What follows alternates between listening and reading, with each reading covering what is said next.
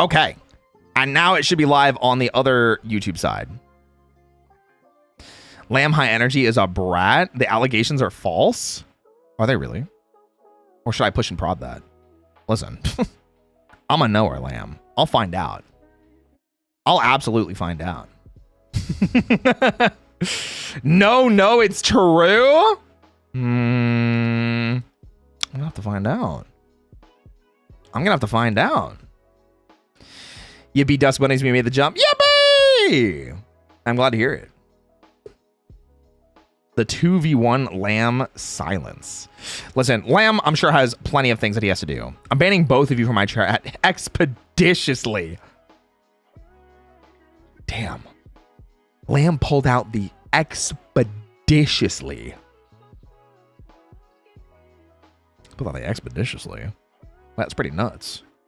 Insane, wild, wacky, inflatable arm flowing tube man. Can you believe that, guys? Can you believe how insane that is? Oh my gosh. Ding Danganronpa. Yeah, true. So true, so real, so actual, so factual. But guys, if you came in from Lamb's Raid and I didn't ever properly introduce myself to you, or you guys are curious about who I am and the content that I make, my name is Roy Chiato, like a macchiato. I'm your coffee-fueled host with the most professional voice actor, and I love working out, in case you couldn't tell. Welcome, everybody. I'm going to be continuing streaming because this is one of my days off from the day job. And as such, I'm going to be yapping about a franchise that I really like. Hey, perfect timing. I can re-give the introduction. Kami! Thank you for bringing everybody over.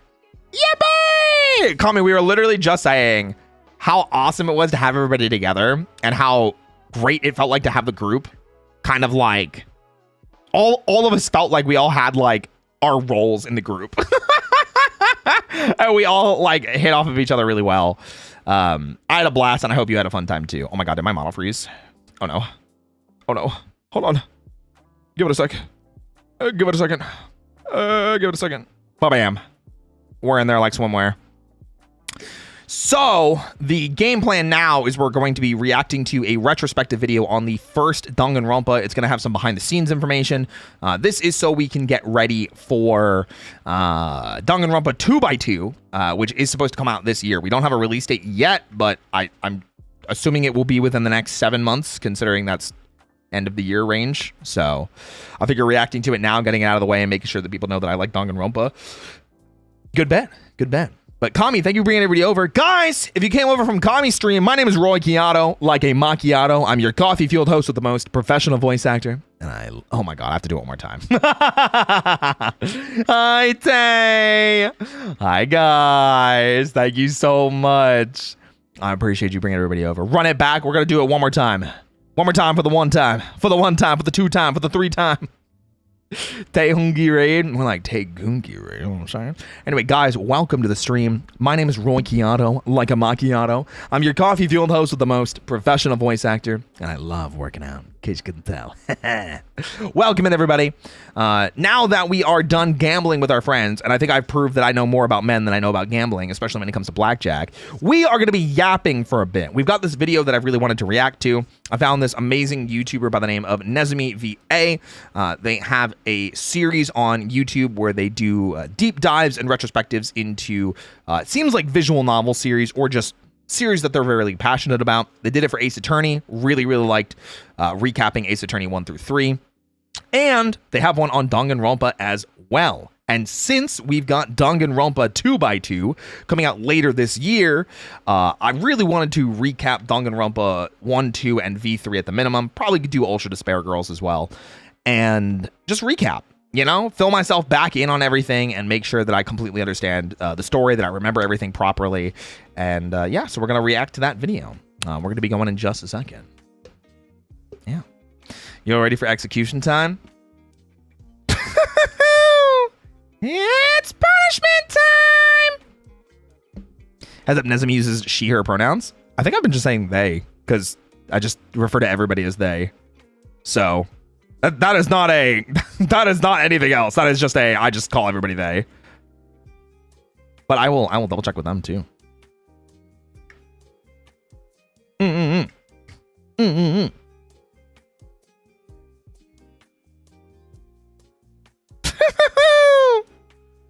What am I, Roy? Punishment time?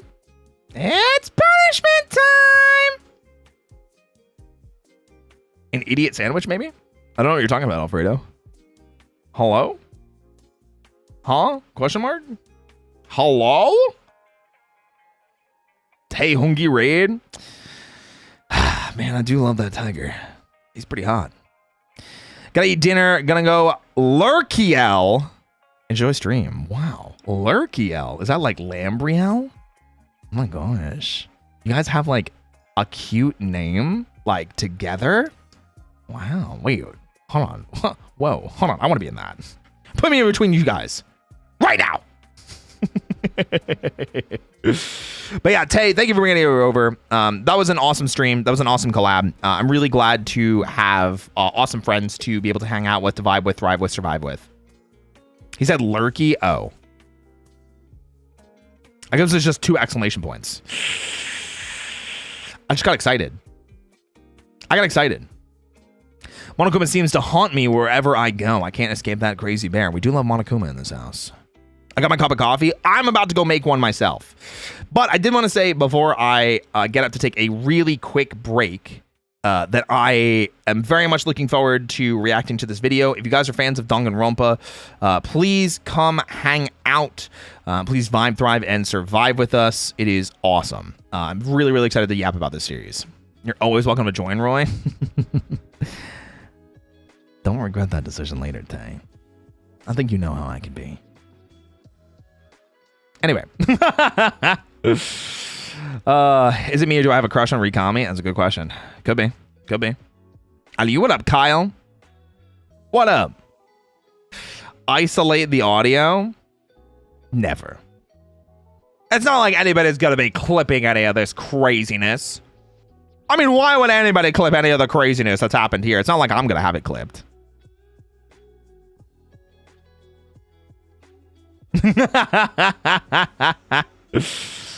So, there's no at clip or exclamation point clip. It doesn't work like that. All right, guys, I'm gonna take a quick like maybe 5 minutes so I can get up, stretch, use the bathroom, everything like that. Grab a beverage. Make sure that you are hydrated and that you are ready for this video.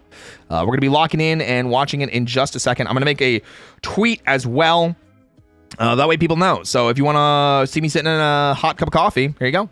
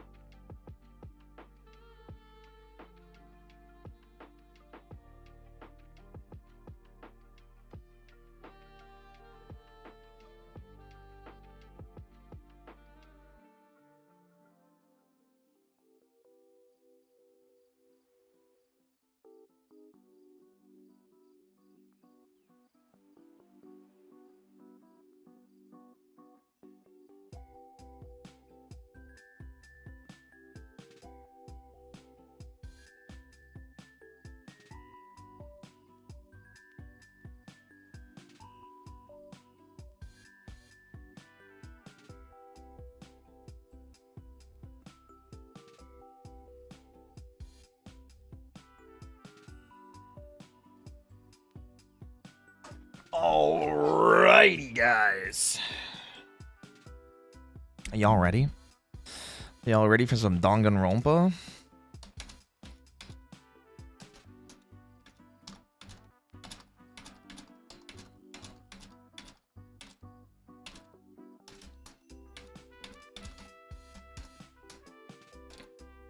Whew! Man. Danganronpa, it's true. It's true. It's true. It's true. It's true. I'm ready for some Ronpa to get. I would do Belmore. You're perfect just the way you are. Guys, before we get into any type of Danganronpa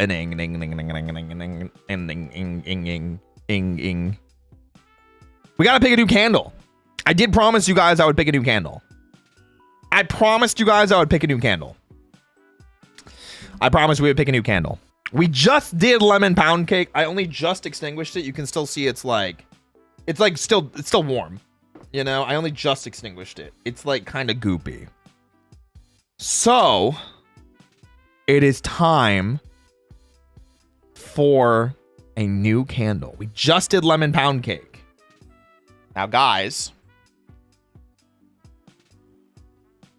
we've got kitchen spice, coffee, spiced vanilla apple, Camp Crystal Lake, which smells like cologne. We've got gay, which also smells like cologne. We've got mulled cider, which smells like fall. We've got sugared cinnamon apple. We've got pansexual pride, which smells like ocean breeze and tulips. Ocean breeze and tulips. And we've also got the dancer candle, which is coconut apricot. What are we feeling? What are we feeling, guys?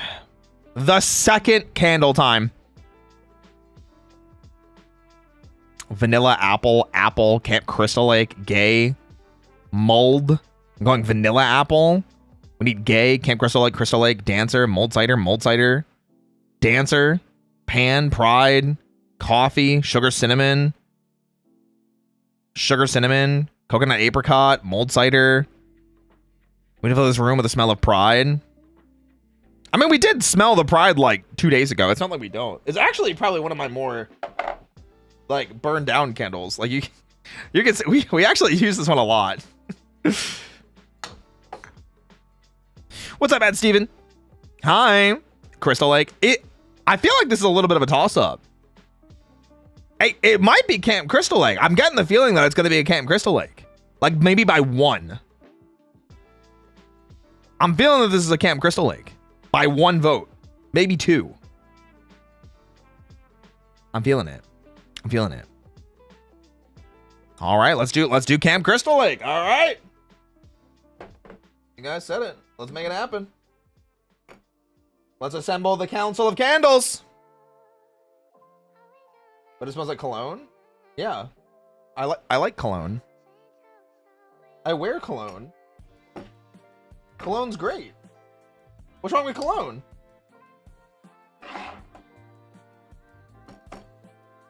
Bam! Ooh. Dang. Danganronpa and Pride is funny. I agree.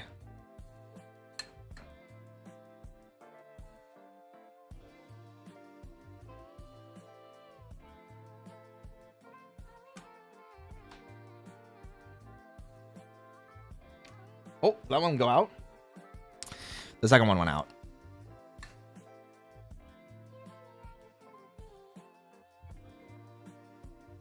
I think it's okay now. There we go. Hey, now we got our... Oh my gosh. It's so bright. I also did get a new beverage, which you guys might like seeing, which is another coffee. That looks good, right? I feel like I did pretty well with that coffee. Huh? That's pretty good.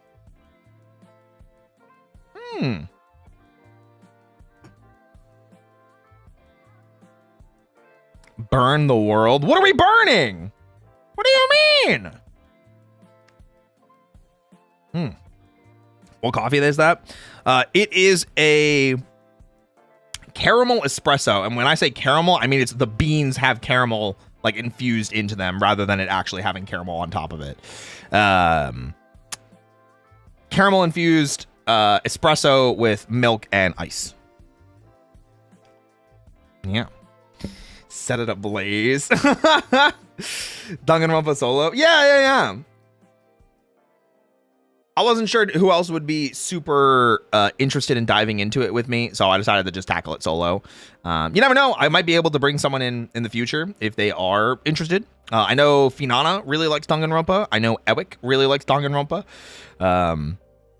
But I also don't know how long it's going to take. And I tend to be really annoying with how much I pause these videos and everything like that.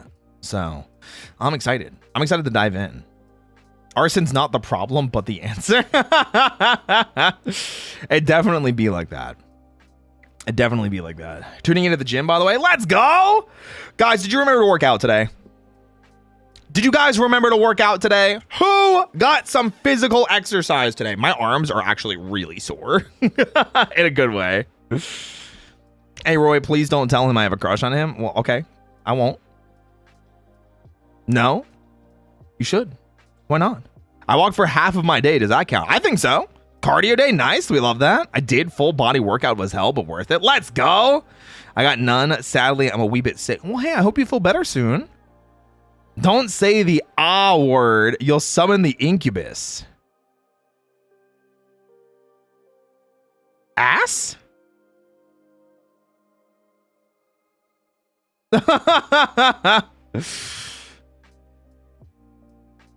Airy? I walked all day. Nice. Oh, Arson. Are you talking about Zanny? Zanny is a fan of Arson. I mean, I'm summoning him on Friday anyway. I went to see Hathaway Gundam movie. Oh, how was it? I'm going to see Mandalorian and Grogu tomorrow. I'm excited. I haven't seen Star Wars anything in a while. Not since Andor. So, Incubus, I know like 6. There's 2 Incubi I specifically know. Zanny and then Nick, who is not around as much anymore. So, but he still makes videos over on Nightmind. Yeah. First Zanny, now Ash. Wait, does Ash also like Arson? Wait, hold on. I'm going to message him. Ash, wait. Are you also big into Arson? Jokingly. Question mark? It was good. Are you caught up with Mando? Yeah. Yes, I have. No jokes. No, listen. Less Ash, more the Momies. Oh, okay. That makes sense. Arson's like an infection, but a fun one. Okay. He doesn't, but the Mari Momies sure are. Oh, okay. I understand. I hurt my hand, so I can't work out until it's fully healed. Definitely take your time on that. Enjoy yourself, you know? So, rest. Take care of yourself. Everything you can like that. Ash responded with, Arson!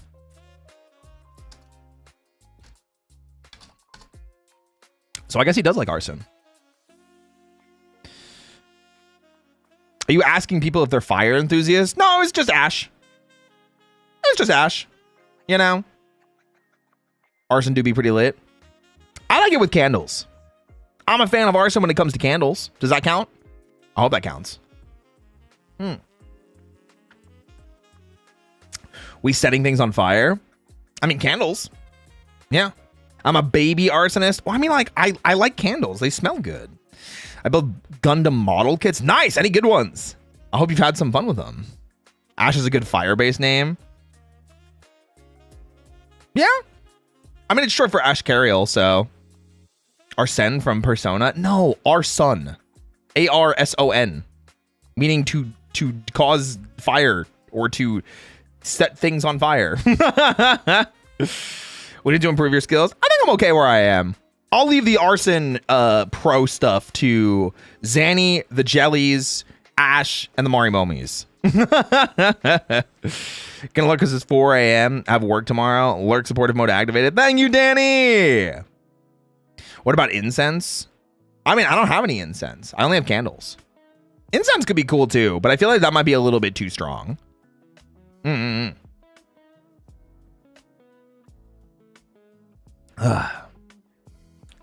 Love Persona 5. It's pretty good. It's a fun time. Sorry I'm late. I was sitting in the rain for 6 hours. Holy crap. Hope you're okay. Don't get sick.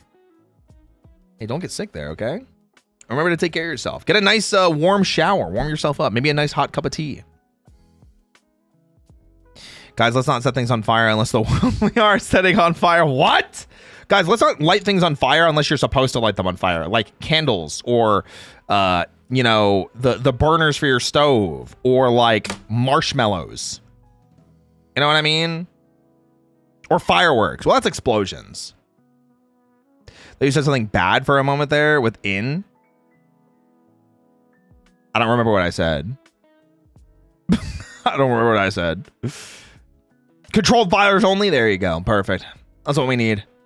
Tree, you gave me an idea. Tree, what did you do? So, Roy, when will you give the Dusk Bunny some matches? Oh. Oh. Trust me, Roy. Zanny tried the same thing with the jellies, and look where we are. Oh. Well, listen. Oh, almost misheard incense as something else. Oh. Yeah, no, incense. Not the other one. Listen, if Zanny can't control the jellies when it comes to fire starting, I'm sure as hell not going to try and start it with the Dusk Bunnies. Just remember, if you're starting fires, do it responsibly and make sure they're candles. That's why we have candle time. I can show you guys proper fire safety. Loved the Gamble collab. Wish I had friends to play with and have fun. Listen, I'm going to tell you this right now. If you look back at some of the streams I've done recently, I don't do those types of collabs very often.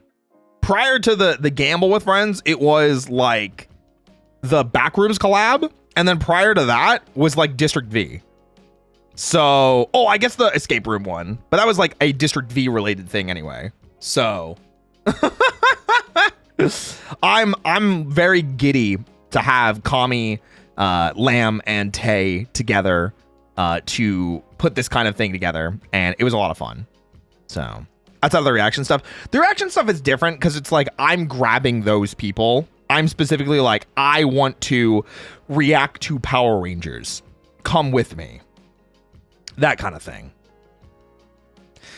But what if we want a sexy, strong fireman to save us and then maybe marry us? What then, Roy? We'll have to get art of that, first of all. I don't know about making it a role play, though. Actually, you got in my head. You got in my head for a second there, Chilla. With a taser lighter? I really like this lighter. It's so cool. And together you all talk about arson? No, we were just talking about candles. To be honest, sitting out there, I was only in shorts and tank top, no shoes. Damn. I mean, yeah, get a nice warm shower. What a bum. Fireman Roy? I think that could be cool. Like, the fireman outfit, but like the jacket part is like around my waist. And I'm wearing like a black tank top. And I'm like, I've got the hat on. I'm like wiping like a bit of soot like under my nose or something. There's like black splotches over me. I've got like the big heavy gloves on. I'm dripping in sweat. That could be fun. That's a fun image. I was busy saving a chihuahua. I mean, hey, take care of yourself and the chihuahua, both. The Go-Go 5 jacket. I'll find something. Don't worry about it. Fireman Roy, but it's actually made out of fire. Flame on? I'm the Human Torch now? Damn. That's crazy. Local fire stations are always looking for volunteers. True. We need fan art of Fireman Roy with bigger personality. It doesn't have to be bigger personality. I think we've established how big I like my personality at this point. Kochi did really, really good art that like emphasized how big I like it. And there's a ton of artists that have been handling it really well. Obviously, I tell Joe how big to make my chest all the time. So if you ever need reference, just check Joe's art. With big guns, true. You know, that's why I got the flexing, you know? So All right, guys, who's ready to dive into some Danganronpa? Because I know we started the stream really early, but I wanted to leave a little bit of yap time as an in-between so that we could still converse, vibe, thrive, survive, everything like that together before we jumped into the actual video reaction. So definitely me. Yeah. That's all it sounds. Damn. Okay. Well, damn. Alrighty. I see you.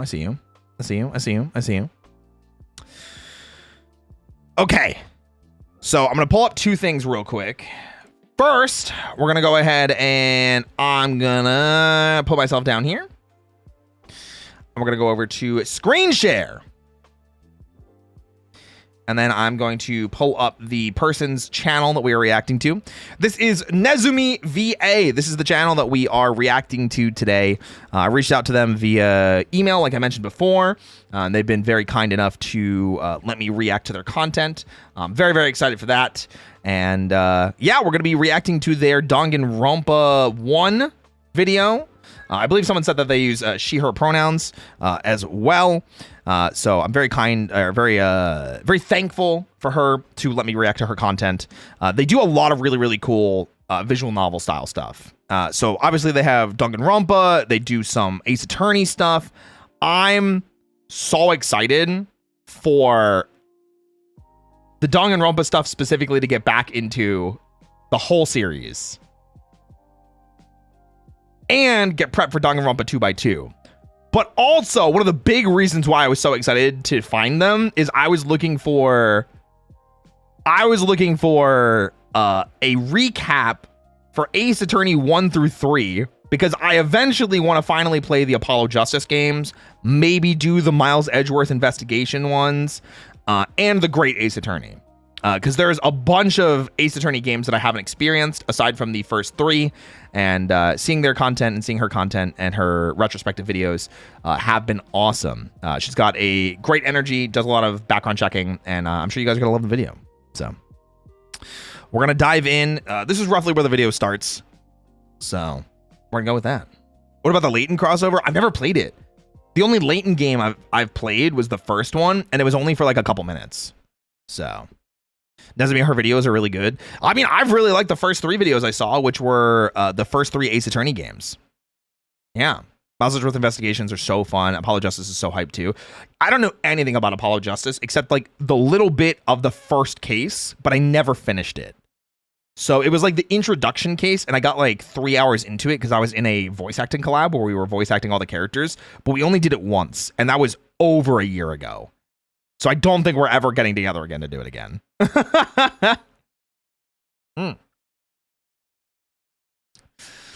Sure, we're in for a fun time. I think so too. So shout outs once again to Nezumi VA.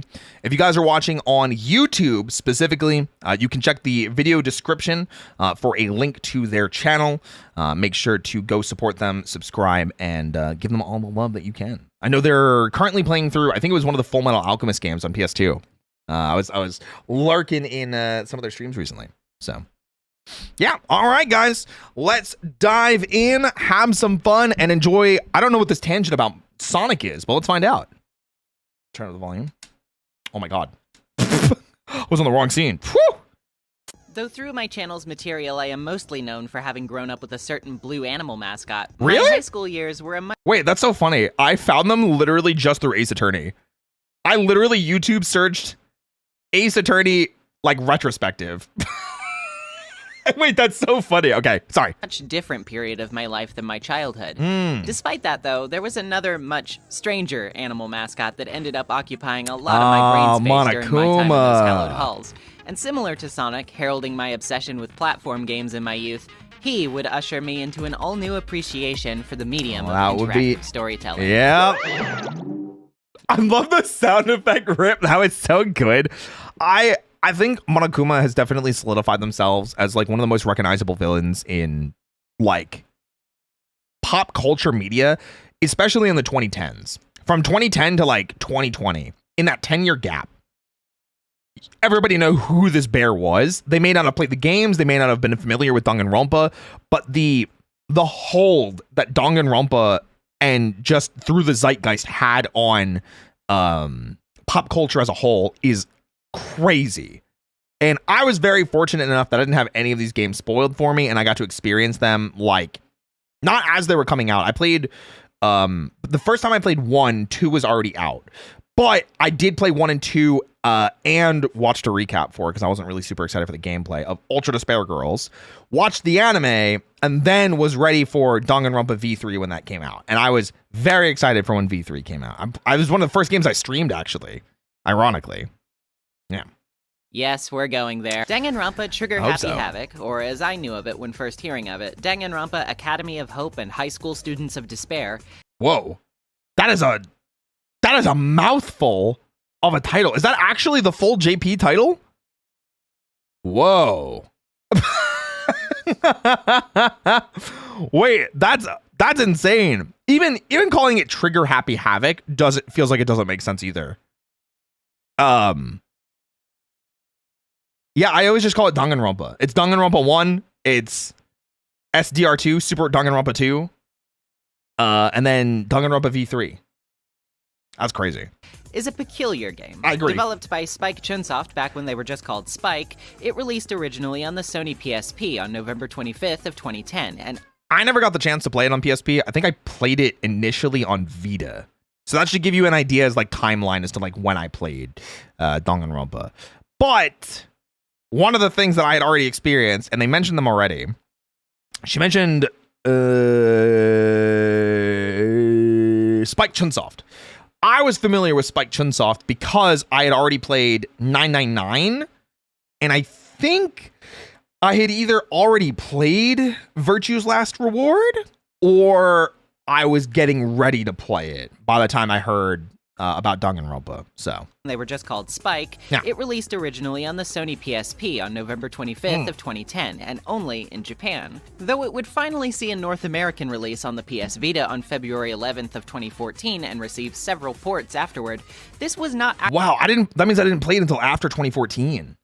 Yeah, so then it was way after 999 and VLR. Whoa. Wasn't Trigger Happy Havoc a bad translation of the word Danganronpa? Oh, is it? Wait, maybe they'll tell us.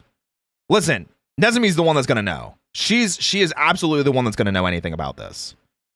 999, yeah, 9 persons, 9 hours, 9 doors. It is a visual novel series in the Zero Escape series. It consists of 999, Virtue's Last Reward, and Zero Time Dilemma. The first two, especially when played in conjunction with each other, I fully believe are two of the best stories in a visual novel that you can experience. Some of the puzzles are a little dumb, I will fully admit. But the story of 999 combined with VLR's story are freaking amazing. And then unfortunately, I hate Zero Time Dilemma. If Zero Time Dilemma has no haters, I am dead. Because I hate Zero Time Dilemma. It's so bad. Oh my gosh. The bait worked and your explanation shows your passion. Love it. Oh, I'm sorry. I didn't realize it was bait. Yeah, when I talk about these kinds of videos, I tend to pause a lot and yap to show that, like, hey, I really, really like this franchise that we're talking about. Let me get my coffee too. One of these days, you need to check out the old Something Awful DR playthrough that almost single-handedly brought Danganronpa to the attention of the West. Really? Hey, thank you so much for the sub as well. I appreciate it. You could say that you have zero time for it. Sage, do you want to fight? I'll take you out. You better watch. Even Cedric wants to fight. Cedric, what do you have to say, huh? What's up? Tell the people. What's up? Huh? Tell them. Hey. Yeah. What's up? I agree. Thank you. See? Even Cedric agrees with me. Man. I can't believe this.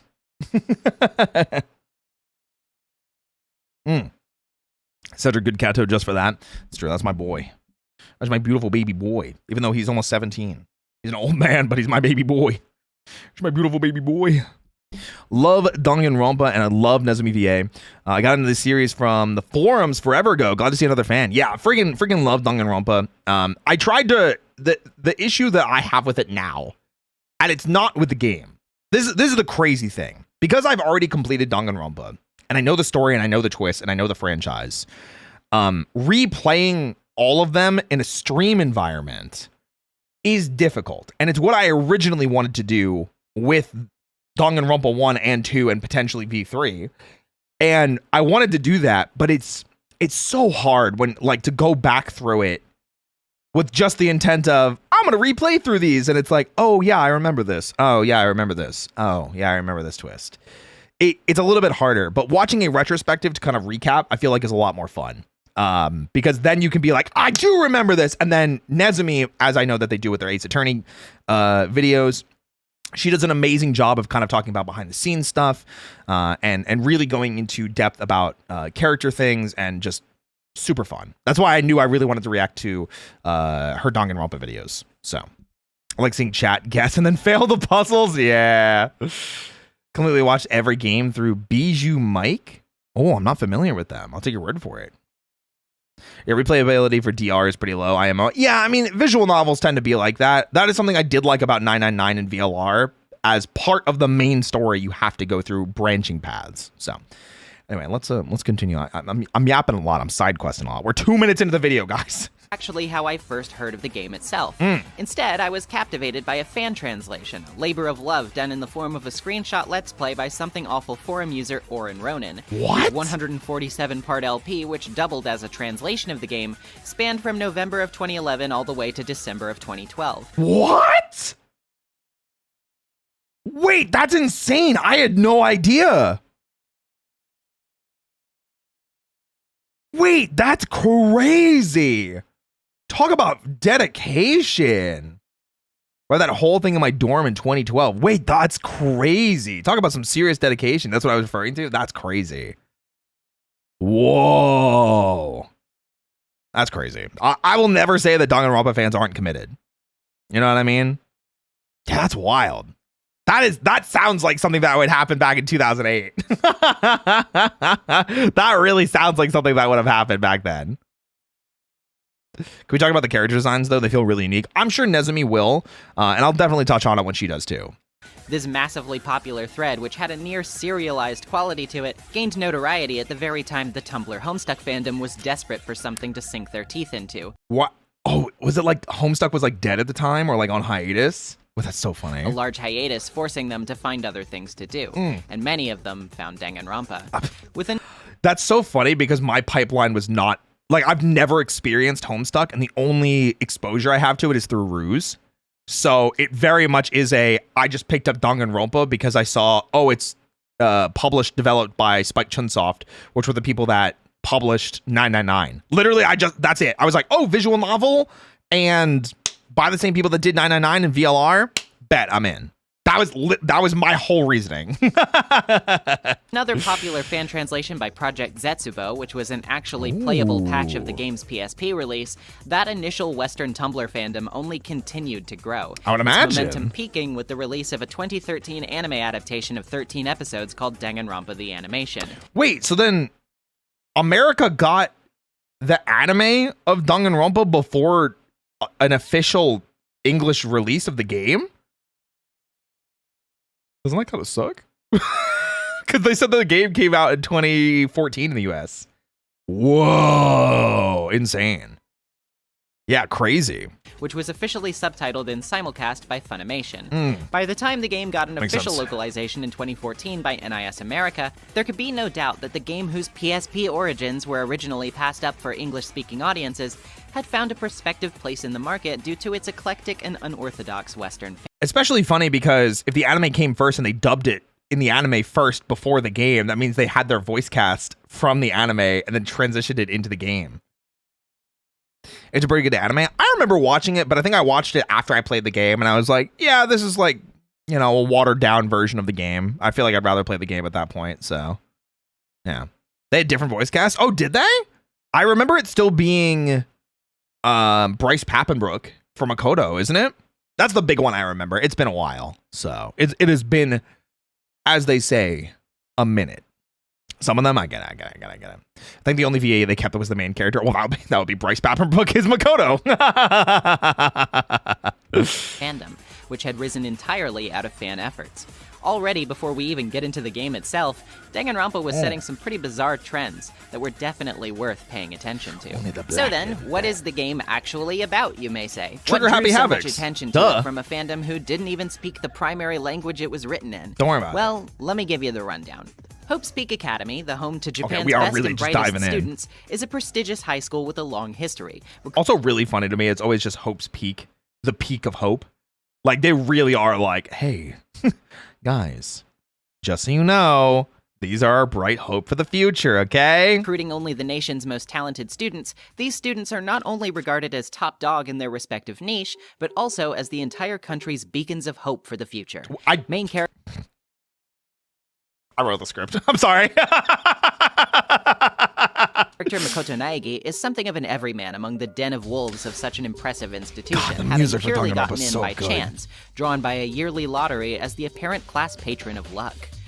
I also love that because he's so average in every capacity that he's just the ultimate lucky student by just factor of I won the drawing, the poll, the contest, whatever it is. Stepping timidly into the academy he so admires, his troubles have only just begun, however, as he finds himself spiraling into a strange haze. Yeah, the waking up in a investigation classroom theme's within so the school good. that has notably taken on some odd changes. Security cameras and monitors dot every corner, metal plates are plastered all over the windows, and most importantly, he and his new classmates are under the dutiful instruction of a strangely twisted robotic teddy bear named Monokuma, a play on monochrome and kuma, the Japanese word for bear. I loved this introduction to the game so much. I was trying to like let her finish talking. Just coming out of that initial classroom and then just being like, you're in like everything's bolted down, because everything changes from, oh man, like this is kind of, you know, creepy environment, whatever. And then immediately you step outside and it's like there's Gatling guns and cameras and these vault security doors, and there's these other people that you have no idea who they are. You've never met them before. And it's just awesome. Great like introduction to the game. Great start to the game. He and his new classmates play on monochrome and kuma, the Japanese word for bear, obviously. Monokuma is quick to tell the students that they're completely cut off from the outside world, doomed to a communal life within the school's walls until the day they die, only offered the chance at freedom if they hasten that day for someone else. In other words, the only way to escape the school is to murder a fellow student, but it doesn't stop there. After each incident, there will be a mock court trial held within the school's underground area, where the students will have to debate the facts, present evidence, and come to a conclusion about who they think done it. I love this as concept alone because even from the get-go, you know, because that this is how they introduce the concept of the game and the gameplay loop, that people are going to die. Not one person, not no people, multiple people are going to die throughout the game. And it definitely gives you that feeling of, at least from a blind playthrough, it definitely gives you that that sensation of dread and almost unease. Because like as you're investigating, as you're trying to find out more, it's like, okay, do I actually know this person? And even in the first trial, you know, the stuff that you find out about the two people that are involved, the black and the victim. I'm trying not to say their names. I had to pause for a second. I was like, don't say their names yet. The stuff that you find out about them, and it's like, oh, okay, one of them was self-defense, you know, one of them was trying to kill someone else. It is definitely one of those insane situations that you can't help be like, it's almost like a train crash, but like in a good way. It's a fun time. If they reach the wrong conclusion, the killer goes free, brass. allowed back into the outside world, with the remaining entire Brass is class so being good. executed for their blunder. But conversely, if they reach the right conclusion, then the class will continue living their communal life, albeit with the new floor of the school unlocked for their access, and the killer alone will be executed for their crimes. With each new floor comes potential new clues and avenues to discover the secret identity of Monokuma's phantom controller, the secrets of Hope's Peak Academy, and hopefully a way out. Now, I remember feeling pretty stupid about this because the whole premise of like Monokuma having a controller, I don't think I ever really thought about him being controlled and that the person was in the school. I always kind of assumed that it was like they're somewhere else remote. And as the game went on and they were like, well, there's a mastermind in the school, I was always like, oh, okay, yeah, sure, yeah, absolutely. Like, it makes sense. But I was always just like, I always felt so dumb whenever they were like, okay, we're going to find out who's behind Monokuma. And I'm like, oh, My bad. But there's a whole lot of blood to be shed before they can get there. A lot of blood. This seemingly perfect chocolate and peanut butter-esque blend of Battle Royale and Ace Attorney sees you navigating many visual... Wait, that's a great comparison. I love both of those things. novel-style story scenes, exploring the school in a first-person perspective, investigating crime scenes when a crime occurs, and then ultimately taking your knowledge to the courtroom sections, where you'll be tasked with revealing the truth through a variety of game mechanics, logical reasoning, and the occasional minigame. It's a game that's greatest asset is, of course, its energetic story full of dire twists and turns, and its lovable extended cast of whom many stick out as charming and memorable. I think even the people that end up dying tend to be some of the most memorable and identifiable characters from the series. Like, even if you look at, like, I think SDR2 stands obviously above, and I think most people consider SDR2, Super Danganronpa 2, to be kind of like the pinnacle of it. And there are things that I'll complain about whenever we get to V3. It's almost ironic because it's like going back and looking at 1, it reminds me how much I really enjoyed 2. Because like there's a lot of good stuff about 1, but man, did I really enjoy 2. I think somebody asked me who my favorite is. I think it's like the trio of idiots in 2. It's Hinata, oh my god, why am I forgetting their names? Nagito Komaeda and oh my gosh, why can't I remember her name? The Ultimate Gamer, Chiaki, thank you. I think those are just that trio of characters. I think is like a perfect representation of the drama that happens and perfectly encapsulated in the story as it progresses. And it's just so entertaining and so enjoyable and so fun to see it progress and explode from there. So, despite their inevitably gruesome fates, it exploded into a veritable franchise after its first outing. With some of them sequels, fun, adaptations, and some of even them tons of tie-in not novels, so fun. Some of which are really important, and some of which are largely untranslated. Yeah, it doesn't surprise me. Ironically, watching these, I'm probably going to learn more about the Danganronpa franchise from Nezumi. She probably covers way more than I myself dove into. Because like I dove into the games, Super Despair Girls, which really not a fan of, and the anime, which unfortunately is very important because of backstory information that not necessarily leads into V3, but is just important information. Don't know anything about manga or light novels or stage plays. Not like Resident Evil. I know all that shit. But it'll be interesting to see what else is in the franchise. Retrospect provides us with perspective, however, and a lot can change in the many years since I initially discovered Danganronpa. There are things about this game I've come not to like as much, but there are equally as many, if not more, parts of this game that I've really solidified my appreciation for. I think that perfectly encapsulates how Danganronpa has aged. If I used to think it was like a 9 out of 10 back in the day, it's probably like an 8 out of 10 for me now, where it's like there's a couple things that really grate on me. I don't like a lot of the executions. I don't like some of the characters being not well-aged stereotypes. Some of the voice acting doesn't hit as well for me in the English translations, but I like a lot more of the things. I've come to appreciate the music even more. I think the story as an overall whole, especially in DR1, is fantastic. And a lot of the characters really do stand out and withstand the test of time because of their unique character designs. So I'll always say that it is a very of its time for good and for bad. Yes, that is 100% something I agree with. 100%. And yeah, Kyoko's a great DR1 character. There's never a bad way or bad reason to like her. With the recent bundle release of this game and its 2 mainline sequels on Nintendo Switch, I forgot they did. Didn't they do like even more than that now? Isn't there like a trilogy collection of all of them? I think couldn't there help is. but feel the urge to return to it and examine all of those things under the lens of my current tastes, understandings, and life experiences. I'm pretty sure there's one for Zero Escape as well. I've got all the Zero Escapes on Steam. I've got all the Danganronpas on Steam, so I wanted to know what exactly did I love so much about Danganronpa, and what about it do I still love enough to regard it as one of my favorite adventure games of all time. Do you guys say Danganronpa or do you guys say Danganronpa? I feel like I go back and forth. I'm not good at picking one. I say Danganronpa, Danganronpa. Don. The second one, either or, to be honest. Danganronpa.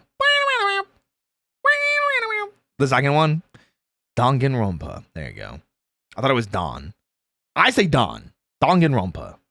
But I do hear Danganronpa because in the song they go Danganronpa. Like they have like that very synth heavy like computerized voice say it. So it's like, Anyway, sorry. That, my friend. If you guys have never heard me or watched me listen or react to a video like this before, this is what it's going to be like the whole way. Is exactly what we're here to discuss. Absolutely. This is not a spoiler-free affair, you should know, and this is a video that, whether you care about spoilers or not, will have no reluctance with exploring every nook and cranny of this game's story to craft its retrospective web. I will also say this is a good time to talk about trigger warnings. Nezumi already put a lot of them on screen. If you already say this, I'll say this out loud for those of you that are listening and not watching. This video contains full spoilers for all of Danganronpa 1. It also contains some frank discussion surrounding some very disturbing violent subject matters, such as murder, suicide, societal collapse, mental health issues, and transphobia. Please stay safe. So if this is not for you, if this is not a topic that you wish to discuss, as we were kind of alluding to in chat before, it is very much a product of its time. We will be discussing this as a story, as a as a game, not necessarily slamming it entirely. I will probably still call out moments that I think are stupid, but this is the big trigger warning and big safety warning check that I want people to keep themselves safe. So, if you're simply looking for a recommendation, there are plenty of other videos for that out there. This is instead a look back like on Ace Attorney. Everything this game Ace has Attorney to 1, 2, and offer, 3. an immersive dive both into its narrative quality and its history. This is an 11th anniversary retrospective of Danganronpa 11th Trigger Happy anniversary. Damn. Damn, the intro. I see you with the Mob Psycho. God, the music's so good, man. The music's so good. Danganronpa's history doesn't just begin with its release, though, of course. Before it eventually made its way to Japanese shelves in 2010, series director and main writer Kazutaka... 2010 is when the first game came out in Japan. So it just turned 16. It just turned 16 this year, or is turning 16. Whoo!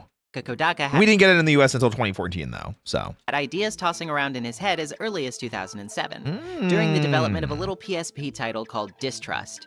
During this period of time over at Spike HQ, the company was mostly pumping out sequels to existing franchises, and ironically, this is the thing that I was most excited for, to learn the behind-the-scenes information, because I don't know anything about the making of or the behind-the-scenes of Danganronpa. The only thing I've like dove at all into was a little bit of Zero Escape, because I was curious as to what the hell happened with Zero Time Dilemma and why it was so not good. original titles were very slim pickings.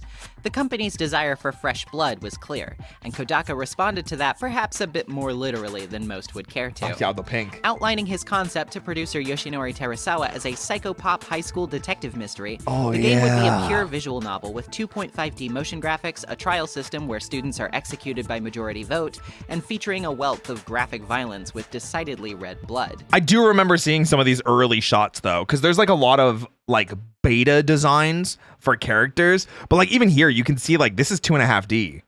That's so cool, man. Danganronpa would have been like, I am kind of glad that they kept with the 2D. I think 2D helps distinguish it more and set the incredibly unique and incredibly stylized art direction that they picked for Danganronpa. Murasaki Beans, thank you so much for the rain. Welcome in, Raiders. My name's Roy Chiato. We're reacting to a Danganronpa retrospective by Nezumi VA. We're just about to dive into the actual start of the game. We're still kind of in behind-the-scenes information now, so check it out. Being worked on for the PSP due to its lower production costs, the game already found itself on difficult footing. For one, the PSP's library had low sales figures all around, and the game's somewhat niche genre meant that turning a profit would only be that much more difficult. Yeah, Danganronpa definitely had a pretty hard niche to fill. I can't think of many PSP games in the US especially that were visual novels. I could think of like Fate, maybe, if we even got any of those things, like Fate Extra, but that was more of a JRPG. I can't think of many. The DS and the 3DS and Vita, I can start to think of I can start to think of them there. But PSP, not at all. The game's proposed level of violence also earned it Oh my god, the beta designs. Look how different everyone looks. Oh, look how different everyone looks. Ooh. They're all so different. issues in regards to its prospective Zero rating. Wow. Basically the Japanese equivalent of the ESRB. Mm. If the game was rated too highly, that meant it would only be more difficult to sell, especially on store shelves. Less stock would be put out, more direct requests would have to be made, and this certainly didn't bode well for a game already facing potential financial hurdles. Yeah. This all, however, was not exactly what caused Kodaka to throw in the towel by the time 2009 had rolled around. Instead, it was a perceived lack of substance that ultimately drew Kodaka away from the project. So was it like before distrust even became anything? Is it just the development history? Damn. Hope stream's been going well. Yeah, we had a big collab before this. We were playing Gambling with Your Friends, or Gamble with Your Friends, with Lamb, Kami, and Tay. It was an awesome time. I had a blast. Though the final game features many an element of over-the-top anime, a cute cartoon mascot, and striking hot pink blood, the mid-development images we have of Distrust would be much more likely to affect this video's ad status, let's say. Oh, yeah. Much more traditional. I kind of wish I could have seen some of those too. I mean, like, obviously you can see this, like, guillotine and, like, you know? Because I will say one of my least favorite things about Danganronpa is the executions. I think some of them are great, and I think some of them are, like, so whimsical and too silly that it hugely detracts from the severity of the moment and completely detracts from, like, how serious of a scene we just had. Like, coming to the end of a trial, and then all of a sudden someone's getting turned into butter. You know? Always one of the examples that I use, and one of my least favorites. So the first one in DR1 sells how dire things are, and then they just get sillier over time. Yeah.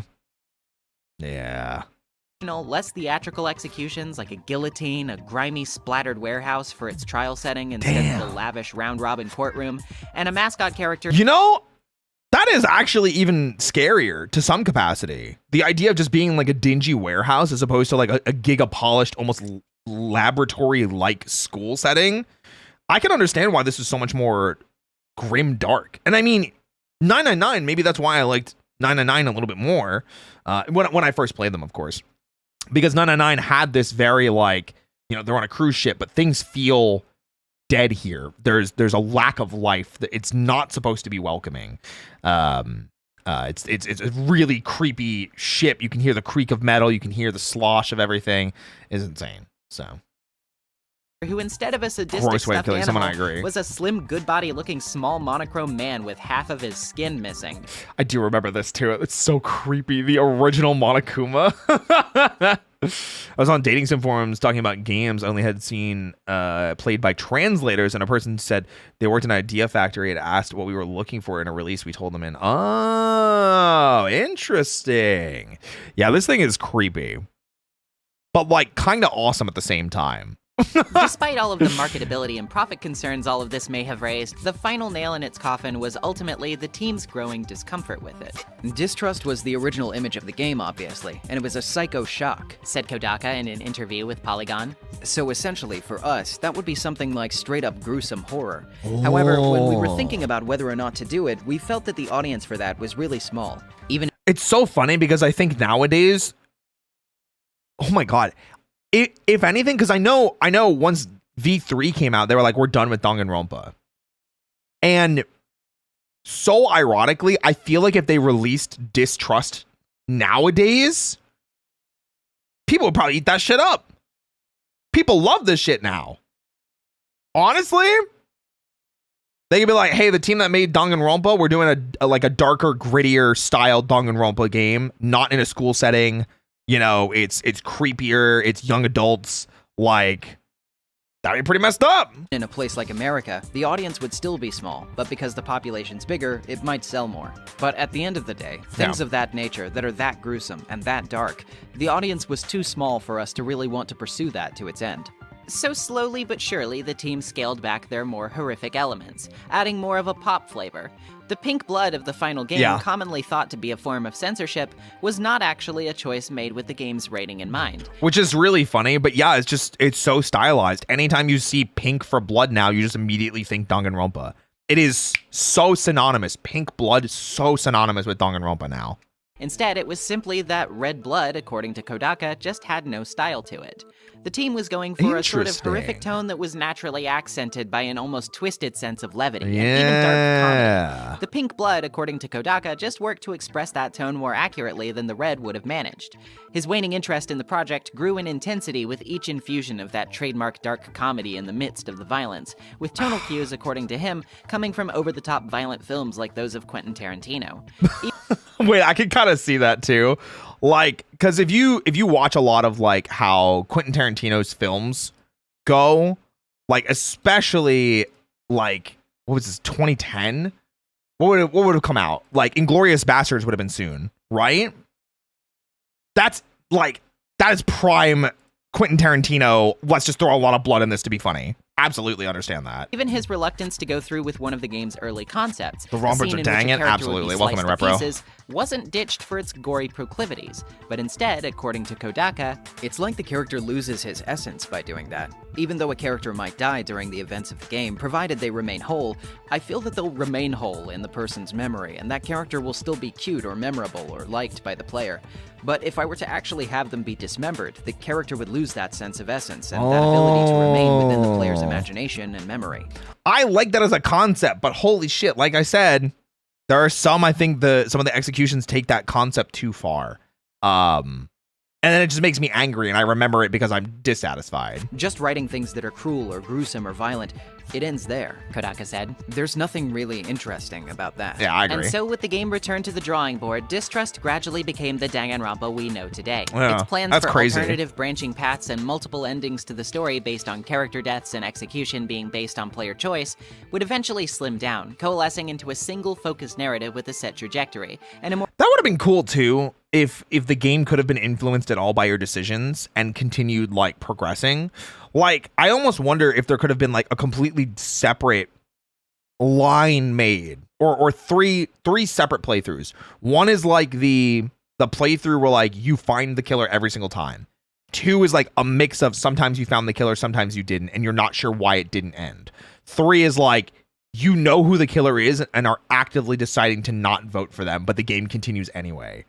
I think those also would have been really, really cool. More cohesive sense of thematic purpose. Thank you, Tarku. The strange childlike organ creature known as Phantom would be ditched for the much more marketably mascot-like Monokuma. Yeah, Monokuma and though is the game would still struggle through several phases of game mechanic and art style shifts, the project rapidly began to take shape into what would eventually release on November 25th, 2010, Danganronpa Academy of Hope and High School Students of Despair. A pop art aesthetic combined with a more decidedly anime spin, a unique cutout sprite style, strange and vibrant Twitch first-person integration. That would be and a crazy. delightfully funky like voting for everything. I think there are newer games that were inspired by the series to do exactly the same. Yeah, there's Your Turn to Die, which Finana had me play up until the most recent chapter, which is absolutely Danganronpa inspired, 1000%. And I really did enjoy playing through that. It doesn't feel 100% polished. Obviously, it's still being made and still being created, but that is one of the ones I would point to. Yeah. Atmospheric musical score by Masafumi Takada brought the project to life. A strong Gotta identity check that one out. of its own I big forged recommend through the it. many trials it Super underwent, good. creating something almost instantly memorable and unique. The series title, Danganronpa, was a compound of the Japanese words for bullet, dangan, and the word for refutation, rompa, and refers to the game's core mechanic of presenting evidence in the courtroom section. I did not know that. I think somebody else said that earlier, that Danganronpa was a mistranslation. That's funny. Or the Trigger Happy Havoc was a mistranslation. Bullets, which can be fired at contradictory statements to expose lies or errors in testimony and there open we up are. new paths of discussion. Despite being quite the risky venture for Spike, the game was released with the entire team waiting to see how it would perform. A large marketing push accompanying the October 10th release of a promotional demo for the game. Despite the obstacles standing in its way, Danganronpa received very favorable reviews from Japanese critics upon release, awarded with a pre-release rating of 36 out of 40 by popular game magazine Famitsu. Having sold 25,564 copies in its first week, debuting in 8th place in the weekly game sales charts, word of mouth quickly spread, launching I'm trying to think of like, I'm trying to remember that this is only Japan on the PSP and in 2010. And it's like, you're like, man, 25,000 doesn't really seem like that much when like we're talking about games nowadays. It's like, you know, Resident Evil 9 was selling at like a couple million in the first couple of days, you know, but like just Japan 2010 and on the PSP, which was at 2010 was probably a dead console except for people that were playing Monster Hunter or like maybe Kingdom Hearts Birth by Sleep or maybe Crisis Core. Like the PSP was not that was struggling. Launching it to 85,000 copies sold within just the first 3 months of its release. That's crazy. Having quickly met good. its sales goal, Danganronpa became an instant cult success, ensuring that it was not only a success for Spike, but the start of a franchise. But hey, this is a video about the first game here, so let's keep on topic, shall we? If this video performs well enough, maybe we'll talk about those sequels soon enough. Wink, wink, nudge, nudge. Guys, go support Nezumi VA. Make sure that they know that you like watching her videos. Make sure you're supporting her and subscribing. Remember, if you're watching on YouTube, you can find a link to the video. Yippee! Now we're finally getting into the game. As mentioned previously, the game's prologue puts us in the shoes of main character God, Makoto the music Naegi. is so Having good. been drawn It's so funny, too, because I was watching, like I said, the Ace Attorney 1, 2, and 3 videos, and Nezumi was using music from Danganronpa, and I was vibing out all the from a time. lottery to attend the school, as opposed to all the other students who were selected because of their specific talents. He's dubbed as having the super high school level luck. Yep. And yeah, quick aside, this game's localization's kind of weird. I know a Very lot of much people so. like and prefer it, and that's totally cool. It's a fine translation. But some of the terminology, as an old guard fan, ain't my cup of tea. I'm saying This excites me because I don't know anything about the original translation. I am purely seeing this from the perspective of someone that played Danganronpa 1 on PS Vita, and that was my first exposure to Danganronpa as a franchise. saying SHSL in this video, not Ultimate, and I'm calling the characters by their last names for the most part, not their first names. That's fair enough. And especially not the weird dub nicknames. Whew, I do not understand why that in particular gets under my skin so much, but it just does.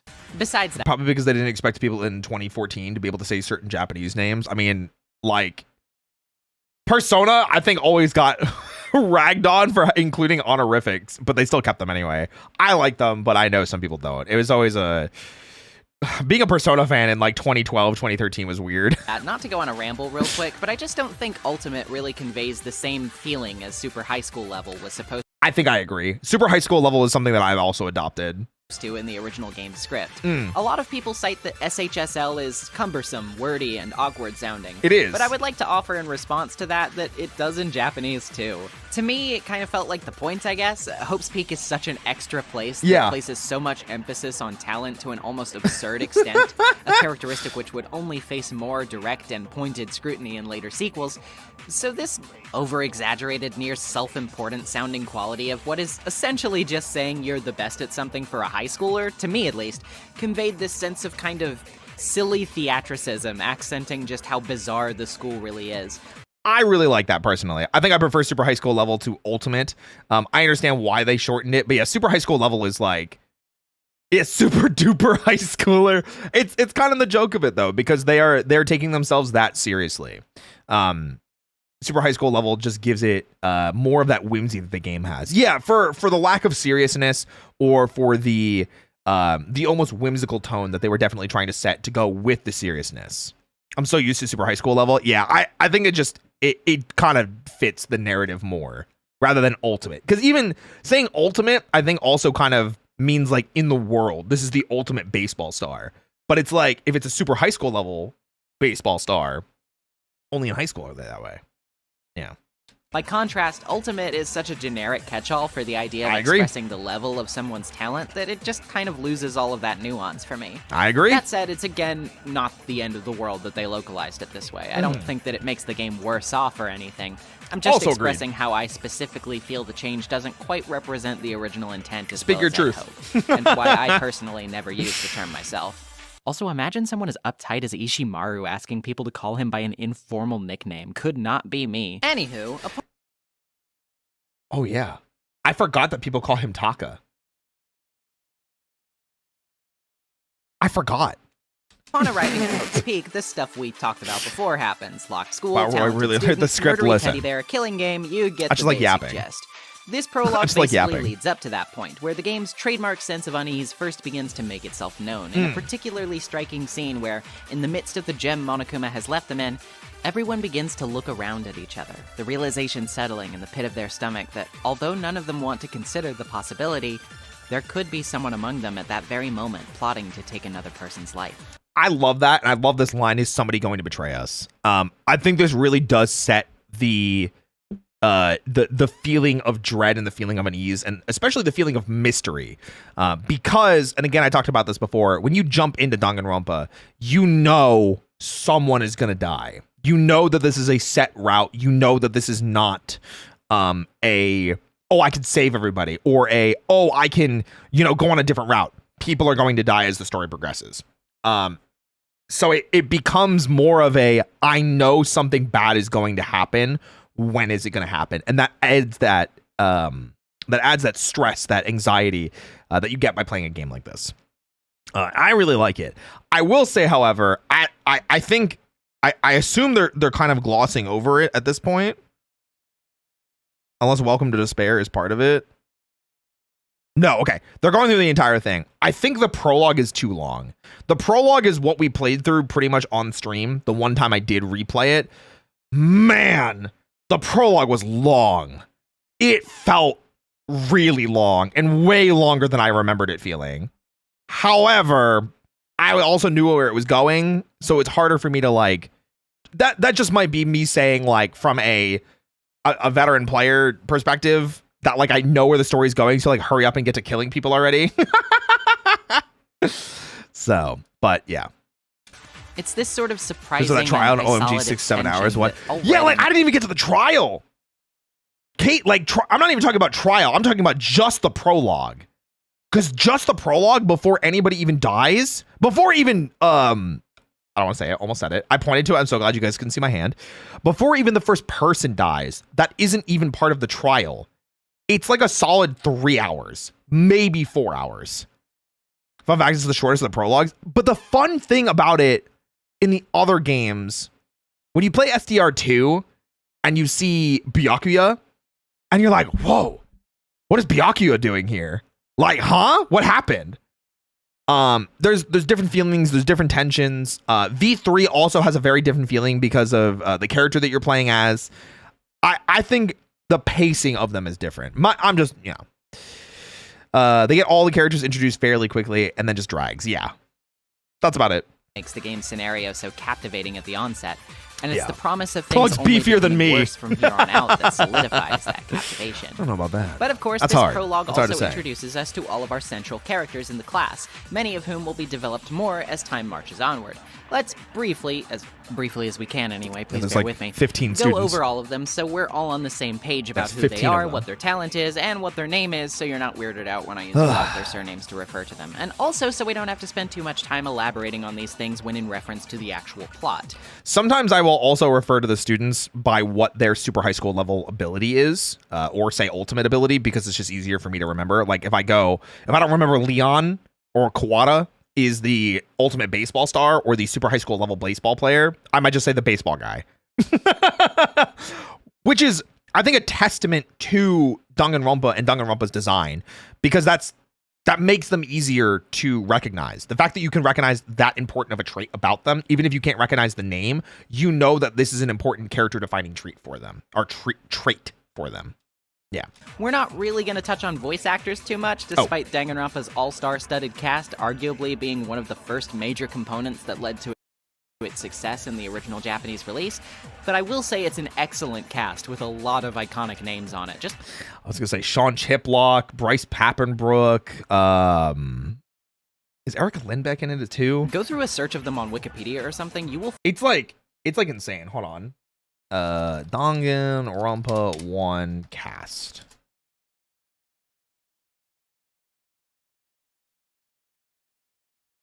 We've got Bryce Papenbrook, Cassandra Morris, Aaron Fitzgerald, Sean Chiplock, Erica Harlocker, Grant George, Keith Silverstein, Who else? Kaiji Tang? I forgot he was in this. It's so early for him. There's so many like standout VAs in this that are especially relevant nowadays. Like those are some of the big ones that I would recognize. Yeah. Find a lot of fascinating that's awesome. You would not expect. Purple the nose, dub is pretty Sean. okay too, even if I don't happen to personally prefer it. We've already gone over the main character Naegi, whose talent is luck, or perhaps a lack of it. He's just sort of the everyman, and despite having a penchant for sarcasm and the ability to focus his determination shown in protag style, is the character I reasonably have the least to say about. Honestly, it's super true, super real, super actual, factual. Makoto Naegi is one of the most bland Danganronpa characters in the entire franchise. I'm not gonna lie. And it's not to say that he's a bad character, because like that is the point of his character. He is supposed to be the self-insert character for the audience to be able to look at and go, man, that's me. I'm experiencing this. But because he never really gets past the no, that's wrong memes and being the player character and wow, that was scary. Wow, I'm sad. Wow, XYZ. And his luck never really comes into play for anything except for like someone pointing it out arbitrarily. He's just nothing. But again, that's what he's supposed to be. Yeah, and like Mama Maya is saying, he's a great foundation to experience the world. But yeah, he's so white bread. And I'm saying that as someone that is whiter than white rice. Trust me. What up, Kit Kat? What up, Razio? Hi. Being as he's basically the player insert. He's not a bad character by any means, but there's just not a lot to go into here. I wrote the script. Aoi Asahina is the super high school level swimmer, an oft airheaded but energetic girl with a penchant for donuts and a constant energy for exercise and competition. I like Byakuya Asahina. Togami is the super high school I also like heir, Byakuya. a pompous and self-centric scion who is set to lead his affluent family lineage in the future, and whose priorities never quite seem to line up with his peers. I'm a fan. Mostly due to his standoffish nature and penchant for pissing people off with either derogatory remarks, or his seeming willingness to entertain the premise of the killing game itself. I think that's why I like him, because instead of like just rejecting everything and panicking, I like that he has a very level head about it. And I don't know why, I just like the level of arrogance and the air of arrogance that he has around him, because I feel like it's such a different feeling that a lot of the other characters have in the game, that he feels like a standout character for that reason, because he's always thinking logically rather than emotionally. And even though there are other characters that also follow that same logic, like they try and think logically and act logically, they end up falling to their emotions, and it feels like Byakuya Togami does not. Celestia Ludenberg was my crush when I was in high school.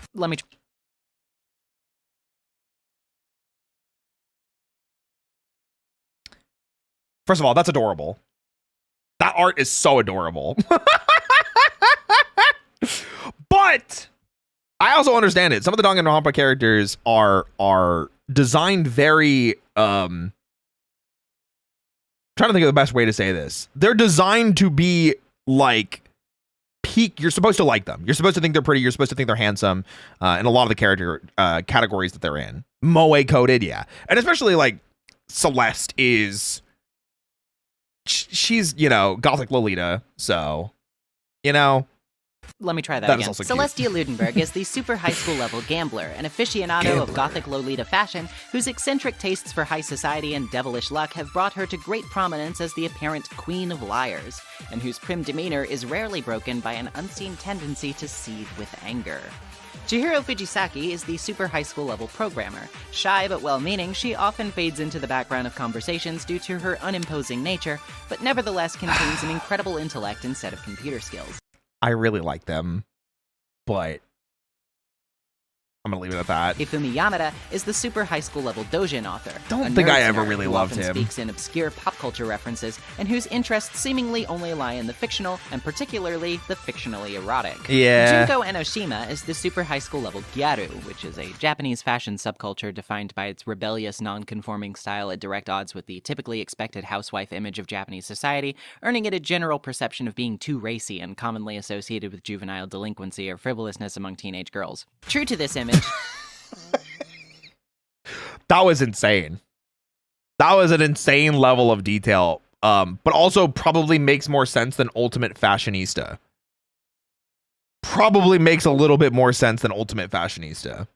Junko is brash, materialistic, and fashion-conscious, with a strong sense of independence and a tendency to say what's on her mind.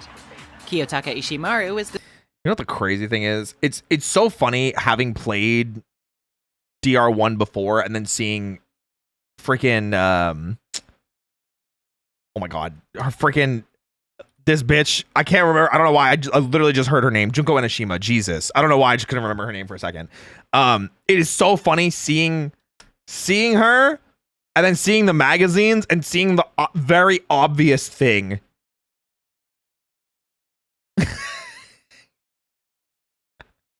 And if you know, because you've played Danganronpa before, you know. You know. There's a conversation with someone earlier about Gyaru's. Oh, a certain space Gyaru, huh? Yeah, we'll get into that. Yeah, absolutely. Rigid and energetic stickler, Kiyotaka Ishimaru is the super high school level hall monitor, a rigid and energetic stickler for authority and rule of law, whose serious demeanor and lack of social tact often leads to him causing unintended friction with his peers despite his best efforts to the contrary. Is that what he was? A hall monitor? I thought he was class rep. Maybe I just misremembered.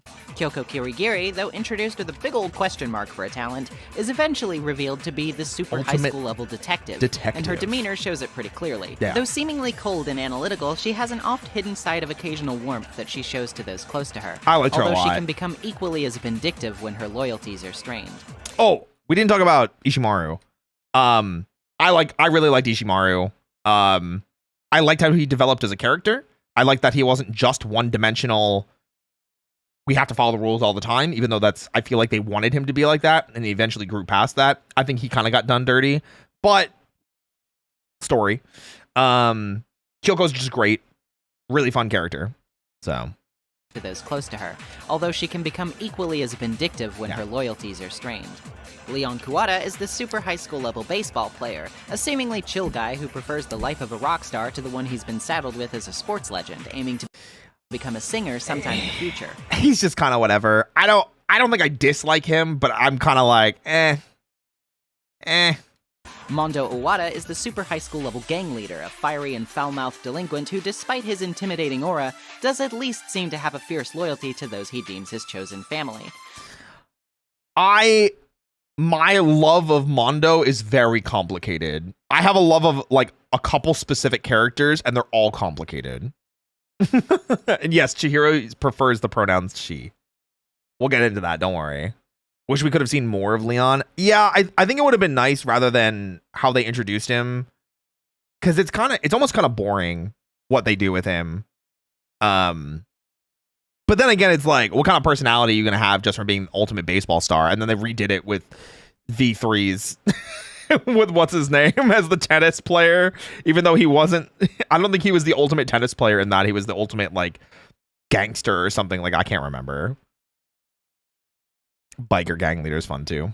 Ryoma, thank you. Sakura Ogami is the super high school level fighter, a muscle-bound warrior whose chiseled exterior may on first glance obscure her gentle nature. Despite her unparalleled physical prowess ultimate and combat prisoner, ability, thank she you. is also a very kind-hearted and self-sacrificial person who often tries to see the best in others. I really like Sakura, but in the same way that a lot of other characters get done in Danganronpa 1, I think she is done really dirty as well. I wish she had more time to kind of shine, because I think she could have been like an even better character than what she was. Sayaka Mizuno is the super high school bitch level idol, the bubbly headliner of a popular girls group whose typically cutesy demeanor masks a rigid determination to succeed. Despite her regularly kind-hearted attitude, her insistence on becoming Naegi's Maya Fey-esque assistant character, and her heavy presence in the promotional material of the game suggesting the same, can her slight duplicitousness survive this character culling? Who knows? Oh no. Yeah, that's all I have to say for now. Bitch. I hate her. I'll always defend Sayaka. So here's the thing though. I dislike her, and I think that's the point. Like, I think you're supposed to. It's like, she's not a bad character, but I dislike her, and I think you're supposed to dislike her as a character. Like the game makes it very gray, and we'll get to that obviously when we get to it. I'm just giving very, very brief like how I feel about this character. Bitch! Toko Anyway. Fukawa is the super high school level writer, a fiercely withdrawn and neurotic girl whose romance novels spawn from her fantasy of being genuinely liked. I go back and forth about how I feel about her. I'm not gonna lie. I am so conflicted about her because there's parts where I genuinely think she is a brilliantly written character and fun. And then I don't know if it's just because of translation or if she's like that in the JP version as well. But man, there are just moments where I'm like, this was a great moment. And then you opened your mouth and it's like, damn, dude. There's anyway. The seeming inability to gain access to this kind of affection throughout her life has spawned Yeah. a nasty inferiority complex. Yeah, which she's got a lot of issues with how she's done. seemingly goes hand in hand with an almost fetishistic temptation to seek people who will degrade or treat her poorly. That's the part that it's kind of like annoying because it's like I know it's supposed to be air quotes an endearing character flaw or trait, but I think the thing that you're always reminded of in Danganronpa especially, there are some games where I can kind of like put it in the back of my head, but since Danganronpa makes it a point that you are high school students, I think that sexualization or sensualism of the being degraded and constantly mentioning stuff like that, I was kind of like, this feels weird and I don't like it that it keeps coming back up. It's not that it's done better in other Danganronpas, but I don't think it's nearly as blatant as Toko's is. V3 is another one that I'm kind of like, okay now. But we're not on V3, we're on year one. Yasuhiro Hagakure is the super high school level fortune teller, an older student I either love or hate him, and there's no in between. It always just depends on the moment. by virtue of being held back twice, who is as lax and humor-filled as often as he is bizarre and He is the only adult, technically. prone to wild speculation. And finally, our lovably murderous headmaster Monokuma is the mascot that Depends on ties the scene, this yeah. disparate cast together, 100%. quite literally, trapping them inside of the school. He's not my and favorite. Despite demanding He's not my favorite either, but it's definitely I either really like him because he's funny or I hate him because he's so stupid, and there's never an in between. Crab, thank you so much for the raid. Welcome in, everybody. My name is Roy Chiato. We are reacting to a Danganronpa Retrospective by Nezumi VA.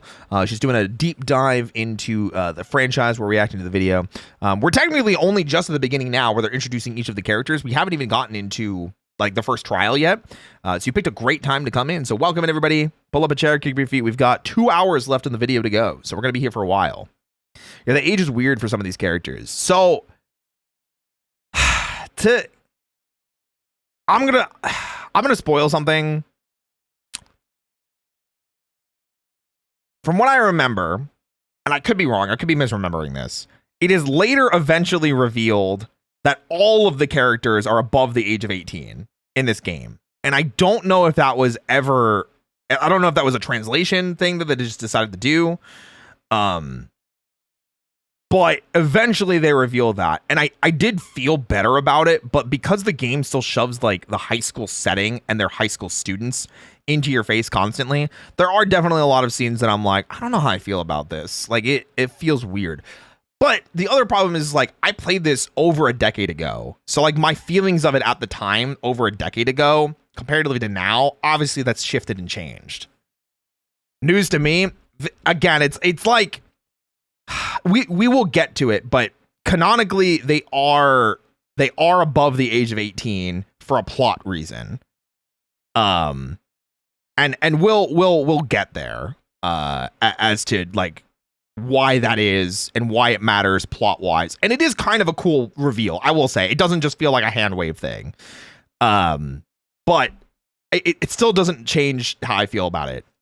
Other than that. Yeah, that was crazy. Toko was a weird one for me. Yeah, we were talking about that too. the horrible task of killing from them all, maintaining a zany and comedic cruelty often accented by irreverent humor and fourth wall breaking gags. Monokuma is great. Genuinely, Monokuma is one of my favorite things about this game. Instantly lovable, instantly recognizable, one of the best characters in Danganronpa, which I think is super, super important for a game like this, where you have a, air quotes, villain type character that you can point at and go, we hate this guy, but we love that we hate this guy. And they nailed Monokuma. Watched a game stream for this game, and running joke was that all the characters except one were homunculi being studied by a group of scientists. That's so funny, Ed. I like that. I like that. That's funny. Yeah, Glorious Bastard. Yeah, it's the asshole that you love to hate and hate to love. Monokuma is perfect. I genuinely love him. In Japanese, he's extremely notably voiced by Nobuyo Oyama, which is the only VA I feel I have to make time to mention in this insanely long script. I don't think I know because that. she's likely a large part of why many Japanese players pick the game up in the first place, and I can't overstate that enough. The reason for that is that despite having very few unique voiceover credits to her name, Oyama was the primary voice of Japanese cultural icon and children's anime legend Doraemon for nearly 3 decades, spanning from 1979 to 2005. Which included hundreds of television episodes and 33 feature films. Whoa, I didn't know that. Wow. That about Danganronpa, I was wondering if you saw the celebration of .hack.gu on Twitter by CyberConnect2. I don't think I saw CyberConnect2's post on it, but I definitely did see that it was GU's 20th anniversary, which, listen, if there was a .hack retrospective video, I'd be diving into it. And I would make one myself if that was the type of content that I made. But here we are. To put this into perspective, hearing Oyama's Monokuma as a resident of Japan would be like hearing the voice of Winnie the Pooh or Mickey Mouse that you grew up with suddenly talking about forcing high school students to murder each other. Okay, but that's hilarious. Especially Pooh's actor, I hear him doing like other voice acting stuff all the time, and it's just really funny to me.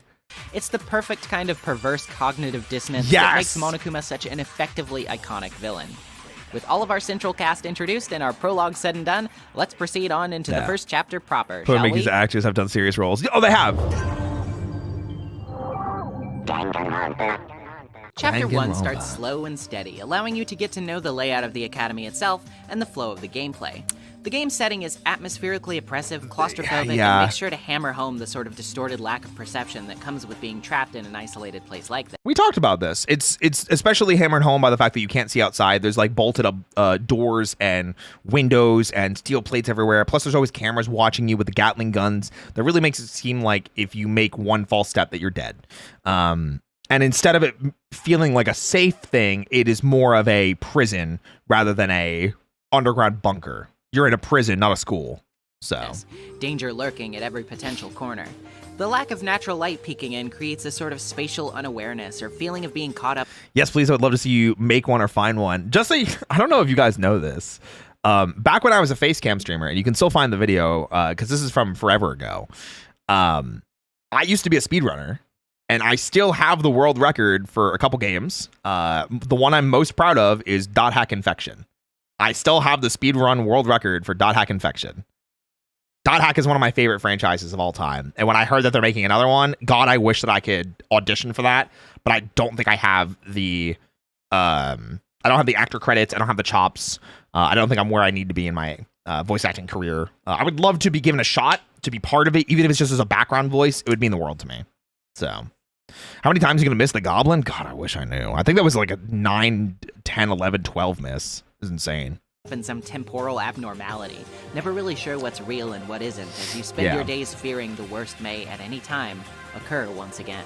Also really cool, something that I think adds to the dread of Danganronpa, a notable lack of perception of time, I think is also a really good horror trope. One that I don't think gets done well enough, or just enough in general, because there's no outside. You have no idea if them telling you, hey, it's 7 a.m. Surprise, it's actually 5 p.m. You have no idea. It is one of my favorite things in this because you really do lose a sense of autonomy. You don't get to decide when it's time to go to bed. You don't get to decide when it's time to wake up. They tell that to you. And again, it hammers home that feeling of being a prisoner rather than being a student. Story events compel you to explore certain areas and engage in lengthy dialogue with your fellow students most of the time, with occasional breakups allowing you to spend your allotted free time with any character you wish. Though you'll have to be quick about some of those bonds, considering that somebody may wind up dead soon. Engaging in free time events allows you to grow closer to certain characters, which will earn you some of their backstory or tidbits about their personal lives as well. Or their underwear. Still not sure about that one. as either special skills or skill points, the latter being used to equip the former during class trials, with different skills easing the difficulty of the mechanics in some specific ways. Sometimes you'll have to answer a question during free time events, which can sour your companion to you if you choose incorrectly, and often you're prompted to present a gift to precede the talk, of which you can acquire many at the school store with mono coins. The mono coins are like, I'm gonna be real, I don't think I liked the mono coins because it just kind of, it made you want to click on things that didn't matter, and then there are so many places to click on that it almost felt like it just dragged on. Gain currency hidden in different interactable areas in the school, or gained through completion of class trials. Of course, you'll have to make sure the gift is something that the character actually likes, which can be a process of trial and error at times without a guide, though some should be fairly obvious if you pay keen attention to their personalities. That's always fun, Much of the first few days is dedicated both to exploring the school to look for possible escapes or clues, and getting to know who ostensibly appears to be your assistant and sidekick character for the foreseeable future, the first trial over and over to build up coins. I feel a poppy and cheerful girl idol who often seems to read Naigi's inner monologue and respond to it, joking that she's psychic, but then insisting that she just has very good intuition. Of course, very little turns up in the way of escape, and tensions rise between the students as their search proves more futile. Still, no murder seems to occur quite yet, which provides you ample time to discuss all of these things with Mizuno herself, who also tells you about how she needs to get back out to her fellow idol group members, noting that the industry is so fierce and frantic that her dream, which she worked so hard for, even did some not-so-great things for, may be swept under the tide and completely forgotten if she doesn't. Is that ever extrapolated on? Because I always assumed it was like she was kind of like a bitch to other people, was kind of like the premise, and like she stepped on people and made, you know, those types of decisions. No, we never know. Okay. I couldn't remember it. I didn't think it was the case, but yeah, I was always like, I wonder why her out of everybody freaked out so much. You know? As a somewhat D-list internet personality, I may live on the very far periphery of that kind of fame, but that kind of concern is no stranger to me, so I definitely feel for her. It is definitely my dream is slipping away after I achieved it, which is definitely wasted my life for this. But it is also she's so young that it is hard to relate to her in some capacity, and that's not necessarily like a Danganronpa problem. It is something that I think a lot of people can relate to, is like my dream is slipping away. I just always found it was like weird that they made it for a child. So I feel for her enough that I don't question it at all when she's looking to acquire some kind of item for self-defense. Yeah. So she ultimately doesn't end up taking it, giving it to you instead. This friendly back and forth between friends can't definitely last repro. forever, though, of course, as Monokuma quickly appears to claim that he's figured out the missing ingredient he needs to kickstart the bloodshed: motive. Gathering everyone in the AV room, Monokuma shows them videotapes of the most important relationships in their lives being torn asunder, threatening the dissolution of everything that matters to them, and then leaving the outcome of that upheaval tantalizingly unanswered by the end, promising only to elaborate upon a student's graduation. Though it's terrifying to consider any... I believe in her friendship event, she explains that she was alone a lot as a small child, and instead of family closeness, she got obsessed with idols, so losing her ability to be one kind of kills the main joy she had growing up.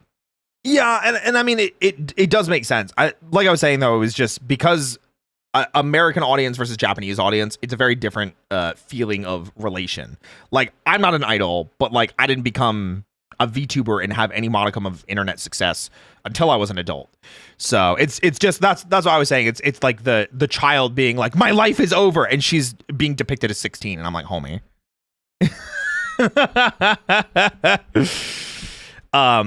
Yeah. Anyone capable of taking this so closely to heart that they would kill, it certainly doesn't seem off. Yeah, the 100%. table. Yeah. Mizuno doesn't seem to think so either, coming to your room in the dead of night to ask if she can switch rooms for the night with you. The reason? Apparently, somebody has been trying to force their way into her room, and she's terrified of what that could possibly mean. Of course, so are you, so you gladly switch room keys with her and follow through, only hesitating for a moment to point out to her that the bathroom door is misaligned. Something helpfully pointed out to you by Monokuma earlier due to the fact that the boys' dorm bathrooms don't actually have locks. Come on, dude, what the hell? Yeah, why wouldn't the boys' bathrooms have locks? Is it just supposed to be a way for like there to be more justifiable murders or like easier murders to be set up? Is that the idea, or is it quite literally women need more privacy than men?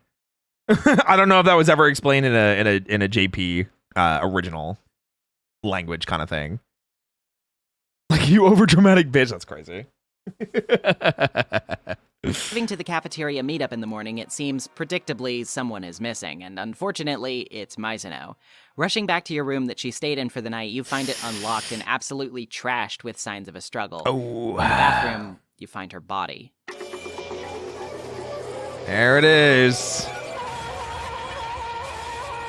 There's the start of it. As typical as this may seem, I need to emphasize that Mizuno was all over this game's ad campaign. Her assistant role is nigh traditional of detective adventure games of this nature, and everything about her insisted that she would be the typical sidekick/love interest. She was even in the demo version of the first trial, released a month before the game's retail arrival, which... There's another character that I could point out, because this is not the first nor last. Well, this isn't the last time that this happens in the Danganronpa franchise. So, incidentally, featured Hagakure as the first victim, who, spoilers, doesn't even die in the final game at all. Yeah. They really threw people for a loop here, as all the build-up had consistently and silently insisted that Mizuno would not only be a character who lived throughout, but would be an important and consistent asset to the player. I freaking love that. I love this bait and switch. This is something that I did know about, and I just think it's super cool. Would you let you know a fun fact about the demo? Yeah, hit me. Unless they say it in the video, but hit me if you can type it up easily. Now with social media, American Child can reach static real easy and quick. Hooray! Oh, Hagakure the goat. Would have been fun if, depending on the choices and the interactions, different outcomes and murders could have occurred. Oh yeah, we were saying that before too, that it could have been cool to have different outcomes. It would have had a very different feeling of the game. Danganronpa, yeah. We're watching a retrospective going through the entirety story of the first one. So for every demo in the franchise, without fail, they use Hero as the victim. Oh, I think I did know that. That's funny. Instead, she's dead within the first few hours of this 20-plus hour game. Yeah. And oh, buddy, the crazy train is only just getting started. Yeah, it's great. Grief-stricken and terrified, Exact Naegi same passes sprite, out that's almost funny. instantly upon seeing the corpse, which, don't blame him, and awakens in the gym, where Monokuma outlines the whole class trial thing I mentioned earlier. Oh yeah, that's another important thing. He didn't mention that until now. You see, during the first lovely gym tutorial to their school life, Monokuma only mentions the killing part, not the mock court trial where your life is on the line part, which means the culprit of this first murder had no idea their every action was going to be under such scrutiny and ultimately putting them at risk for execution.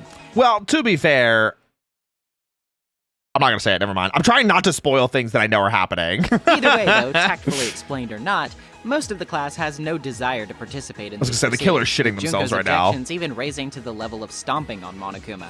Unfortunately for her, this violation of the school rules leads to Monokuma suddenly springing a spear trap from the floor, impaling and killing her near instantaneously, making her both the second dead body in the last 10 minutes, and a potently frightening example to the rest of the students what the risks of disobeying him really are. Important thing, in case people are like, why didn't they give him a warning? They did in the previous scene that they were in the gym. I think Mondo, grabbed Monokuma, and then Monokuma, started, a timer to detonate.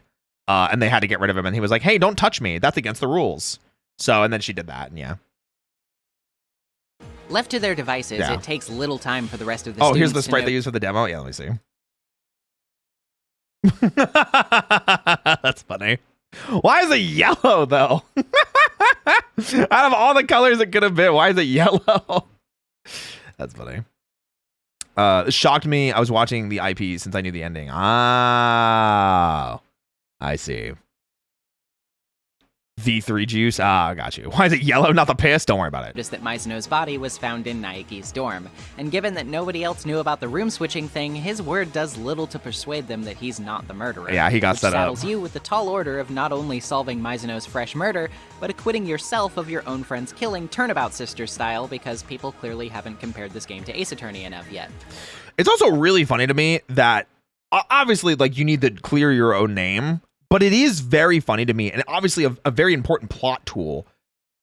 Junko's death here, doesn't matter at all. It feels like people just don't care that she gets bodied here. Obviously, it's the cutscene that happens, but then immediately after the fact that they're like, okay, Makoto, you killed, Mizuno. You did it. In class trial, go. There's like no mourning for Junko or no like investigating her body or anything like that. It's really funny. Despite the room being Naegi's, however, the strangest part about its dilapidated state is actually a surprising lack of any hair whatsoever Yeah, no time to mourn, present yeah. in it. This combined with the mysterious dying message left behind the body, a shattered crystal ball, and bloody shirt tatter left behind the closed garbage room grate next to the incinerator, and the strange way your bathroom doorknob appears to have been unscrewed, all coalesces into an interesting set of clues that you make your way underground with. And the debate finally begins. This is where your first... It is so cool. I do remember like finally like approaching this elevator and like going down to the first class trial. What a feeling, dude. Introduced to the class trial and its many mechanics. Yeah, her body's a porcupine and they immediately ignore it. I can't spell his name, but the spirit guy, Hagakure, barely did anything. Yeah. we are trying to avoid spoilers as much as we can. There will be times that I slip up and then just say things. But yeah, no, I agree with you. It's really funny. He's like the Luigi. A couple of people are like, wait, did that just happen? And then they all move on, which is funny because of why that matters for the game. You know? Non-stop debate. This flings you into a conversation where text will float on the screen as the characters take turns arguing their points. Yeah. In your arsenal is your truth bullets, your ammunition that you shoot out at said words so when they're good, highlighted. Man. If a highlighted statement contradicts one of the truth bullets at your disposal, you Everyone take looking aim at Junko and shoot, anyway. crashing through those words to end the non-stop debate and proceed the discussion in a new direction. This is the main mechanic you'll be dealing with aside from casual multiple-choice questions, and it's rather intuitive, working very well as a substitute to the more traditional Ace Attorney style of testimony and cross-examination. No, that's wrong. Occasionally, though, you will also have to perform a Hangman's Gambit, which is a pretty boring fill-in-the-blank sequence where letters float in a void and you have to shoot them to fill in the term. A less impressive minigame, to be sure. Despite using what proof you can to disarm the theory that you had anything to do with the killing, it quickly becomes clear that the room switching was a lot more sinister than you suspected for different reasons altogether. I like this a lot. Signs from the struggle point to the likely sequence of events being an attack that was led by Mizuno, with her killing resulting from retaliation rather than an original intent to kill. That is one of my favorite initial reveals too. I think this is the point where I was like, wait a minute, what did you just say? Like I was locked in at this point. Because like before this, I was, like I said, I think the prologue is really long, especially going into the first chapter. It's really long. It feels long. But having that sudden revelation that it was her that started the fight and that killing her was likely in retaliation is really funny or really cool or really sinister or really just, that's a twist that you don't expect. Seems Mizuno's shining to you, her attempt to become your assistant, and her turns the whole plea for your scenario, help yeah. in defending herself from a midnight attacker, were all false pretenses to murder someone in your room and then pin the blame on you. Before you can even wrap your head around her unexpected death, they're already making you reckon with the idea that she was out to betray your trust. And this cruel twist of the knife in your back isn't at all given any time to slow down before the next big shocker arrives. It is awesome. The fact that it's like she wanted to kill you.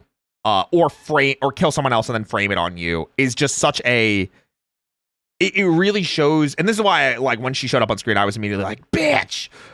That mindset of like being nice to Makoto and being friends with him the entire time, being buddy with him, being his partner, and then the room swapping. That it was all this premeditated plan, and that's why I'm like, "Damn, sinister bitch, man." The code on the back wall, drawn from Mizuno's perspective and using her non-dominant hand as the other wrist was broken in the struggle, seems to spell out a message of English letters, L-E-O-N, implicating the baseball star Leon Kuwata himself. It bothers me so much how long it took people to realize that.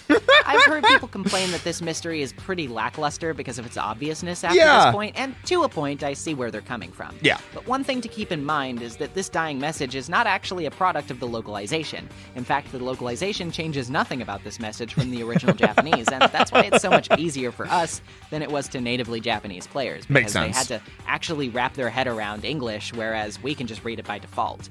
Nevertheless, this huge shift in the case squarely placed everyone's sights on Leon, who naturally denies everything.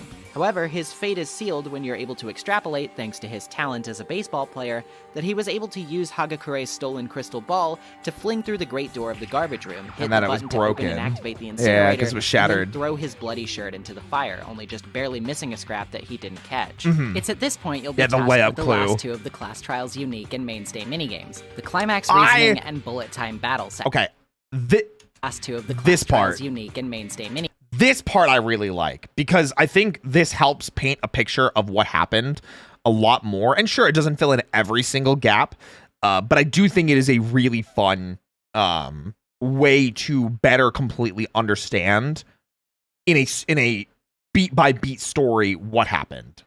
Games, the climax reasoning and bullet time battle sections. Climax reasoning is pretty self-explanatory, acting as an abridged manga version of the crime summary with blank panels breaking up the sequences. Below this are a selection of panels which can fill in the blanks, and so it's up to you to correctly arrange these blank panels to make sure the narrative mirrors a correct summary of the events, which will ultimately act as your sort of finisher that recaps the whole thing before the class votes. The BTB is a little less self-explanatory, acting as a sort of clumsy rhythm minigame to weaken a stubborn classmate's resolve. Yeah, I remember not liking this part at all because it just felt unnecessary. Like, you just put together a story and now I have to convince them to accept that I'm right. And it's like, brother, I just put together a story with evidence. Why do I have to just yell at you until you back down? Usually the killers. Once you bring down their hearts by performing well in the minigame, you're given the opportunity to seal the deal with the final truth bullet shot to their last protests, testing your reflexes as you quickly select the correct evidence to put their argument to rest. This one is not very fun at all. I agree. I'm with you. Utterly defeated, Leon admits that a note from Mizuno lured him to the room she specified. When inside, thinking he was to engage in a peaceful, casual chat, he was attacked by Mizuno with a kitchen knife. Reacting to defend himself, he grabbed the prop sword in the room and blocked her attack with its sheath, using it to break her wrist and make her drop the knife. Grabbing the knife in a wild attempt to defend himself, Leon drove Mizuno into the bathroom, which he couldn't access because of its misalignment.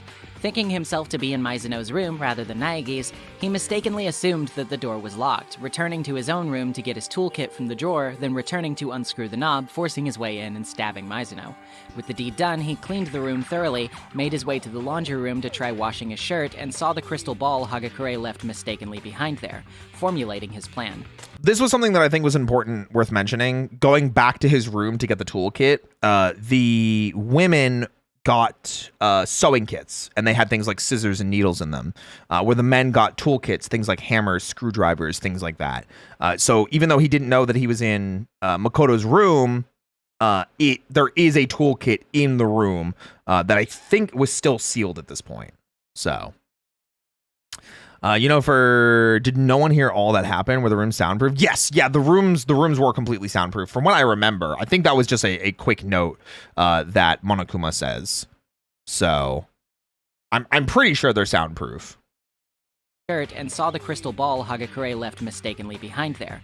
Yeah, the rooms are soundproof. I thought so. The scrap he missed implicating him in his toolkit sure to show signs of being used, he's unable to deny it anymore, and is sentenced to his death, which he pleads horrifyingly not to face. Despite his bargaining that he was acting purely in self-defense, Celeste is quick to point out that he could have stopped when Mizuno shut herself in the bathroom, but... And that's why I kind of feel bad for Leon being put into this situation in the first place, but then the fact that he went back to his room, got his toolkit, came back, unscrewed the door, the entirety of the time that he had to think about that, to go back to his room, get the toolkit, come back, sit down, unscrew the screws, instead of just going and being like, hey guys, I just got attacked by, Mizuno, and I defended myself, and I don't know what's going on, but she just tried to kick my ass. What's happening here? Yeah, he could have told somebody. Chose at that point to go out of his way to finish the job. Yeah. Dragged into a room made to look like a mock batting cage by Monokuma, Leon is strapped to a pole and pelted with countless baseballs from the pitching machine, bludgeoning him until he goes limp. As everyone watches on in horror, a third death having happened within the school's walls in just a few short days. Terrified by what they've all seen, Monokuma mocks the students, and especially Naegi, for his sense of justice and indignance over all this, delivering one of his surprisingly many strangely poignant lines, which I think go a long way to characterize Monokuma's outlook on the world, and conversely the opposing viewpoint to Naegi's own, already beginning to craft a thematic debate that will serve as the story's core and driving force.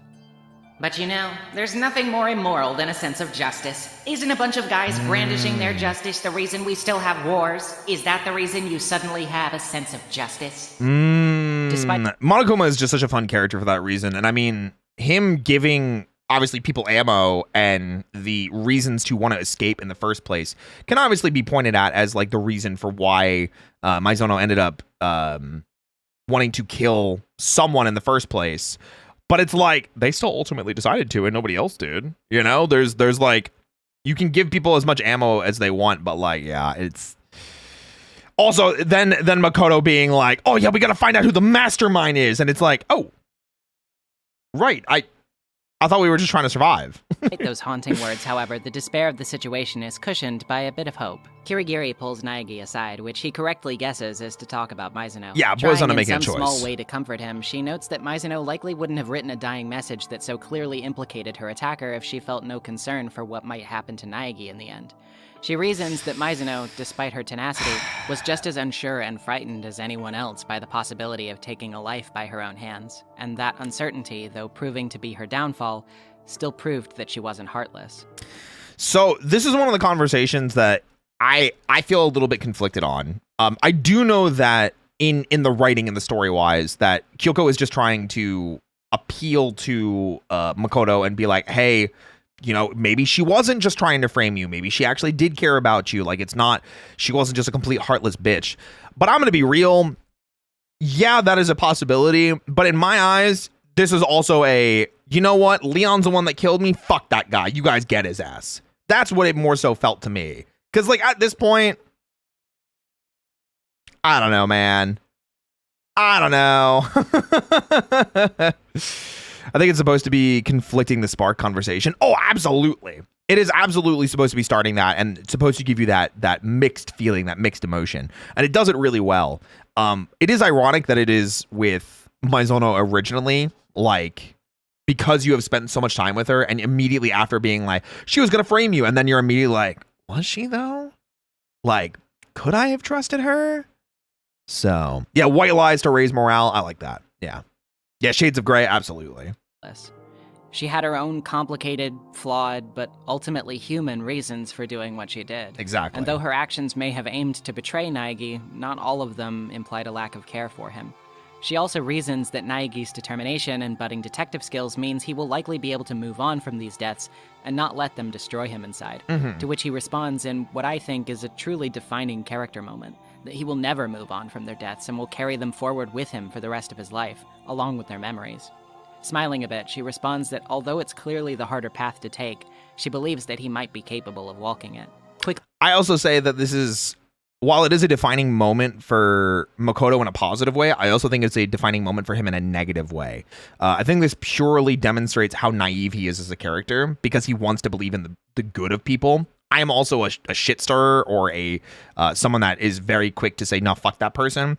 Specifically Mizuno, I definitely would have been like, you know what? They succumbed to despair. I'm going to hope and I'm going to, trust in the rest of these people here. And sure, he wants to, believe that she wasn't terrible for his own hope, but it definitely is something that becomes an endearing character flaw in how naive he is, because it gets used against him so many times throughout this game. So many freaking times. It even potentially leads to an air quote bad ending. So like the wanting to be the good guy, wanting to be the guy that solves everything. So wrapping up, she asks Naegi how he knew she wanted to discuss Mizuno in particular, to which he pauses, then responds, because I'm psychic, as she always did.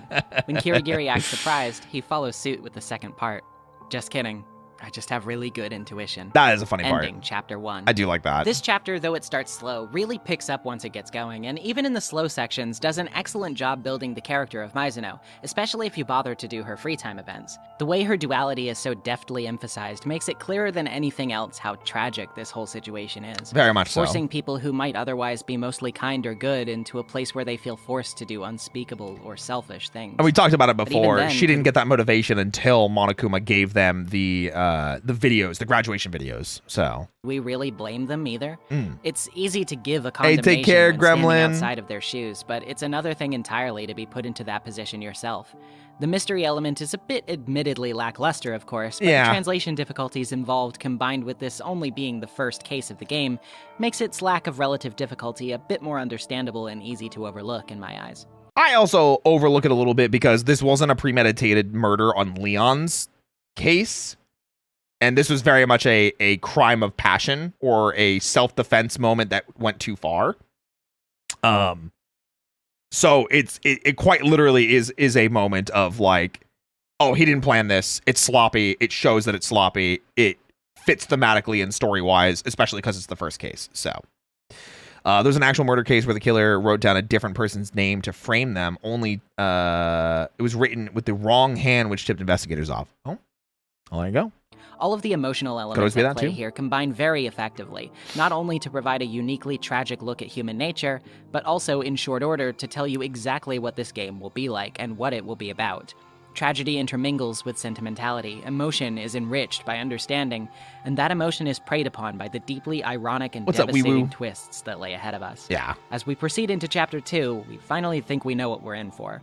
And to an extent, we do, but also, we have no idea. Yeah.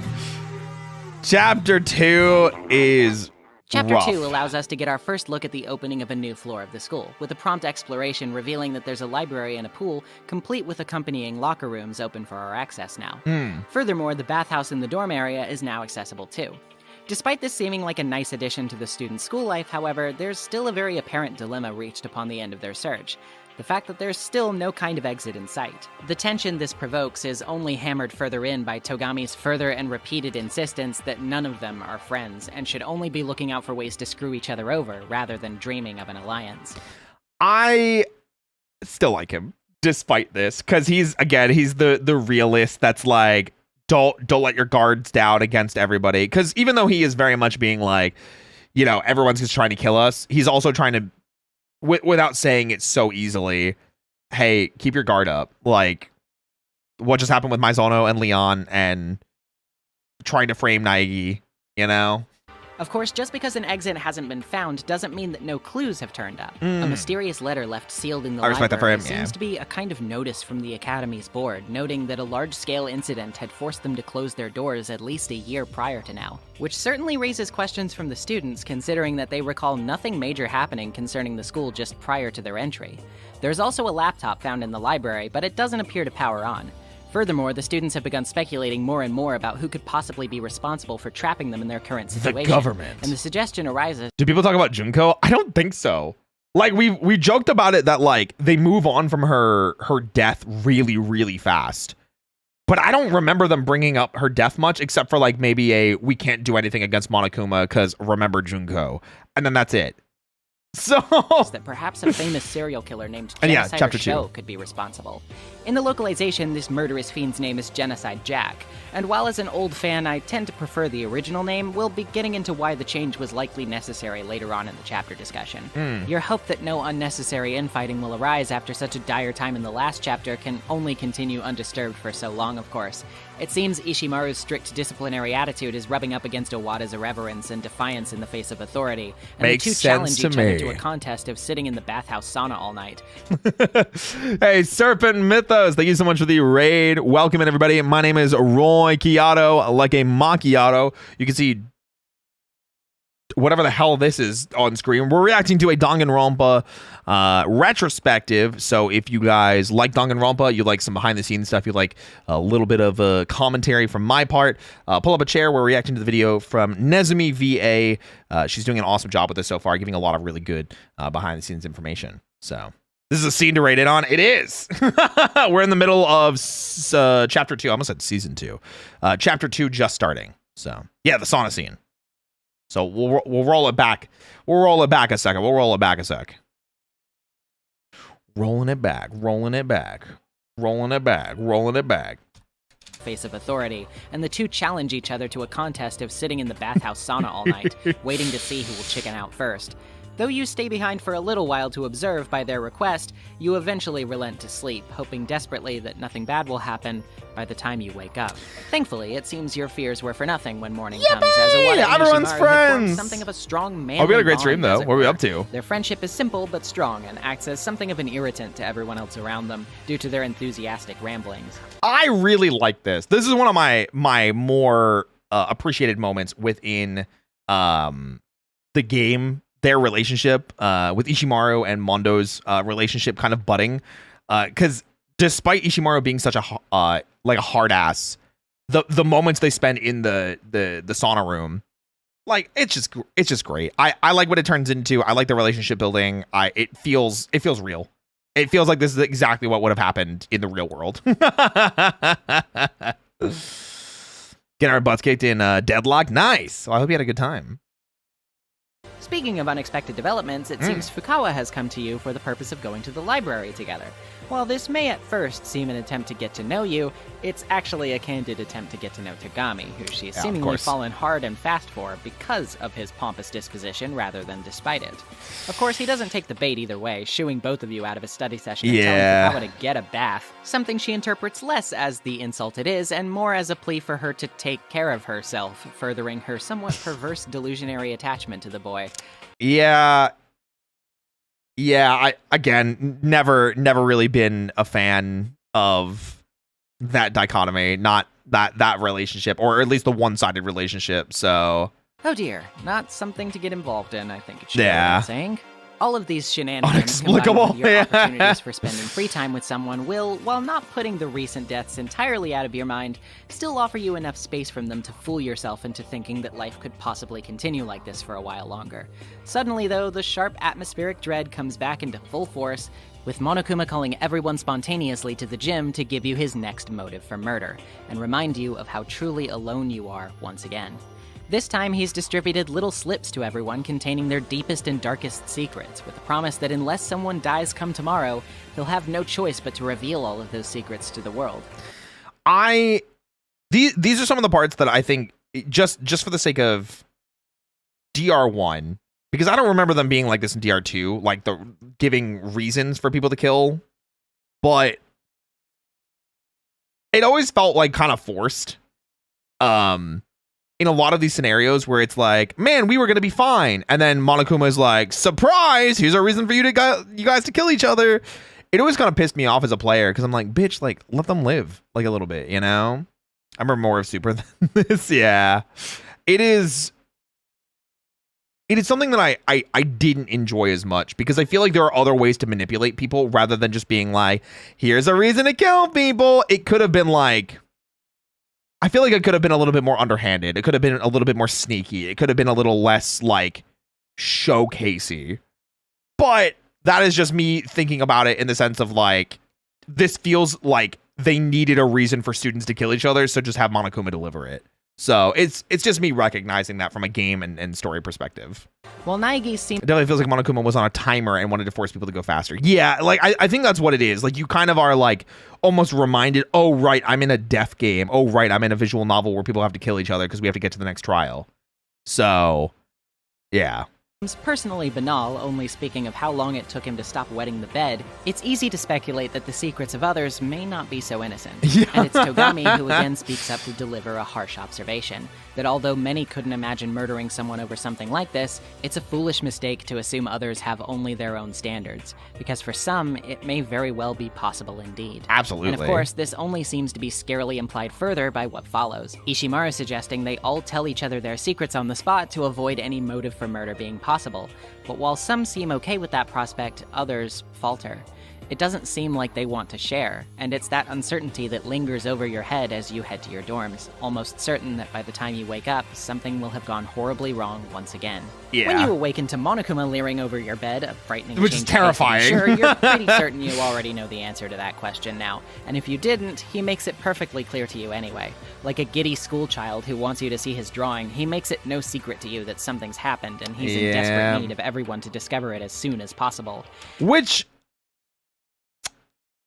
is like, it's also a thing I'm like, I kind of wish someone would have just discovered it naturally, but then also because of how it happens and where it is, I'm also kind of like, it could have taken a while for it to happen, and then it would have been even harder to like prove who did it with as much time that could have passed. So, you know, after only mere days, another crime has occurred, and though it may take you a short while to arrive at your destination, once Monokuma makes a note of unlocking restricted areas for investigation as you're standing in the locker room, it becomes all too clear where you need to go. What color would my Monokuma be? I mean, it would have to be pink. Pink and probably like the brownish purple from my vest, I would think. Because if it's pink and white, that's Nonami from SDR2, you know? Throwing Hi, open Joe. the girls' locker room door, you're faced with another nightmare. The death of Chihiro Fujisaki. Her body suspended horrifically with a message on the wall clearly not written by her. This crime is simultaneously very sudden, horrific, and revealing. Earlier talks of Genocider Show yielded the information that his calling card was evidently a message at the crime scene written in blood that matches this one. And while initial arguments could be made that this was a copycat killer, Togami is quick to point out that the library archives file on the slaughterer describes his unique way of suspending the corpses of his victims, a fact replicated in Chihiro's death. Which could have just been taken from the book, of course. And one that is only known to higher-ups in law enforcement. Yeah, and it's not extremely something graphic that photos. the general public would have any way of knowing. The files further imply that because of the killer's schedule and odd behavior, they may be a student with dissociative identity disorder, which, yeah, okay, I have some comments about that, but we'll save them for the trial. That is, I think it's just misusing phrases and misusing scientific terms because they thought in 2010 and 2014 that it was probably the right way to describe it. And it's just, I think it's just a translation problem, honestly. That's just something that didn't age well.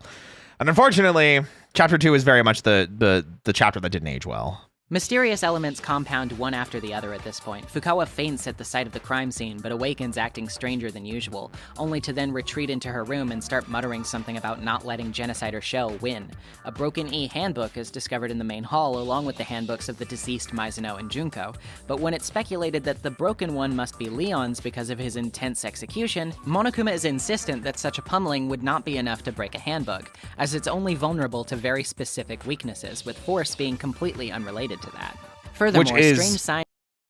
I kind of wish they kind of just made it more investigatory, but I do like that, how it's like, hey, it wasn't Leon's and it's not force, but also I think they collect their handbooks, don't they, of anybody that dies? Of many things in the locker rooms switching places between the two appear to be evident, like their respective posters and even a stain on the boys' locker room carpet, corresponding to a stain that Sakura admits to having made on the girls' locker room carpet. And of course, there's also the matter of why Chihiro seemingly died from a blow to the head from a nearby dumbbell, as opposed to the usual method of Genocider Show killings, multiple stab wounds from ornate scissors.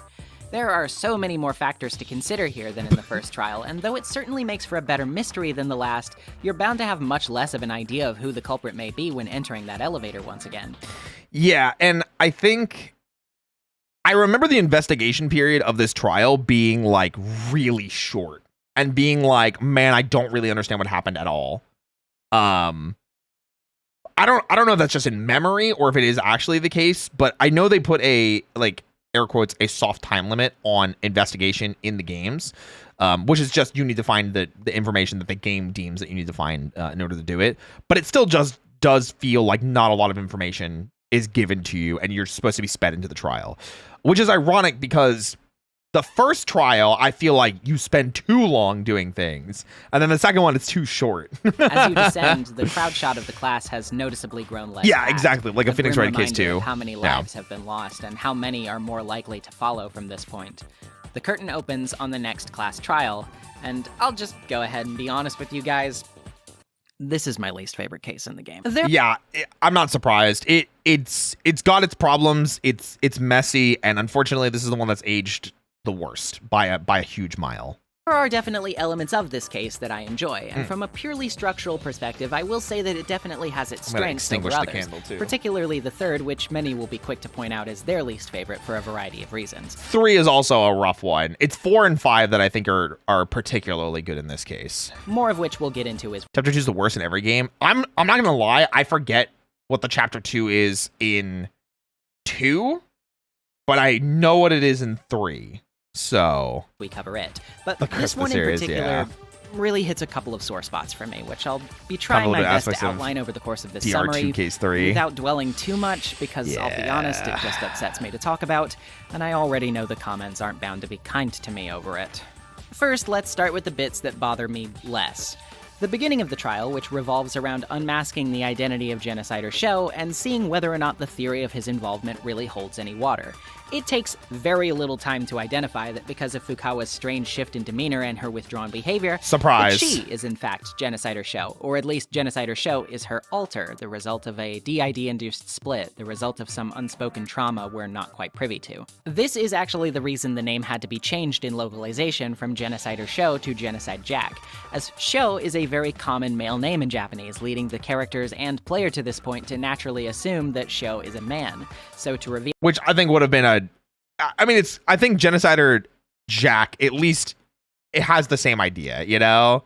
I hate that tongue, put it away. It is kind of creepy. Yeah. It's actually a schoolgirl presents something of an unexpected surprise, only predicated on the audience's assumptions, but never having lied to achieve it, which obviously wouldn't work as well with a Western audience, considering Sho is not a name we could easily identify as commonly male or female, thus necessitating the need for a Western substitute that gets across the same point. A common male name like, say, Jack. I think John would have been better, personally, and because it would have been like genocider John, like John Doe, and then change it to genocider Jane, like Jane Doe. I think that would have been better, personally. She's trying to impersonate a KISS band member? Oh, God. Of course, name scheming aside, we've got to touch on that whole DID thing now. Media portrayals of people with DID as exclusively deranged murderers is nothing particularly new. Yeah. Media like Split still proves that this is quite a common and popular trope, in fact. But something I should hope most people recognize is that this is extremely untrue. Yeah. While instances of instability and violence among the mentally ill and those with dissociative disorders is not something that has never happened, it is extremely rare when compared to the almost saturated representation of this trope in fictional characters with DID. It is very often, and I will say it's definitely one of the things that is like... It's weird that this is the thing that is not as problematic in this case, in this chapter. To put it simply, the crazy serial killer alter genre of character is often little more than a cruel stereotype of a group of people who already have enough trouble living their lives as is. Mace brings up a good point. Jack the Ripper. That's probably why it was genocider Jack. That makes sense. I'm with you there. Without every movie, television show, and game that features someone with their condition telling everybody that they're all violent lunatics. The Hangman's Gambit minigame to unearth Fukawa's condition even has you spelling out this little term, which is particularly gross, not just because it's misrepresentative, but it's an extremely derogatory term for the mentally ill in general. You can blame this one more so on the localization, however, as the original Japanese Hangman's Gambit section actually has you spelling out the term DID instead. Yeah, that is one of the things that we were talking about in Danganronpa being a product of its time, for better or for worse. And unfortunately, this is absolutely one of the times that it is for its worse. That being said, it's not as if I have nothing good to say about this twist or this character. On the contrary, I do find Sho herself, barring the premise, to be kind of a riot. She's very fun and energetic despite her frankly horrifying proclivities, and plus her role in the trial is honestly very interestingly subverted from the usual role a character like her would take here. Keep in mind, her reveal in the trial happens almost nigh instantly. Yeah. And the amount of time it takes you to reach this startling revelation is inevitably short enough to clue you into the fact that she's not the killer. It is, I think that's why I like it. Like, obviously the representation is bad. Just talking about Genocide Jill as a character, she's at least not terrible. She's not my least favorite character in the game. So, yeah. And I think she does add a nice twist to the case of, like, her being cooperative and being like, well, I didn't kill anybody. It wasn't me. And then just, that's it. You know, we don't have to point it out. It's obvious. It's just done from there. In any other game, this reveal about Fukawa and Sho would take until the end of the entire chapter to reach. Probably. Her probing medical history being the decisive evidence to reveal her cartoonish sinister side and then, I don't know, like get her warded or something. But here we go into painstaking detail about Sho's methods of killing, her modus operandi, and yes, the fact that she is indeed somebody who just kills tons of men for perverse sport, only to realize that the whole thing is off. Chihiro is suspended by an extension cord rather than her trademark scissors, something she's quick to point out she has on her even now, and the killing blow was again with a dumbbell, something she thinks has no finesse. The question I always have about this too is, where did they get the scissors? Because, like, obviously they're trademarked scissors and they're important, but it's like everybody else's personal belongings were taken from them. This is just like if she has these scissors, the sewing kit, but this is like 4 sets of scissors. And I don't think the scissors are this big from the sewing kit. I know it's supposed to just be like, I always have my scissors on me. Brother, why? What do you mean? Several girls, several sewing kits. I don't think these are the sewing kit scissors, though. Strapped to her legs and then not removed because potential murder weapon. Oh, maybe. Could be that. To top it off, the bloody message, which acts as her trademark, is something she's correct to mention would serve her no advantage in leaving behind in this enclosed setting where suspects are abound. It would only lead to her own discovery and execution at that rate, after all. For all of the typical tropes I dislike about her condition, it's the very fact that she embodies this tropey role that underlies just how unexpected it is that she's not the actual culprit. That is the part that I like, that it is so obvious that she's not the killer despite her being a killer. So, in any other game, she would be, but as it stands, Sho just happens to be a murderer. Yeah. And this fact bears no real significance on the plot at large, which is I wrote the script. something that, if nothing else, I find so atypical and advantageous to throwing mystery readers off that it just makes it a bit hilarious, if nothing else. Hats off for that one. But hey, if it wasn't the obvious serial killer, then who was it? Perhaps the only other guy in the room who knows about all the stuff she gets up to? One that was seen in the library with an extension cord quite often? Yeah, the next obvious fit seems to be Togami, but all of his combined suspicious behavior only makes this theory seem too obvious. Because it's too obvious that he would have been the one that did it, and it's like, oh, it's too perfect. When it fits too well, it's like, hold on a minute here. More than that, he's seemingly more than happy to lead you through the discussion of his actions like he's completely unrelated Here we to the go crime again, itself. yeah. And though you eventually get him to admit that he arranged the body to mirror a genocide or show crime and draw her out, he's also quick to solidify something else. He didn't do it either. He just found the body already bludgeoned and decided to set this whole charade up to make the second trial more of an interesting one and less open and shut than the first was. Which, while certainly detestable in its own way, does not make him a culprit. Now it's back to the drawing board. And it seems like everyone's losing track of where to go from here. I'm gonna be real, I forgot that he did that. I'm gonna be real, I actually genuinely forgot that he did that. I mean, he had the reason for like, what's it calling it? For bringing out Genocide Jill, of course.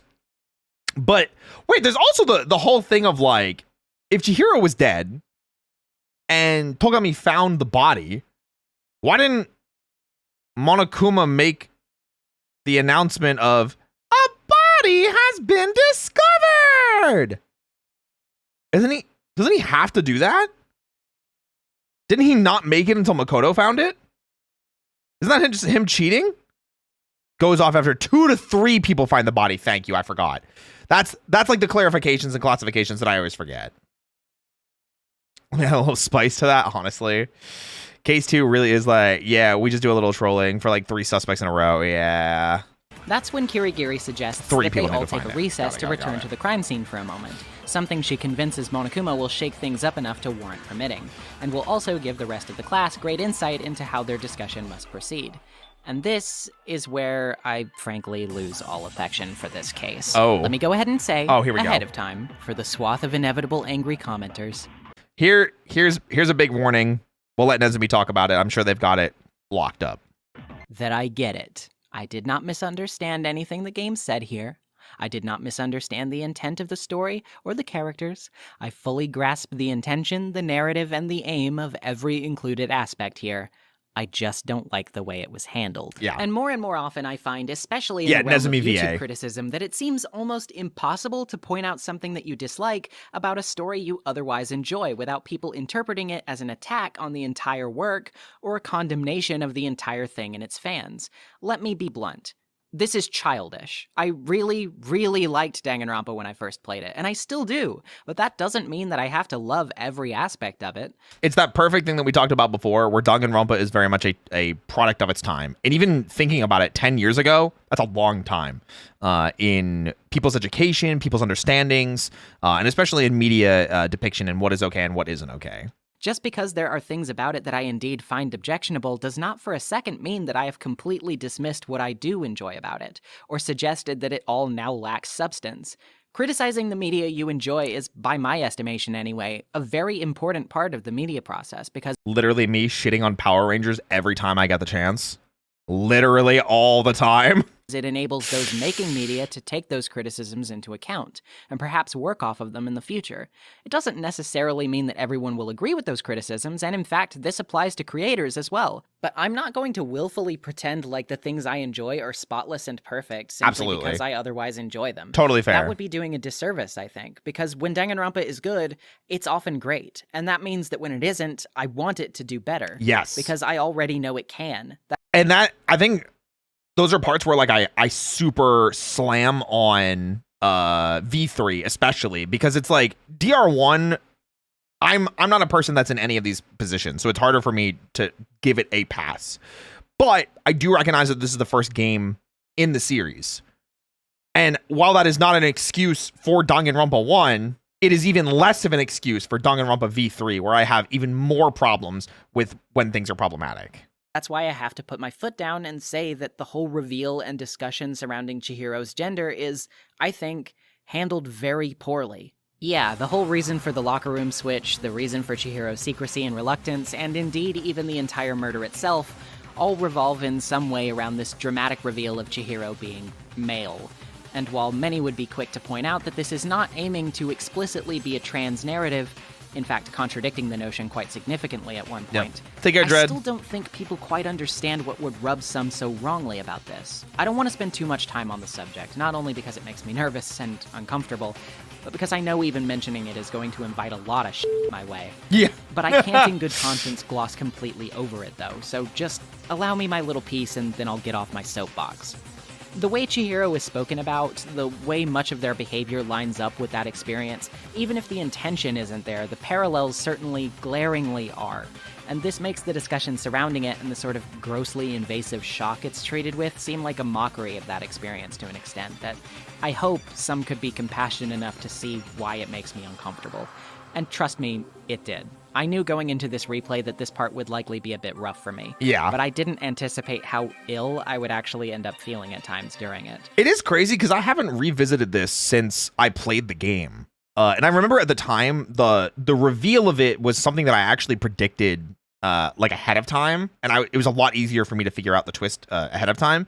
But I'm even noticing it in the text and the dialogue that like, as soon as they find out like Chihiro was a guy, immediately, like, the text is changing to had invited him to exercise with us, even though Chihiro was introducing themselves as a girl. And I think that's kind of weird to just everyone immediately swaps their dialogue.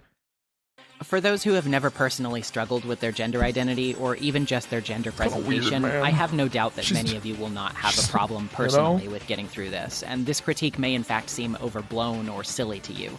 But let me tie my perspective back to something mentioned earlier in this very chapter, Togami's apt observation that you can't assume everyone operates by your own standards. What's possible for some may be impossible for others. Their personal circumstances inform their limits, their perspectives, and their actions. And mine make it very difficult for me to see this subject's handling here as anything but clumsy at the least, and cruel at its worst. That all aside, it's at this point we start to unravel the circumstances behind the crime. I will say, from a perspective of someone that is cisgendered male, I liked the attempt of what they tried to do, and I would like to hope that it is just clumsily done. I have no idea how the translation is. I have no idea what the original JP text says or is translated into. I don't know if it was mistranslated.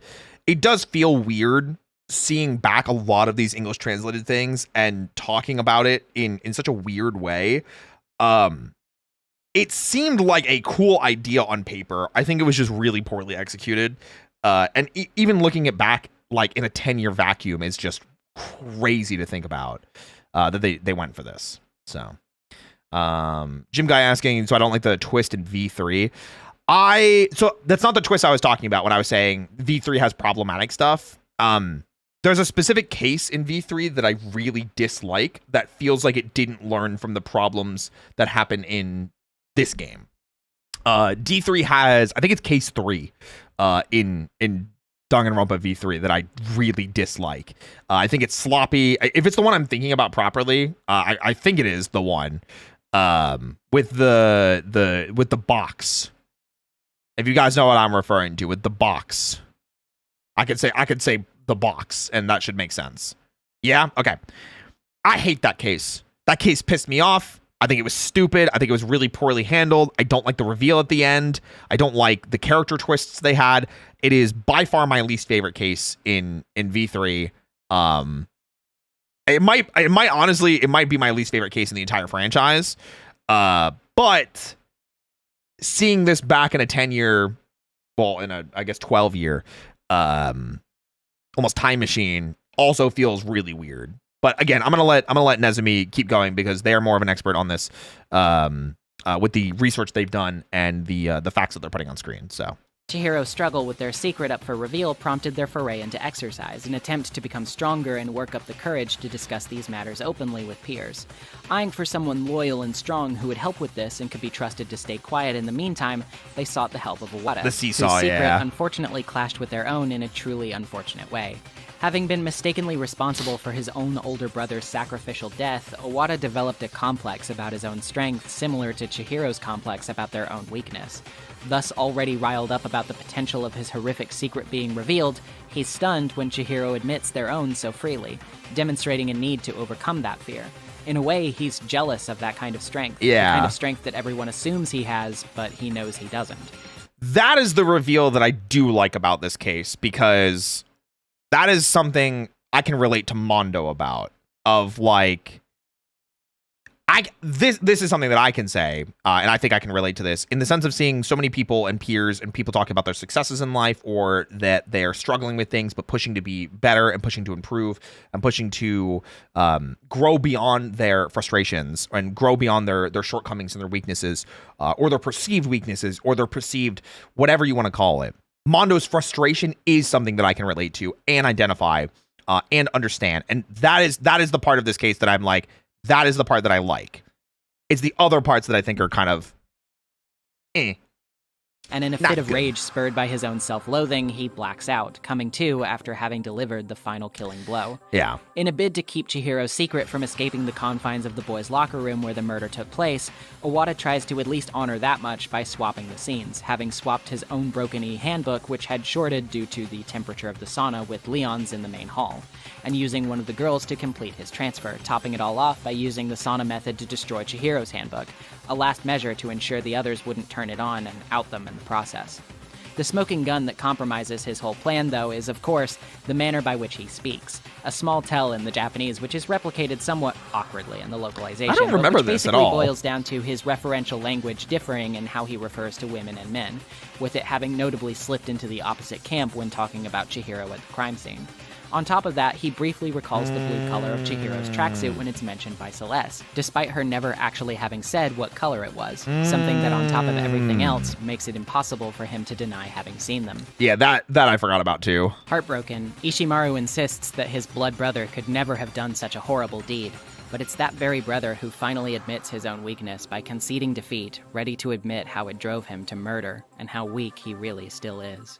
Facing his execution as Ishimaru begs for his life, Iwata apologizes for not being able to keep his promise. He's strapped to a motorcycle that is flung into a round death cage, lit with electricity as he spins rapidly, until finally the high speed combined with the high temperature causes his body to liquefy, emerging from a chute in a Mondo Butter branded container of those liquefied remains. I will say that is probably, I think this is my least favorite thing in Danganronpa period. I really, really, really dislike this. I know it's supposed to be like, haha, like we're treating your death like a joke, because it is, like, it's for our entertainment, haha.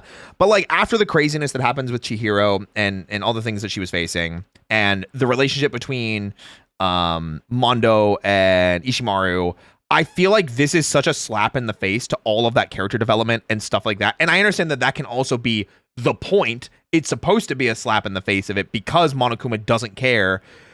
But me as the player, I'm not siding with Monokuma here. This just feels bad. Like, Leon at least got pelted with baseballs. I hate this. It's one of my least favorite things in Danganronpa. For a case where I was kind of like, damn, I understand why Mondo did the things he did. Do I agree with it? Hell no. Definitely shouldn't have killed someone randomly for that bullshit. But like, I was like, fuck, man. I see it in Ishimaru. I see Mondo regrets what he did. You know, obviously Chihiro confided in Mondo when they were working out together.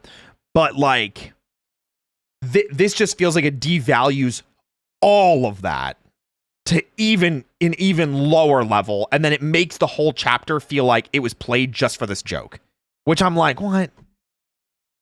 Huh?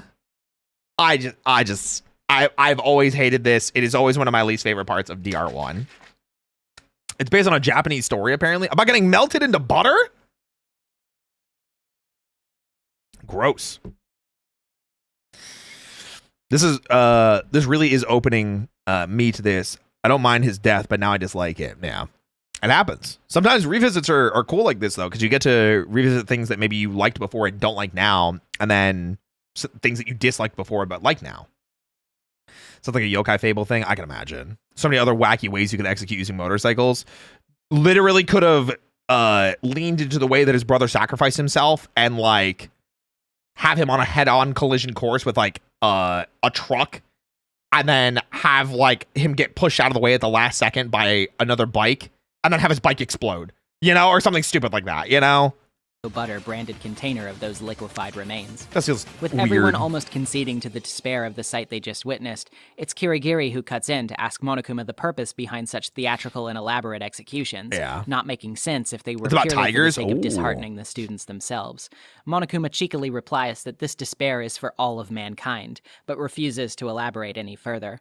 A last scene, seemingly taking place after the end of the first trial, reveals to us that not only Monokuma has a spy among the students, but there's also apparently a secret 16th student whose identity he refuses to reveal to his spy, due to that being his ace in the hole. This chapter certainly has its positives, but it has quite a few negatives that overall really drag it down for me.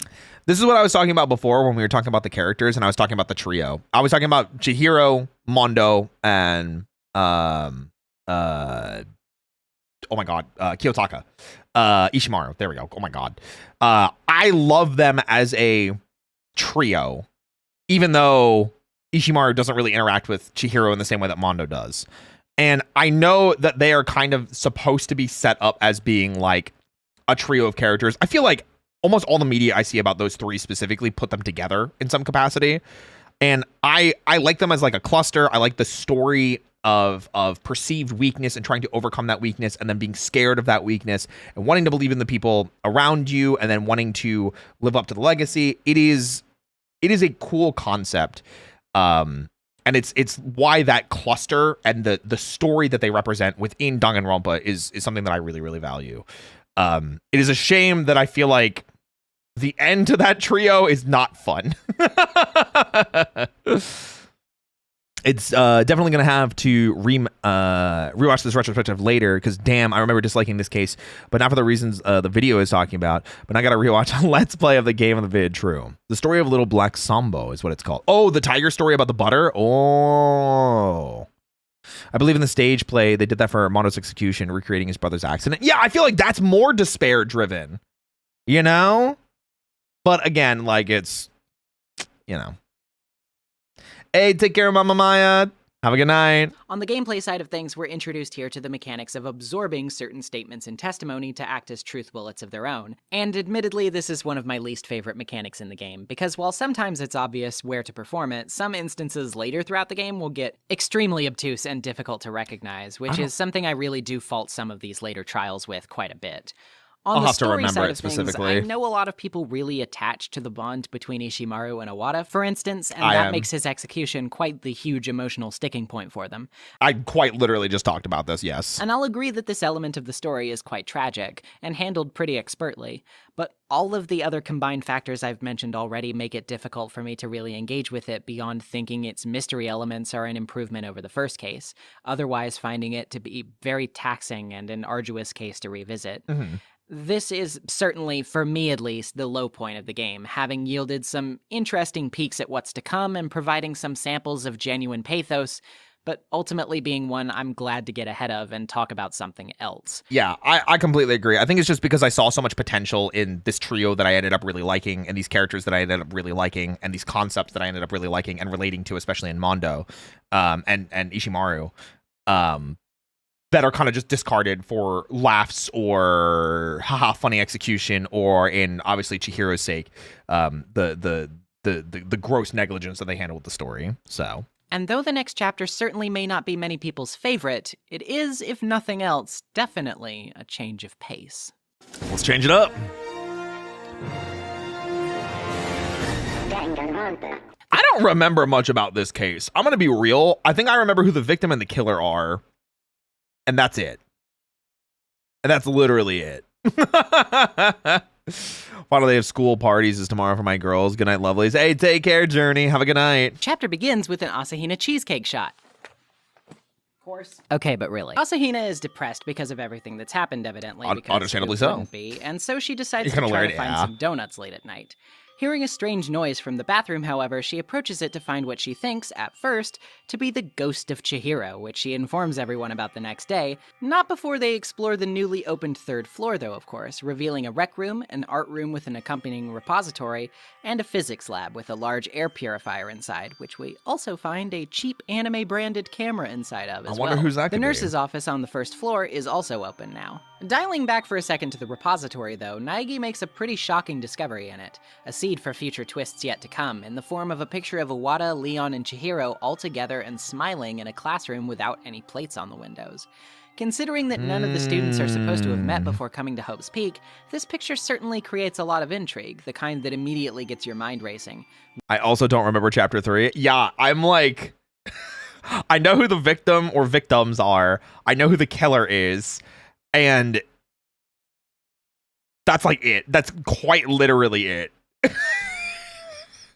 I remember like bits and pieces, but like I remember 1 so vividly, 2 so vividly because of how much I dislike it. 4, I remember who dies, the killer, the method. I remember like a lot of the sticking points, and then I kind of remembered, you know, Chapter 5 and the finale going into that. But it's like 3, I feel like I'm just like, man. When was this taken? I don't remember this shit. Everyone in this photo is definitely dead after all, right?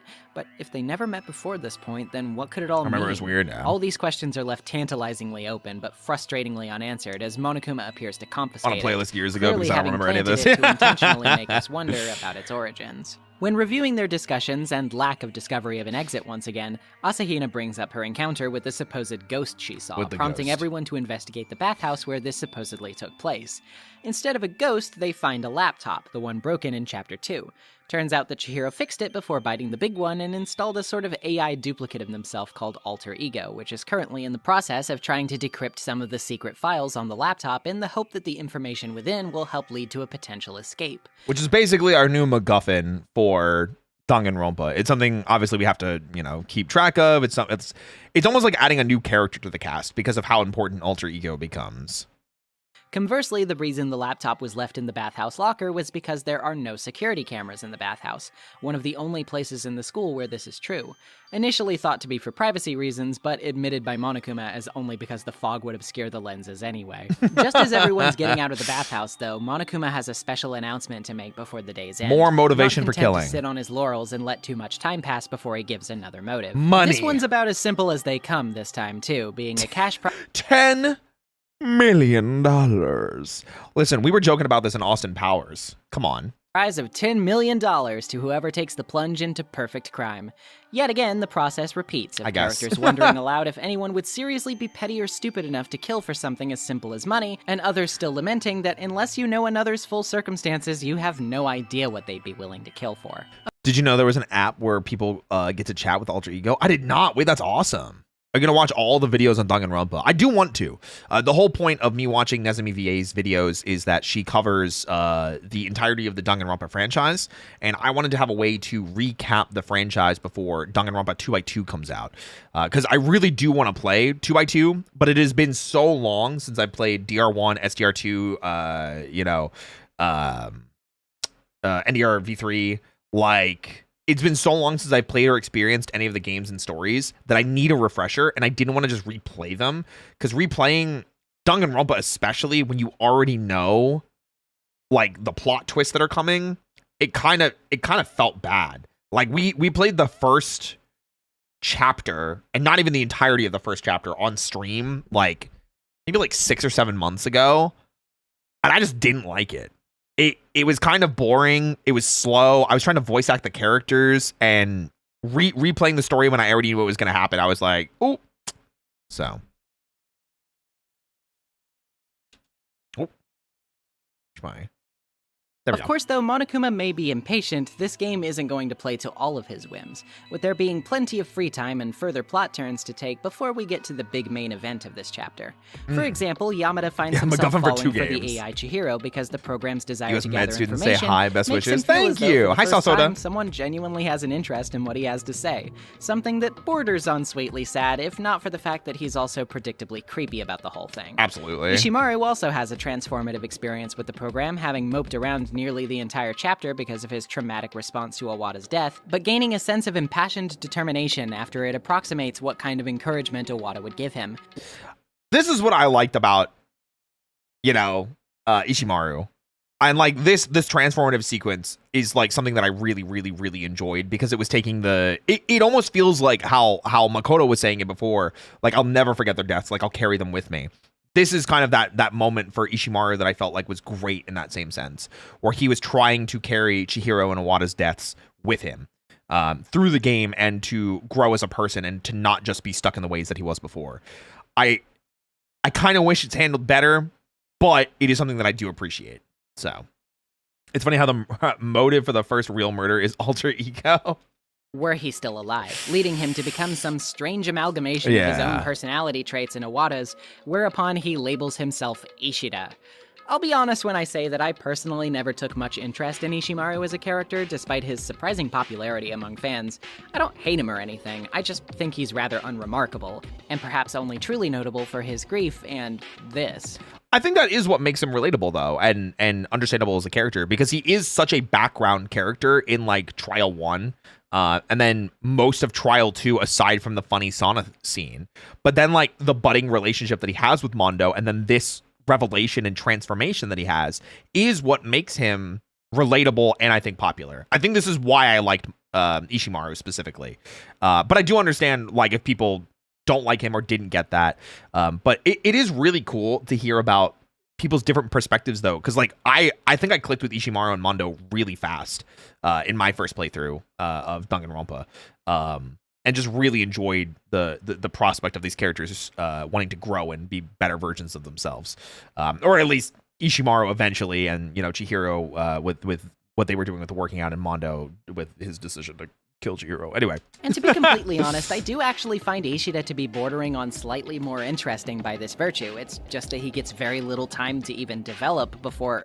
well, we're not there yet, but I'm sure you've already guessed now. Of course, considering these guys both have developed huge attachments to the laptop, it can't go without complication arising, with both of them arguing fiercely over who should lay claim to it. Kirigiri is quick to forbid either of them from touching it, claiming it's for everyone's use as a valuable asset for the escape plan, but this doesn't stop them from trying to sneak around the rules regardless. Yep. And of course, sure enough, when you're summoned for a meeting later by Hagakure, it seems as though alter ego has gone missing, stolen by someone, and that someone won't fess up. By the next morning, that familiar sense of dread has already started to creep its way back up, and the lack of familiar faces in the dining hall quickly causes that pressure to mount. Fearing the worst, everyone begins to explore for the others, quickly discovering Celeste injured in the rec room. Though far from dead, she warns in an uncharacteristically frightened manner that she was attacked by a strange assailant in a robot costume, who wielded a so-called Justice Hammer 1 and who dragged off Yamada. Wait, this is so funny. This is just the Silver Samurai case. Oh my god. This is literally case 3 from Ace Attorney. Wait a minute. Oh, like, it's literally the same thing. They put a dude in a suit to try and frame him. It's a dude in a suit trying to frame somebody else. Oh my god, it literally is just Ace Attorney's third case. It's the Silver Samurai.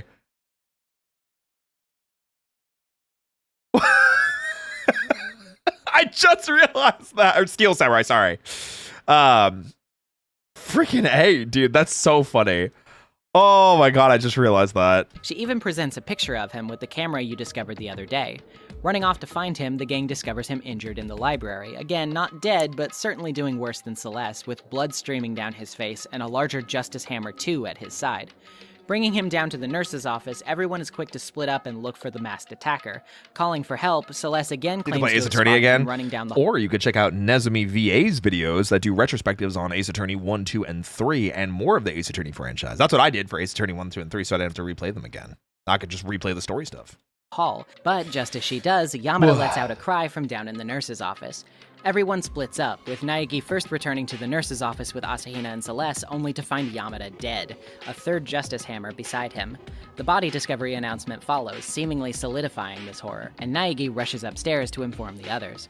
When he arrives at the physics lab, he discovers the body of Ishimaru in quick succession, a final Justice Hammer, number 4, the apparent weapon that did him in. Though bodies are starting to pile up, Monokuma thankfully assures that more than 2 murders apiece is against school regulations, purely because it would make the game boring for him. It would go too fast, I think, is the idea. Though it is funny because in the same sense of like, why wouldn't just one person kill everybody else? That is literally why that Monokuma would stop them. I don't remember if that was ever talked about before though. How did he lose when he had his white-haired form? I think the white-haired form was less of an actual physical manifestation and just like for us as the players. So, yeah.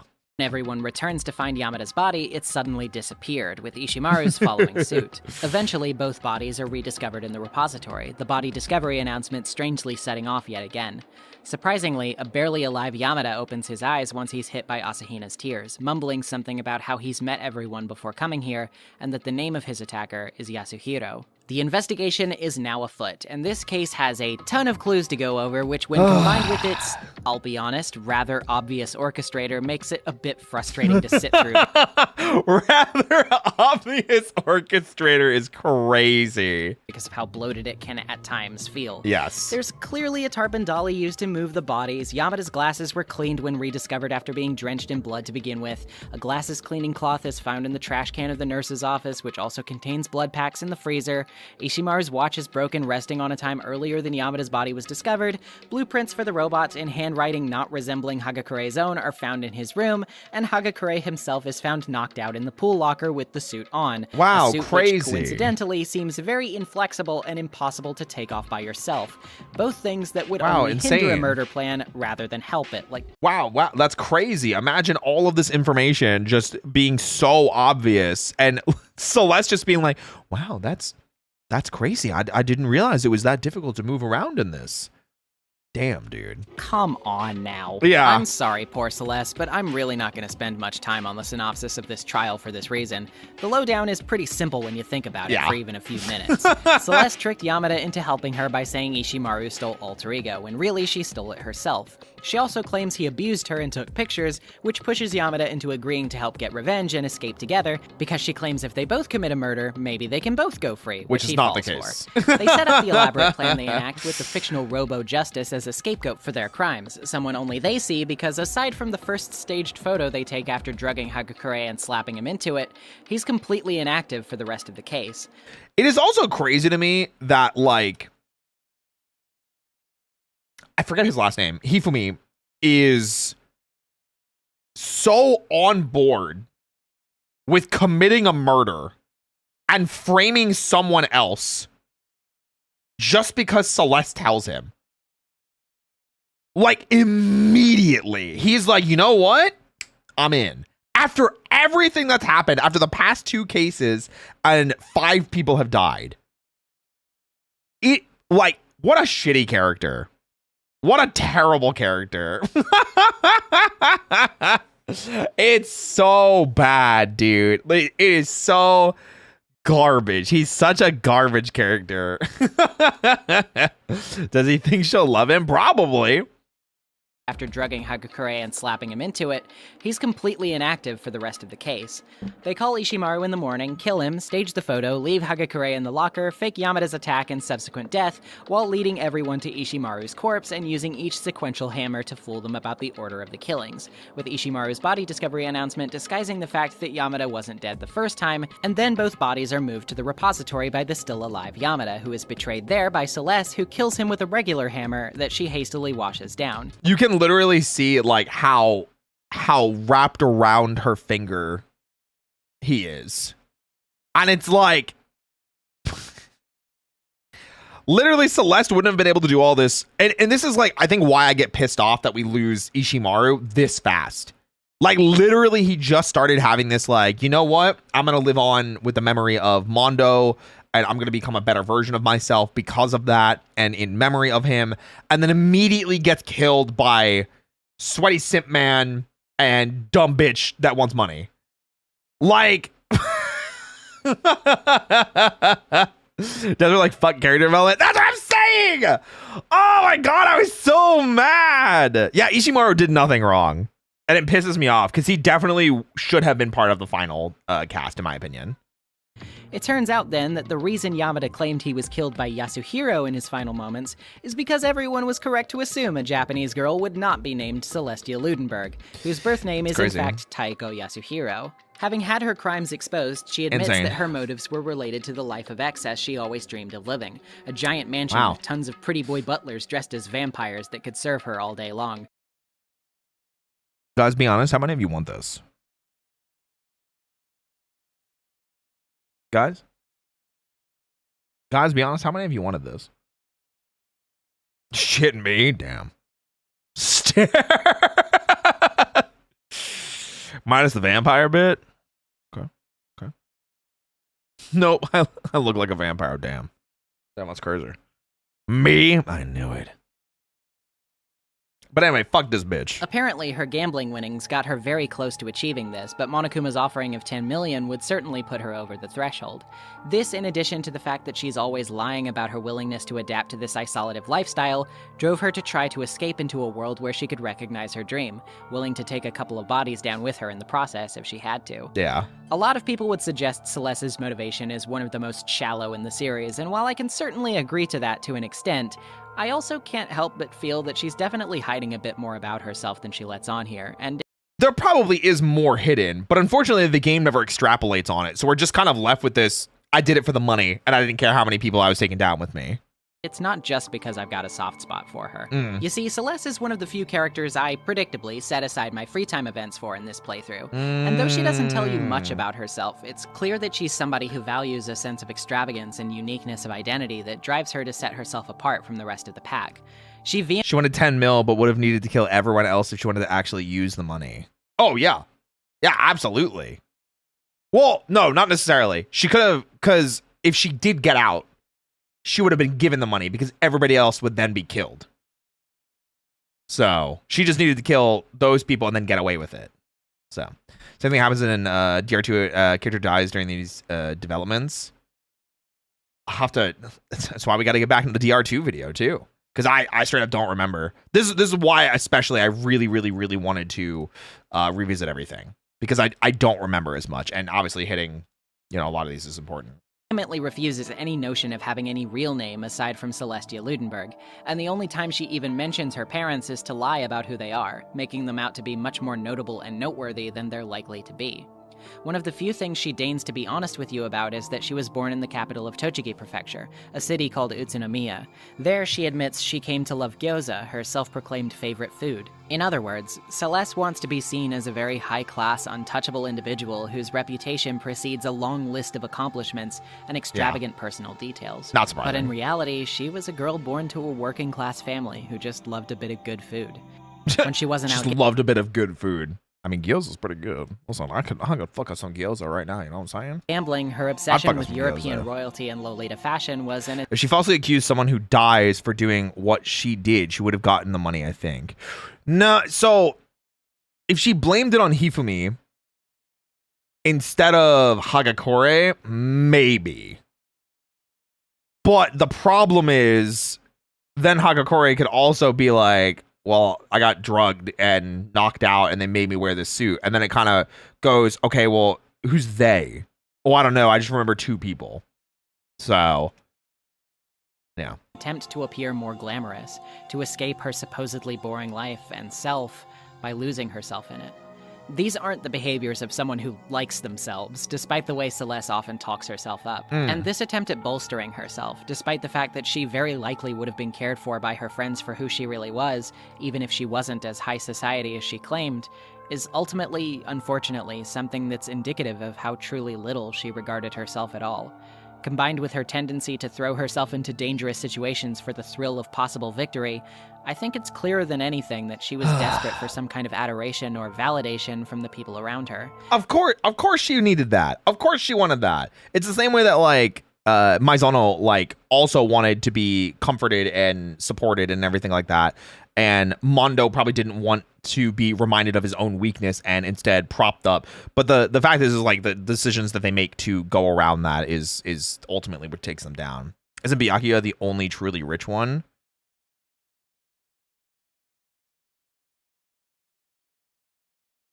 I would imagine so, but I would have guessed that probably Leon was also rich because he was a, baseball star.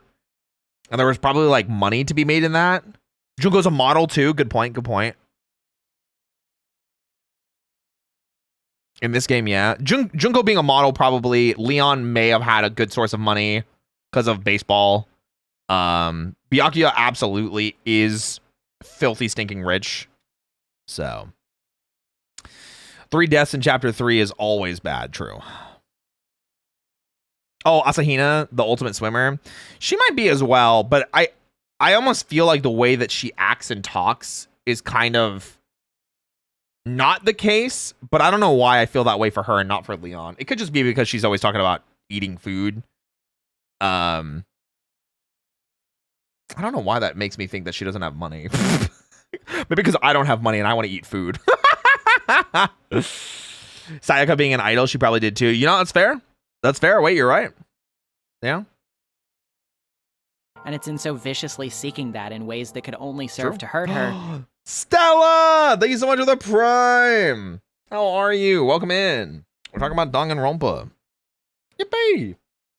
Rather than help, that left her vulnerable to the very vices that commandeered her descent into murder in the first place. Case 3 may not be my... Not me getting an ad right as I subbed. If you refresh it, should get rid of it. Thank you, Stella. I was about to mention Maizono. Yeah, it's like hard to say specifically, but I also don't know how much money like any of those people would have made. So it's kind of funny. I got no idea. My favorite mystery, but I certainly don't find its perpetrator uninteresting, not by a long shot. In fact, despite how selfish she seems on the surface, I feel pretty sorry for her. Something that any good Danganronpa culprit is bound to provoke from you in one way or another. Though she acts rather relaxed about this whole affair once she can't deny it any longer, Naegi's quick to note her shift of demeanor in this instance, something I definitely felt was made more heavy in my personal playthrough by having done all of her free time events. Not only did she decide Naegi had the potential to become closer to her while they got to know one another, but he was able to effectively expose her lies for the first time ever in her long career of telling them. And in that moment, vulnerably human in her acknowledgement of her own personal mistakes, in front of the first friend she's ever cared to make, her facade slips just enough for him to see the cracks. I can understand that, and I can definitely respect that from a point of doing the events. But I think it's just because I vehemently dislike the type of person that Celeste is portrayed as, of like wanting to escape a style so bad that it didn't matter how many people you drag down to make it happen. And just because, I mean, like, content creation is really cutthroat. Let's be honest here. I'm not going to compare it to, killing people, but there's a lot of like really underhanded, really shady shit that I know people around me have done to me behind my back, said about me behind my back, that I look at Celeste and I can't help but like think about all those situations that I have found myself in. And while I do understand it, and I do understand like the wanting to escape a air quotes simple life and everything like that, fuck her. Man, I hate this bitch. She took my boy. She took Ishimaru. Yeah. Celeste smiled then, he says, and when she did, it looked to me like a poor effort to force it. She claimed she could fool her own feelings, but that statement itself I would never do that to you, Pookie. Thanks, Stella. I appreciate it. must have been her final line. And that weak, fake smile is what betrayed her. Before she marches willingly to her punishment, she gives a locker key to Kirigiri, evidently where she hid Alter Ego in plain sight, remarking, "Will it really give you the hope you're looking for? I can't say I ever saw it that way." Which is Probably why, not. actually, it's not important. Well then, take care, everyone. Perhaps we'll meet again, in another life. Tied to the stake to burn, she seems at least content with the prospect of a fittingly extravagant death, something that could match the kind of bombast she'd always craved to be known for. But just as she thinks death could perhaps offer her what had always escaped her in life, Monokuma adds a drop of cruel irony to round out his punishment. A fire truck suddenly appearing to crash into the stage, killing her by way of one of the most common, boring methods of death that someone could ever think to experience. And that's like one of the ones that I think is like done really well because it robs her of like the almost the majesty of being burned like a witch at the stake. And I like that thematically. It just pisses me off that they didn't think about that for like Mondo. You know what I mean? A banal tragedy. Man. The kind that's so unremarkable you hardly even hear about it in the news. Yeah. So Truck quietly Kuno is a ends fire the truck. life of Taiko Yasuhiro. I don't hate her as much as the other characters in the series. Oh, I don't either. I was just saying I'm just pissed off. Like, it is very clear to me that Nezumi and I have different opinions on Celeste, which is obviously it's fine. Like they're one of their favorite characters, they said. I don't care for them as much as they do, and just like I really like Ishimaru and Mondo. We like different characters, so it's always an interesting thing. I definitely don't hate Celeste. I just say that bitch took Ishimaru. You know what I mean?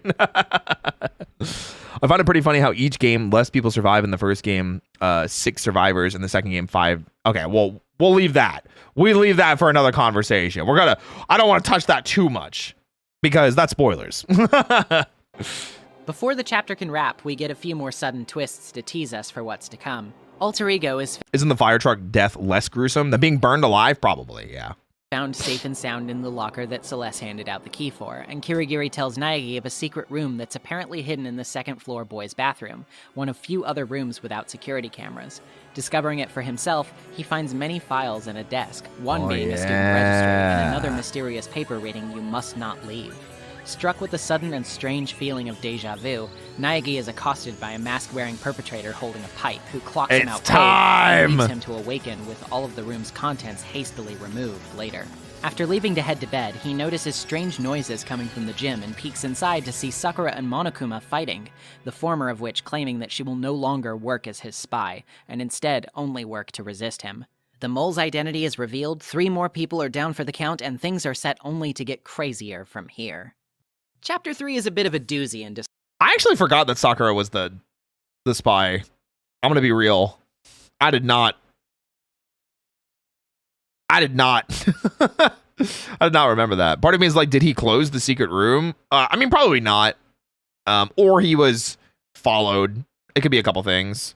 discussion. While I have no real inherent issues with its subject matter, like in Chapter 2, I do have plenty of obvious issues with its overall structure and pacing.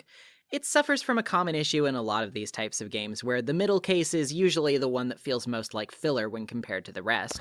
We literally talked about this with Steel Samurai. That's And so though it funny. does have plot elements of its own, they're certainly not things that feel as if they could only work in this story. The motive is admittedly a bit less fleshed out than many other crimes in the series, and the process of the discovery and investigation portions is very drawn out and bloated with evidence, which only makes this inevitable slog through the class trial feel that much more unexciting, considering that all of this misdirection and pages worth of evidence to comb through are in service to one of the most honestly easily deduced culprits in the game. Yeah, it is pretty obvious, like, from the get-go. Like, so when you find Celeste in like the rec room and it just being like, I was attacked, please help, and it's, oh, and I took a picture of the perpetrator, look, and it's like, bro, you were attacked and you had time to take a picture and you didn't try and help? Huh? No hate to Celeste herself, but as a player, I got you. Don't worry, Nezumi. I'm kidding. Like I said, Celeste, like, I dislike her because of how Trial 3 is handled. I don't dislike her as a character though. And also frustrating because Ishimaru ended up being the one that dies. Yeah. Even when first reading DR, I was never that surprised when she turned out to be the killer. Yeah. Because her behavior is extremely suspicious from the very start. Oh, absolutely. Even if you didn't instantly figure out she was didn't the die killer from being by how she attacked, was that's what I acting, said. the fact that she was the only one of Robo Justice's supposed attack victims left alive by the end should have See? There you go. sealed it right then and there. Almost the entire game up to this point, she's highly unsociable and practically ghosts the class when she's not declaring how they'll likely die from an inability to adapt. And now she's suddenly a distressed damsel who would prostrate herself before a cosplaying attacker and who will willfully, fearfully relay her anxieties to her peers. Yeah, it's just so obvious. Like when you play it like that. This time I wrote the script. It's true. First time catching a stream, didn't think I'd be Danganronpa related.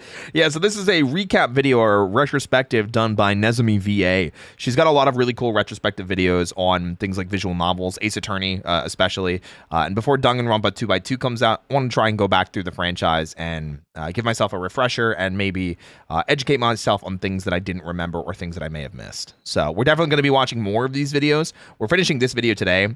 We only just hit about the halfway mark on the video, so we probably got another like 2 to 3 hours of the stream. So yeah, lock in. Yeah, give me a break. It's not the worst case in a mystery game or anything, don't get me wrong, and as I've outlined here already, there are elements about it to be enjoyed.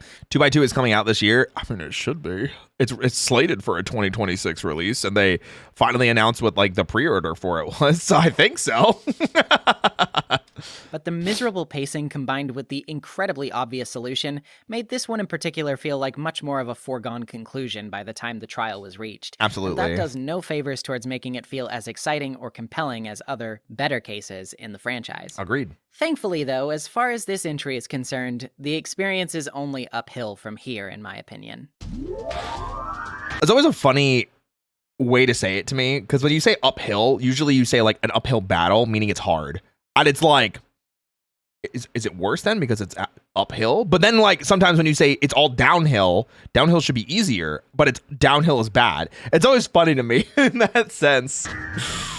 And of course, Aspen, we'll be here. After starting the chapter with a brief recap of the body count so far, we quickly cut back to our current gang, with Naegi reluctant to disclose what he saw with Sakura the previous day before he knows more about the situation. Unfortunately, it seems his secrecy is not at all appreciated by Kirigiri, who takes it as an offense and betrayal of his character up until this point, perhaps bringing out the side of her that is reluctant to trust other people. I have to say it's genuinely kind of upsetting to feel like you're on bad terms with her after working so closely with her thus far. It kind of makes you feel like you really stepped over some kind of line or something, even though as a player you know that not rushing to announce Sakura's secret is probably the better idea.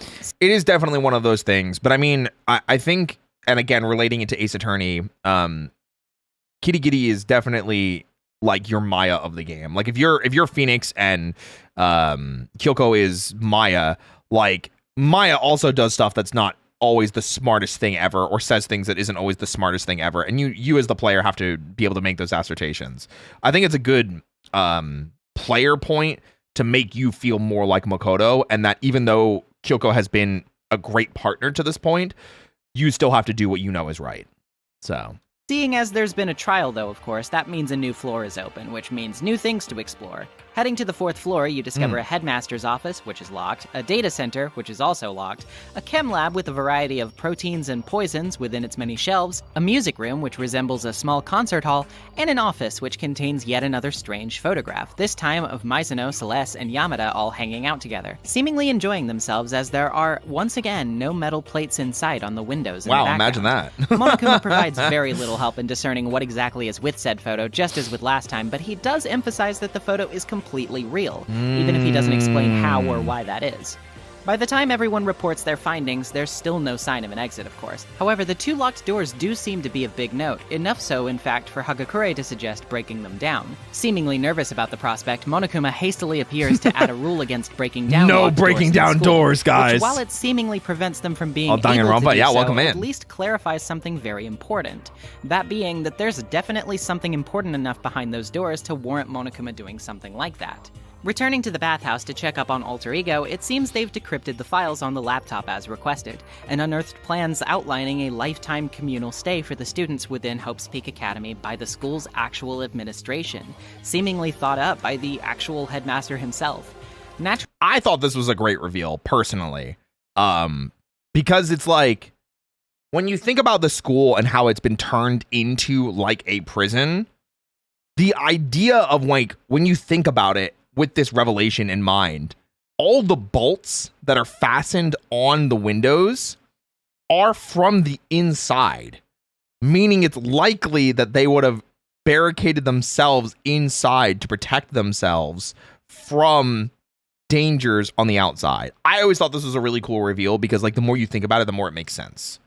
I thought this was a really cool reveal. Really confused as to why they would do such a thing, Alter Ego responds that it appears to have been done in response to something called, quote, the worst, most despair-inducing incident in the history of mankind. Wow. Apparently, whatever event this was happened at least a year ago, forcing the school to cease its operations and sequester its students for some purpose yet unknown.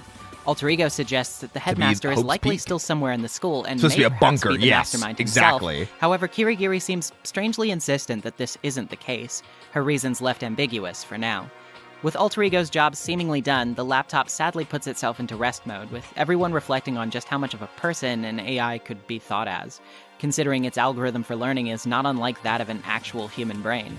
In doing so, they all begin to start considering the possibility of Alter Ego, in some fashion, being just as much their friend as anyone else, and this... Which was always, like, a really cool concept. Alter Ego becomes such an important part of the plot after Case 2, that it does really feel like Chihiro's still with the rest of the gang. And maybe that's why I like Chihiro so much, too. So... Thought lingers when considering what they might be able to do for the program. For a bunker could be worse, true. With the day of free time ahead of you, Naegi tries his best to reach out to Sakura about what he saw, but finds himself unable to get a word in yet. Nervous about both the information he knows and the friction between himself and Kirigiri, he's caught off guard when everyone is once again summoned by Monokuma to the gym. Claiming that he merely has a grudge to air out rather than a motive to give, he announces nearly without incident that Sakura was his spy in the group, though of course this is obviously meant to spark unease and infighting within the group, which it definitely does. Togami, Fukawa, and Hagakure don't trust Sakura at all, with Asahina taking much offense to the way they treat her, especially considering that she clarifies she was only ever instructed to kill to kickstart things, having never done so before Mizuno could unexpectedly kick things off, and the whole reason for this was because her family dojo was being held hostage by the mastermind. Of course, the already skeptical have very little reason to believe her, and Togami's particular dismissals of whether or not it would be bad for her to die because of this earns him a slap to the face from Asahina, something I suspect many players will have wanted to deliver to him themselves before this point. Absolutely. Also a really cool point to think about, where if Mizuno and Leon didn't happen in Trial 1, this implication then is that Sakura may have been the killer in Trial 1. And I'm kind of understanding that to be the case, which is, it's kind of messed up when you think about it in that sense, that Sakura could have been the killer. And I'm almost sad that we're not getting like a Danganronpa 1x1. You know, we're not getting like a different telling or a different story of that where we have different people survive. Like, could you imagine if Makoto ended up being the first victim, you know, and you play as Kyoko instead? But her decision to not kill, or not having enough time to kill, then making her kind of just a character throughout instead of being the killer, is definitely like a really interesting thing to have over her head this entire time. And obviously it leads a lot into what happens in this chapter. If Sayaka hadn't pulled the trigger, Monokuma would have made Sakura do it. That's kind of the impression that I always had. So, but the fact that she didn't do it, we can only ever speculate, you know? Storming off to her room to seethe, Asahina leaves, and Kirigiri remarks to Togami that all... Will he have like the what if Danganronpa 1? Yeah, like this is the only... This is how things happen, and there's no what if like scenario. I mean, that's what we're getting with 2x2, with like what if, you know, 2x2 was different, or what if Danganronpa 2 is different. 2 is more popular. I think 2 is just a better game. I think the writing in 2 is better. I think the characters in 2 are better. We talked about that earlier, though, so I agree with you. Can seemingly do in response to other people's feelings is mock them for it, an observation he seems none too bothered by, but which she clarifies will almost certainly come back to bite him one day. The next day, the tension has only racked up even further, with Asahina's anger leading her to squabble with Fukawa next, who ends up sneezing and switching out with Sho, who quickly defends herself by cutting Asahina with her scissors. It's the launch DBZ thing, the sneezing. Fun fact, all the DR1 students have official executions. Do they really? Ooh, I don't think I knew that. That might be something worth checking out at some point, or at least reading up on. It'd be very interesting. Hopefully 2x2 does well. We hopefully get alt versions of the first one. I'm so... Man, what would you guys want more without spoiling anything? What would you want more? A retelling of Danganronpa 1 or a retelling of V3?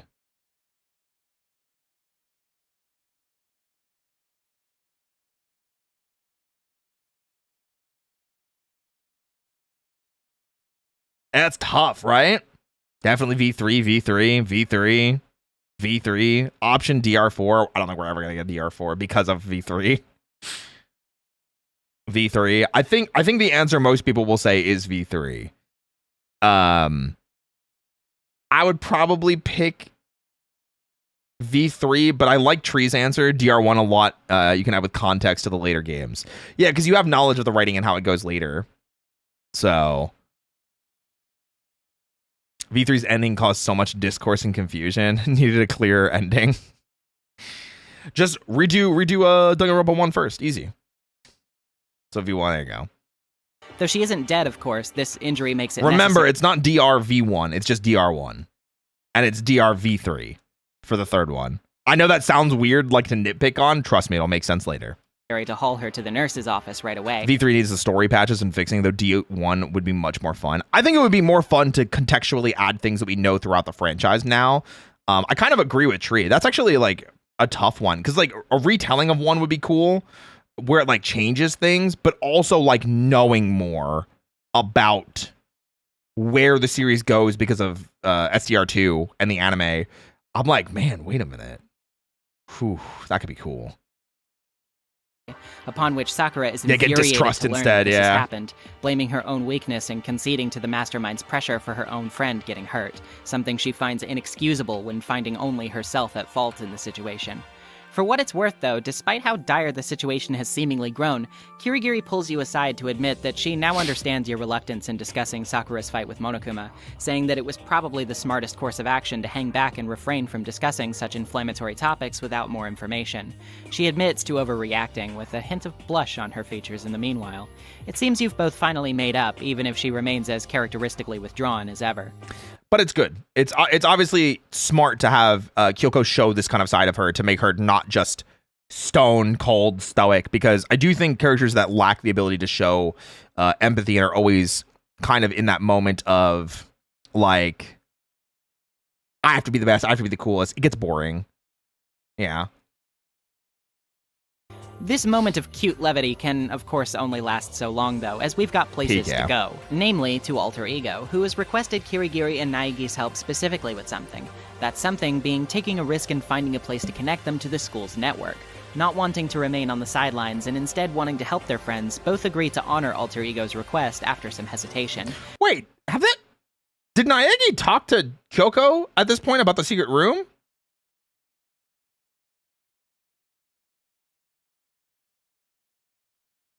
Wait, I feel like that just got completely dropped, didn't it? Did they just drop that as a plot point? As soon as it happens, like Makoto just goes, man, I got knocked out by a mysterious figure and all these files are gone. Or does that happen later and they just talked about it out of order? Something about the room, but I don't remember if they talked about it. It definitely comes back though. I remember it coming back too, but did they talk about it now? I think she has. Oh, I'll take her word for it. What's up, Windbreaker? Deciding to plug them up to the network port in the hidden room that Naegi was I wrote the script. previously attacked in. I wrote the script. I should note he did mention to Kirigiri. I wrote the fucking script.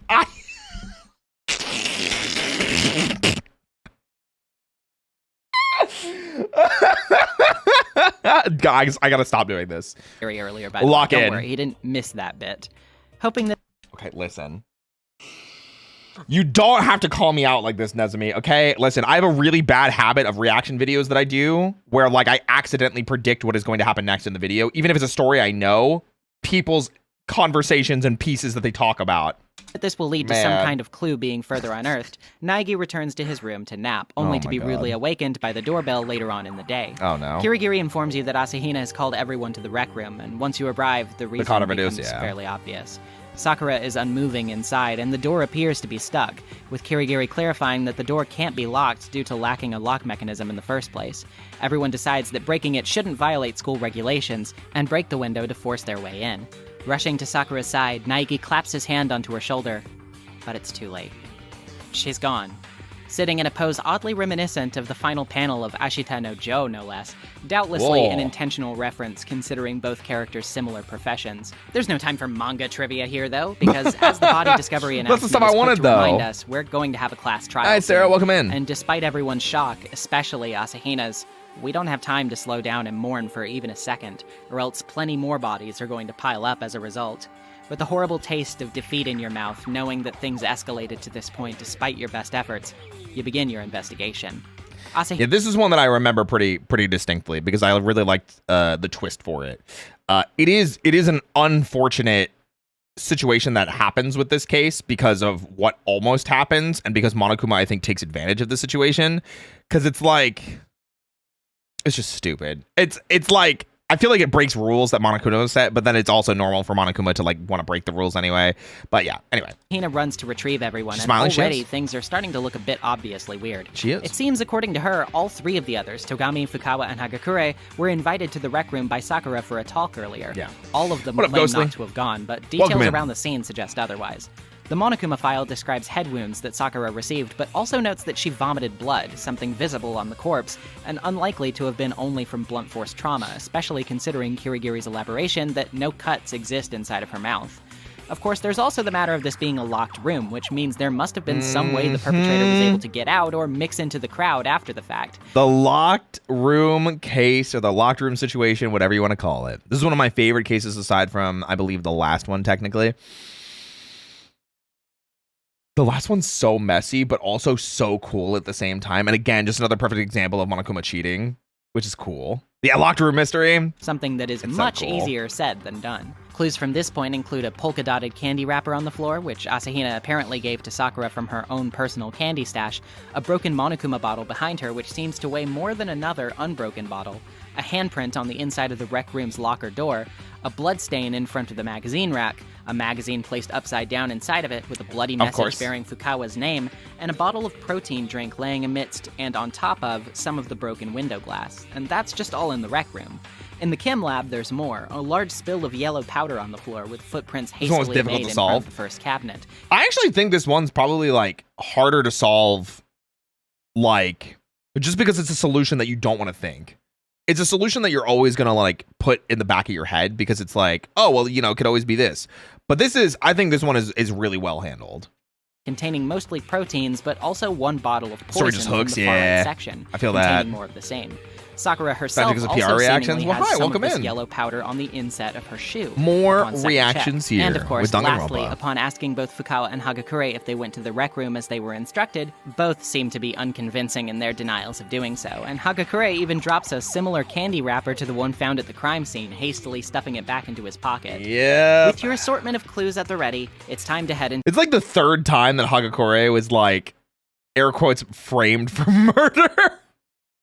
To the class trial, and I am already so relieved at how much less bloated this case is, while remaining suitably curious nonetheless. Yes. I know this one having like no time at all to investigate is actually a good thing, whereas like case 2 it felt like you didn't have enough time. This one is like, I don't know what happened and I'm really nervous because we have no idea who killed them. We don't have a suspect. It's a locked room situation.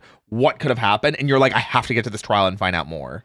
So CR1 like the back of my hand these days, so I don't know what the general consensus on the quality of this coming. mystery That's is, crazy. but I feel like there's a lot of clear elements of misdirection here, playing on common mystery tropes to achieve this effect, and I think it's handled quite well. I think so, As I remember being very shocked by the conclusion. Well, 3 main suspects would be Hagakure, Fuka, and... Or Fuko. I can't... Toko. What's her full name? Toko Fugami? I don't know why I butchered her name so badly. Who is the third one? Asahina, I guess, technically? Upon first reaching it. But, of course, before we can reach that conclusion, we gotta have our debate, starting with the most obvious He's the liar prototype in the room, victim, I heard. Hagakure.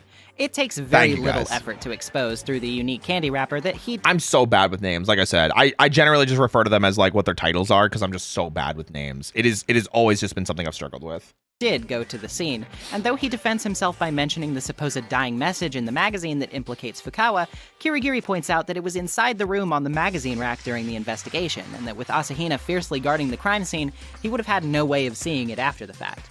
Still arguing that she must have written it, you knock some reality back into Hagakure when you're quick to point out there was the no other one blood I on did. her Thank you. hands, suggesting no opportunity to write with said blood.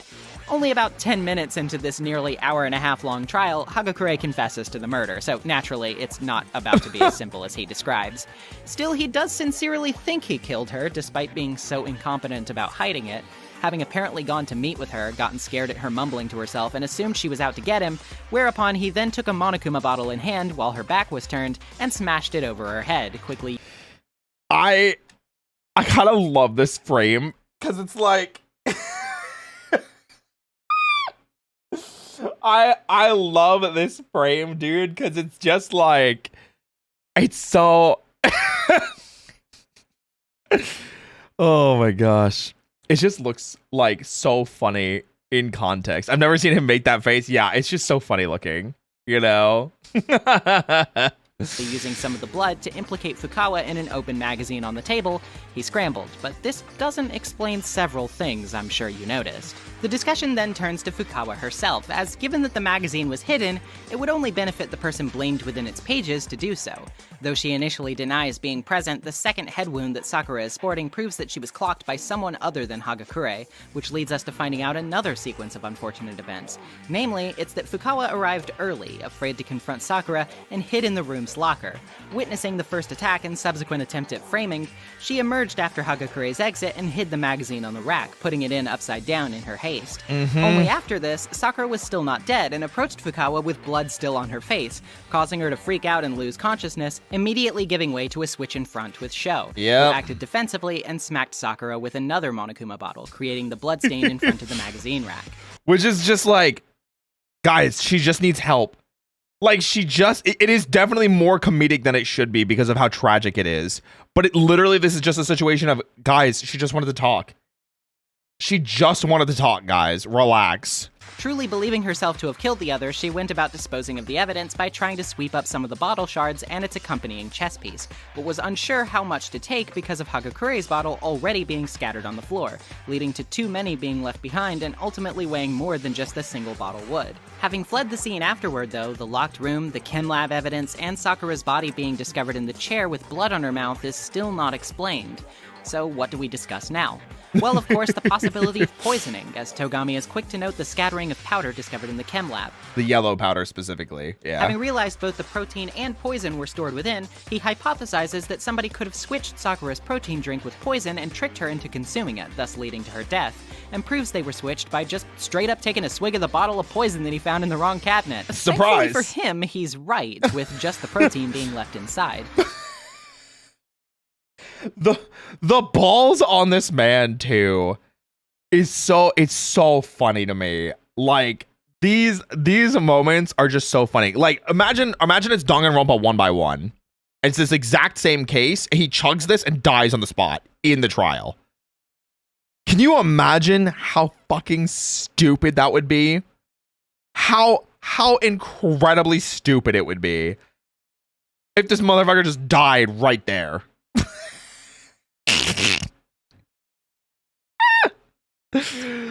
Oh my god, dude. It shouldn't be that funny, but it is very funny. Lending credence to his theory. With all this in mind, combined with the sneakered footprints in front of the cabinet, it's concluded that Asahina must have actually been the culprit, having seen her chance to get an easy kill when her injured friend asked for her usual protein drink, taking advantage of that trust to poison her. Of course, while Togami can absolutely imagine this with his cynical outlook on things, Naegi isn't so sure, and Asahina's sudden insistence that she is indeed the culprit seems, yet again, wrong. First of all... Man... It's so bad too, because it's like, Well, oh, Asahina man. still can't There's so many things explain how about the this. locked room was created, which throws her Oof. claim into serious suspicion. Yep. And second of all, a shard of the window's glass seems to have been at the bottom of the poison bottle filled with protein, which is very strange considering the poison bottle was supposedly only in the chem lab at the time of the substances being swapped and was never supposed to have left it. Wait, so the bottle that he just chugged had also broken glass in it? Homie. From here, Asahina's story breaks down. Her account of switching materials between cabinets not holding up with her footprints only settling in front of the first. And it seems for the first time, Togami is actually pretty flustered about his lack of knowledge on what's happening here. So what is the deal here? Well, remember the powder on Sakura's foot? Yep, it turns out she's the one who initially took the poison, and the poison alone, no protein. Unable to imagine under which circumstances she would willingly drink from the poison bottle, knowing what it was, Togami balks, and we've got to spell it out for him. Sakura wasn't killed by Hagakure, or Fukawa, or even Asahina. It was all her own actions. Yep. As reluctant as Asahina is to admit it, the sequence of events only makes sense this way, and it seems Togami's lack of emotional understanding, as pointed out to him by Kirigiri earlier, really has come back to bite him. Turns out, Sakura first invited everyone to talk, but was of course attacked, as we saw. It was at this point that she went to the chem lab and retrieved the poison, creating the mess that got her shoe dirty in the process. Bringing it back to the rec room, she was discovered by a terrified Asahina, whom she asked to get her a protein drink for her wounds so that she could distract her from what she was about to do. Asahina agreed, running to the chem lab to get what she asked for, but upon arriving and seeing the mess, realized what was happening, rushing back. Upon returning, she discovered that Sakura had blocked the door, sat down in her chair, and drank the poison, leaving her dead and the room locked off. Allowing everyone to break into the room, Asahina used the commotion to swipe the poison bottle near the doorway from the ground and bring it back to the chem lab, going only to the cabinet with the proteins to perform the swap and make it look like an intentional homicide, creating her footprint trail as she came back to the room with the others and placed the protein drink bottle down. This is definitely one of those moments of like, you as the player have no way of knowing that this was staged until you get to this point in the game. I think this is the only part that I'm kind of like, this was a little bit of a logic jump, but it's just in Asahina's explanation of events, and you keep kind of like saying like, nah, she's a liar, but then we can only kind of look at what we see. Neglecting to notice both that it was laying on top of some of the glass, which it couldn't have been if it was there before the window was broken, and that the poison bottle still had shards of the window's glass inside of it because it was actually laying there. And that's the moment you have to pay attention to. I think when I first played this, I totally just like, I glossed over that part so hard, you know? I'm not making it. Take care, Aspen, and sleep tight. It's also when Togami got humbled by saying, sorry, please explain. Yeah. With nowhere left to turn, Asahina confesses to her subterfuge, admitting that she tried to mislead everyone to their deaths because of a suicide note she found from Sakura detailing her despair at her own situation and how much she was hated. Believing that they all drove Sakura into a corner and led her to her own death, she believed the only appropriate course of action was to get them all punished to atone for what they were all supposedly mutually responsible for. Of course, this wouldn't be Danganronpa without that cruel twist of irony, would it? Nope, which means that, of course, this note was faked by Monokuma to rile Asahina into doing just this and making the case more interesting. So, and that's the part where I'm kind of like, Monokuma faked so much stuff to rile stuff up, whereas before, none of what he did was necessarily fake. Where he would definitely rile people up by doing stuff like, oh, here's like, you know, here's $10 million. Here's a deep, dark secret you don't want revealed. Here's videos of like what's going on in the background. But he literally lied to make the situation worse and made it harder for, you know, it made more stuff happen than needed to. That is the part of this case that frustrates me, because there's so much more rule breaking that Monokuma does. And then also, why is there a trial happening if there was no murder? That is kind of the big thing that is annoying. It's like if she you know took her own life, there shouldn't be a class trial. So yeah, he did interfere, but he probably thought it didn't matter since Sakura said she was gonna stop being his spy. I mean, probably. The real note left by Sakura, only revealed now, details instead that Sakura's motivations were not born out of sadness, but actually love for her friends. Seeing the way the mastermind intended to create disruption in their numbers with her exposure, she only blames herself for her weakness in bending to their will. Originally, as said before, she was instructed to start the killings, but was left unable to do so when Mizuno unexpectedly made the first move. From there, she was instructed to hold back, only getting involved once the killing had reached another stalemate. But over time of getting to know everyone, especially Asahina herself, Sakura began to find herself very fond of all of her friends, and ashamed of the fear that controlled her into accepting the mastermind's orders. With the seeds of distrust sown by her betrayal being exposed, and seeing the way it was only leading to her friends being harmed, like the mastermind wanted, Sakura decided to solve the issue the only way she knew how, taking a life just as she was instructed, but taking her own, in an attempt to finally broker peace between the students who had so far fell into despair again and again. "When I die, the source of conflict among you all dies with me," she wrote. "For that, I'm willing to give up my life. If it can save you, then sacrificing my own life could have no greater meaning. Whatever you think of me, please know that you are all my most treasured friends. I've never had people like you in my life." It is obviously a very, very heartbreaking moment. It is incredibly heartbreaking to hear like that be kind of like the big thing that like, hey, I'm the reason you guys are fighting. I'm going to remove myself from the equation. Bye. But it is also like I said, it feels coming to this conclusion after already having found out that Sakura, took her own life, and finding out about Monokuma's interference is kind of what frustrates me. I feel like this case was like a slam dunk until Monokuma's influence was found. And then like I come back around to still enjoying it. I still think it's great. And I think Monokuma's influence in the case itself is like, I understand why he did it, but it's like, yeah. Interested to see butterfly effect if Sakura was the first black, and it would have been so cool. I like just difference of events, Finally realizing Sakura's intentions, Asahina is horrified by what she was nearly tricked by Monokuma into doing, and Kirigiri adds her own 2 cents in a line that really just gut punches me even harder amongst all of this. She didn't end her own life because she was weak. Quite the opposite, in fact. She was strong. Too strong. That's why she killed herself. She chose death for herself in order to protect the rest of us. To sacrifice so much. No normal person could do that. It was only her limitless strength that made it possible. And that is kind of the part that brings it back around for me. Like, despite Monokuma's interference, it is still very much a great Sakura moment, as is the entire trial. But it does kind of lend to the, well, there was no killer. A lot of this was perpetrated by Monokuma. I feel like we didn't need to. This could have been an email kind of thing, or this could have only been an investigation. So Monokuma's rules are kind of arbitrary because his goal is to cause despair. He was never intended on playing fair, to be honest. Yes, but he did set up rules for the trials themselves. And that's like, as a player, remembering that this is a game, I was always kind of like, wait a minute, bitch, you're allowed to do this? That doesn't seem fair. Ending her message by pleading with Asahina to survive along with the others, Sakura's life was brought to a close shortly after.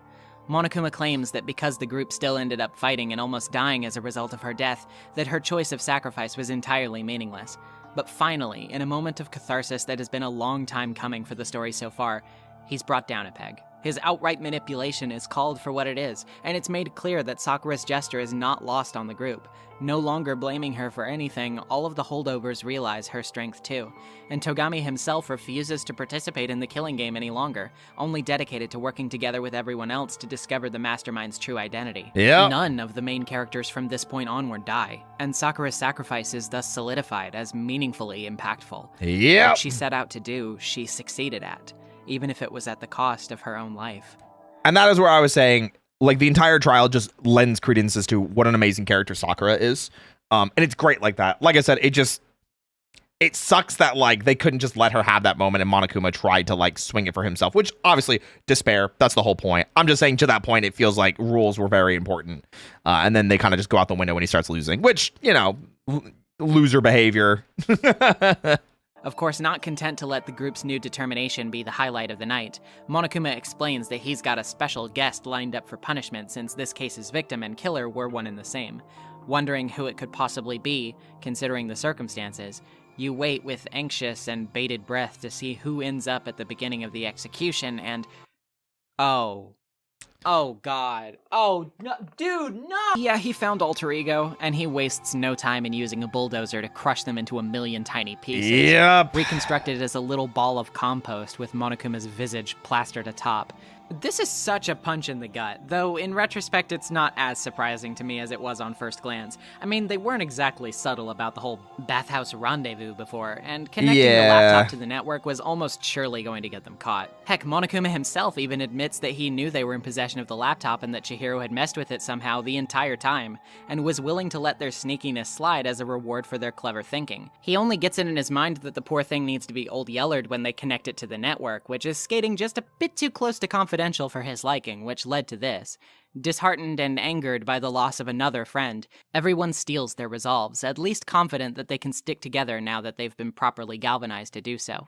Yeah, it's absolutely a gut punch, and alter ego, like losing alter ego here is, like I mentioned before, it's like having Chihiro back when you have alter ego there.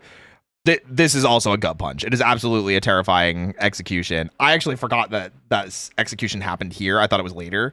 But yeah, it's good. Again, trial 4 is definitely a huge step up from trial 3. Before the chapter ends, Monokuma notes a last PS in Sakura's note that the mastermind has done something to everyone's bodies, but he refuses to read on and divulge for fear of spoilers, also noting that she said something about fighting him, which he doesn't understand the meaning of quite yet. In the dead of night, Naegi is awoken by Kirigiri, who enters his unlocked room while he's asleep and drags him out to find out what Sakura's final words meant. She tells him to meet her at the data center, but he's surprised to see nobody is there when he arrives. Instead, he provokes Monokuma into a discussion, which we quickly realize must be a distraction for him, while Kirigiri searches on her own. Returning while pretending nothing is amiss, they head back to the dorms, upon which Kirigiri reveals to Naegi that the 16th student hiding somewhere in the school is somebody by the name of Mukuro Ikusaba, the apparent super high school level despair, and to watch out for her. Thus ending Chapter 4. This chapter is a whole lot better, I have to say. I agree. Return to form Hugely with both agree. An extremely emotional case and one that has a lot of thought put into its structure. I guess it just doesn't feel like there's only 6 students left with Sakura being gone. I think losing alter ego makes it more feel like that. But yeah, Asahina, Fugawa, Naegi, Kyoko, Hagakure, and Byakuya. But there's also Monokuma, which also makes it feel like there's another character. Obviously there is, but yeah, it is wild to see the cast shrink this much by this point. The discussion still lasts decently long, with plenty of twists and turns along the way, but the evidence list and sequence of events is much more truncated, leading it to feel more concise than Case 3 did, while still remaining suitably difficult to guess until you get closer to the very end. Sakura was a much less immediately obvious culprit than Celeste was, that's for sure, and though I'm not sure I'd say she was more secretive than, say, Owada, I still think there's plenty of misdirection here that makes the case flow very well. I think a lot of it is just because of how many people got involved and, like, stupidly messed up the crime scene. Like the 2 bottle smashes, the cleaning up of the bottle, putting the magazine back, Asahina also getting in the way. I mean, especially because all of the killings thus far have been murders, too, which means the possibility of suicide just hasn't really come up, and thus the player's pattern of recognition is thrown off course. Exactly. Making this an even more startling revelation once you start approaching the discussion's end. Mm-hmm. The motivations for Asahina's subterfuge were fittingly sad, and Monokuma's cruelty in tricking her really goes a long way in displaying how nasty he is, while also highlighting some of the cracks in his decidedly cynical worldview, having been necessary to compel Asahina's anger with a much more depressing fake note, rather than simply being a matter of her own human nature leading her into it and nothing else. The small reveals... Yeah, the despair part there is like, he just did it for the love of the game, baby. Surprising Togami didn't screw up the crime scene this time. Yeah. I don't think he ever saw it until they broke into the room, right? Of what's to come, as usual, plant interesting seeds for the ongoing questions we've had until now. And of course, as bad as everyone was at hiding alter ego, their death is still a huge punch in the stomach to witness. Yeah, Chapter 4 isn't my favorite chapter in the entire game or anything, but it's a marked step up from some of my differing complaints from the last few. And overall, I would say it's a very cohesive and compelling chapter that I have basically no gripes with at all. An excellent note to lead us on into the latter act of the story. Literally, my only gripe is just the inconsistency with Monokuma suddenly cheating, but it also lends credence to his character of being like, oh shit, they're winning, I have to cheat, kind of notion. And then I guess alter ego dying, but I think the I mean, like, obviously it was gonna happen, but the great thing about chapter 4, I will say, is I think the pacing was way better. Like, you don't get a ton of time for investigation, but it's a good thing because you want to get to discussing. You want to get to talking because you know people are lying and there's not any more evidence to find. Whereas, like I said, Trial 2 was not. It was paced weirdly. Trial 1 was super long comparatively. Trial 3 was also super long comparatively because you already knew the answer. So, guys, we're going to take a quick break so I can use the bathroom, and then we're going to jump into Chapter 5 because we still have the final chapter and Chapter 5 left. So, I'll be right back. Sit tight. Mage, have a good rest of your night. We'll see you next time, okay? All right, bathroom break, guys. I'll be right back.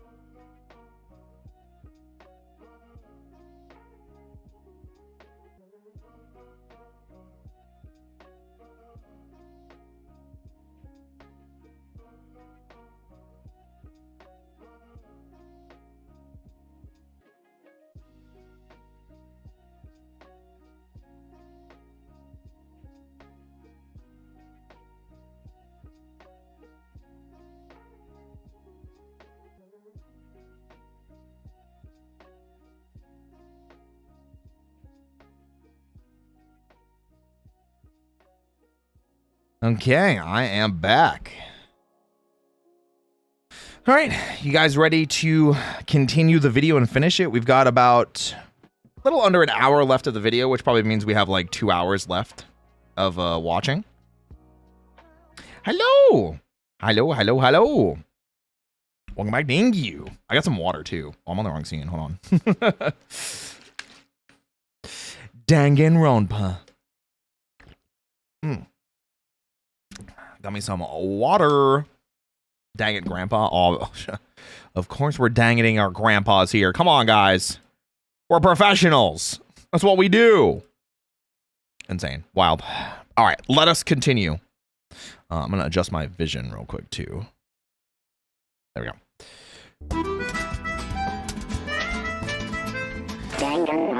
Danganronpa. Chapter 5 is a curious one. It's unlike any other chapter in the game, really, as while the following chapter will certainly condense on its format for the sake of being a proper, punchy climax, this one adheres to a more familiar structure, but still manages to be distinctly different. This is very the distinctly climax, different. Basically, a preparatory round that will set up a lot of the important things about the finale that we'll need to consider going forward. But it also works to throw us off massively Finished from the 5 established tacos? rhythm I we got faced 5 until tacos. now, What I'm saying. emphasizing that sense of mounting uncertainty. This is a room that I distinctly remember, and I don't know why. Maybe it's just because all the Sakura petals, but like, man. I'm feeling that we've really headed into uncharted territory for the first time in several chapters. Yes. It starts Completely off new unlike any floor. other with a flash forward to the body that we'll be finding, which appears to be the mysterious masked figure that attacked Naegi back at the end of Chapter 3. Flashing back, we begin our search of the final floor of the school, Floor 5. This floor is the most esoteric yet when compared to the more traditional It's aspects so of the cool. others, beginning to resemble an academic institution less and less, and Yeah. showing off floor plans and rooms that really emphasize the somewhat alien and uncomfortable feeling of being trapped in a place like this. It's incredible how even this many hours deep, the environment of Hope's Peak Academy can It's create still such unique dread about crazy. itself, despite ostensibly being much less claustrophobic than it started out. Yes. This is, of course, not helped at all by one of the classrooms you discover, the only one in the game that looks any different than a mere copy-paste of the other classrooms littering the halls. This one is an absolute train wreck of a scene, with signs of struggling everywhere, desks and chairs strewn violently about, and chalk outlines of misshapen forms scattering the floor as the entire room is drenched in walls and waves of dried, putrid blood. Which is crazy, too, because I think this is the first time in the entire game that you see red blood, and the only time in the game that you see red blood. Honestly, this feels like a leftover scene from something like, what was it, Distrust? I think is the original title they had for it. Like, crazy. It's also the only blood in the game that appears red, highly bad. reminiscent of a piece of promotional artwork from the original Distrust. I just can't talk anymore. I can't fucking talk anymore. My bad. God.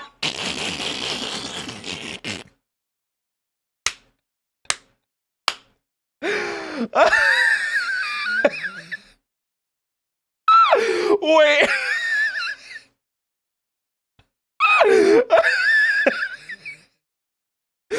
I can't listen. I can't even. I don't know what happened. Guys, I'm psychic. I'm actually just really good at reading people. The bro who keeps my bad, guys. My guy. Fuck. Shit. Oh my god, dude.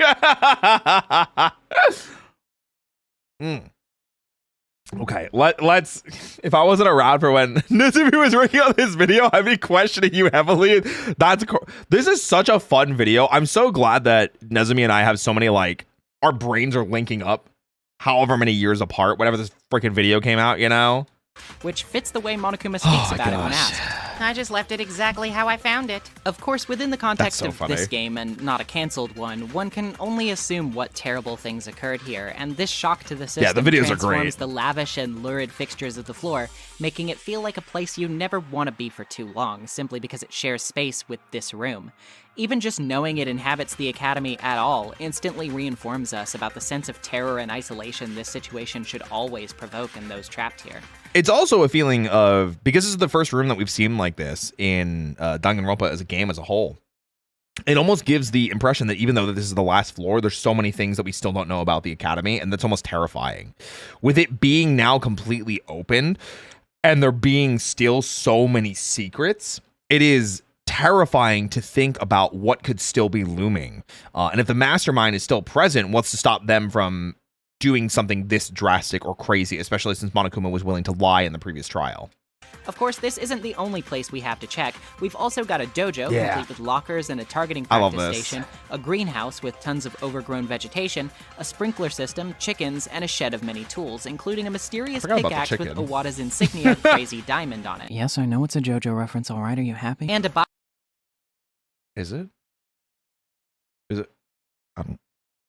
I don't watch JoJo, so is that a JoJo's reference? It is? Oh, okay. My bad. Lab, which is blocked off from access. When everyone gathers to discuss what they found, Fukawa expresses her discomfort around a knife she found laying around in the classroom, and everyone votes to have Naegi hold on to it. In addition, Togami casts his long-standing suspicions on Kirigiri over her never revealing her talent, to which she responds that she has no memory of it. Not believing her, Togami demands she either talk or forfeit her room key, to which she responds by handing over the key, infuriating him for seemingly being so stubborn. Just as she's leaving, Monokuma appears to interrogate everyone about something of his that's apparently been stolen, but seeing as no one knows what he's referring to, he skulks off. Pissed about it, but unable to deduce who he should be going after. Returning to his room, Naegi is once again visited by Kirigiri, who calls him to the bathhouse to discuss something privately. Yeah, I wonder why they need to go to the bathhouse, huh? No cameras, huh? Apparently, the precious item stolen from Monokuma was her doing, obviously. Yeah, and she found it in the headmaster's room on the 4th floor. Turns out, Sakura's way of deciding to fight the mastermind was by breaking the rules by breaking its lock before she killed herself, leaving everyone else able to access it. This meant that while Naegi was distracting Monokuma the other night, she snuck in to search around, discovering both a student profile for Mukuro Ikusaba and the item she stole, which was a Monokuma key that can unlock every area in the school. So she doesn't know this quite yet. Okay. Yeah, the master key I remember coming into play later, but not right now. All of this in preparation for what Kirigiri believes will soon be an opportunity to thwart and unmask the mastermind. Wondering if when a moment of crisis arrives, they will break their own rules or adhere to them no matter the cost.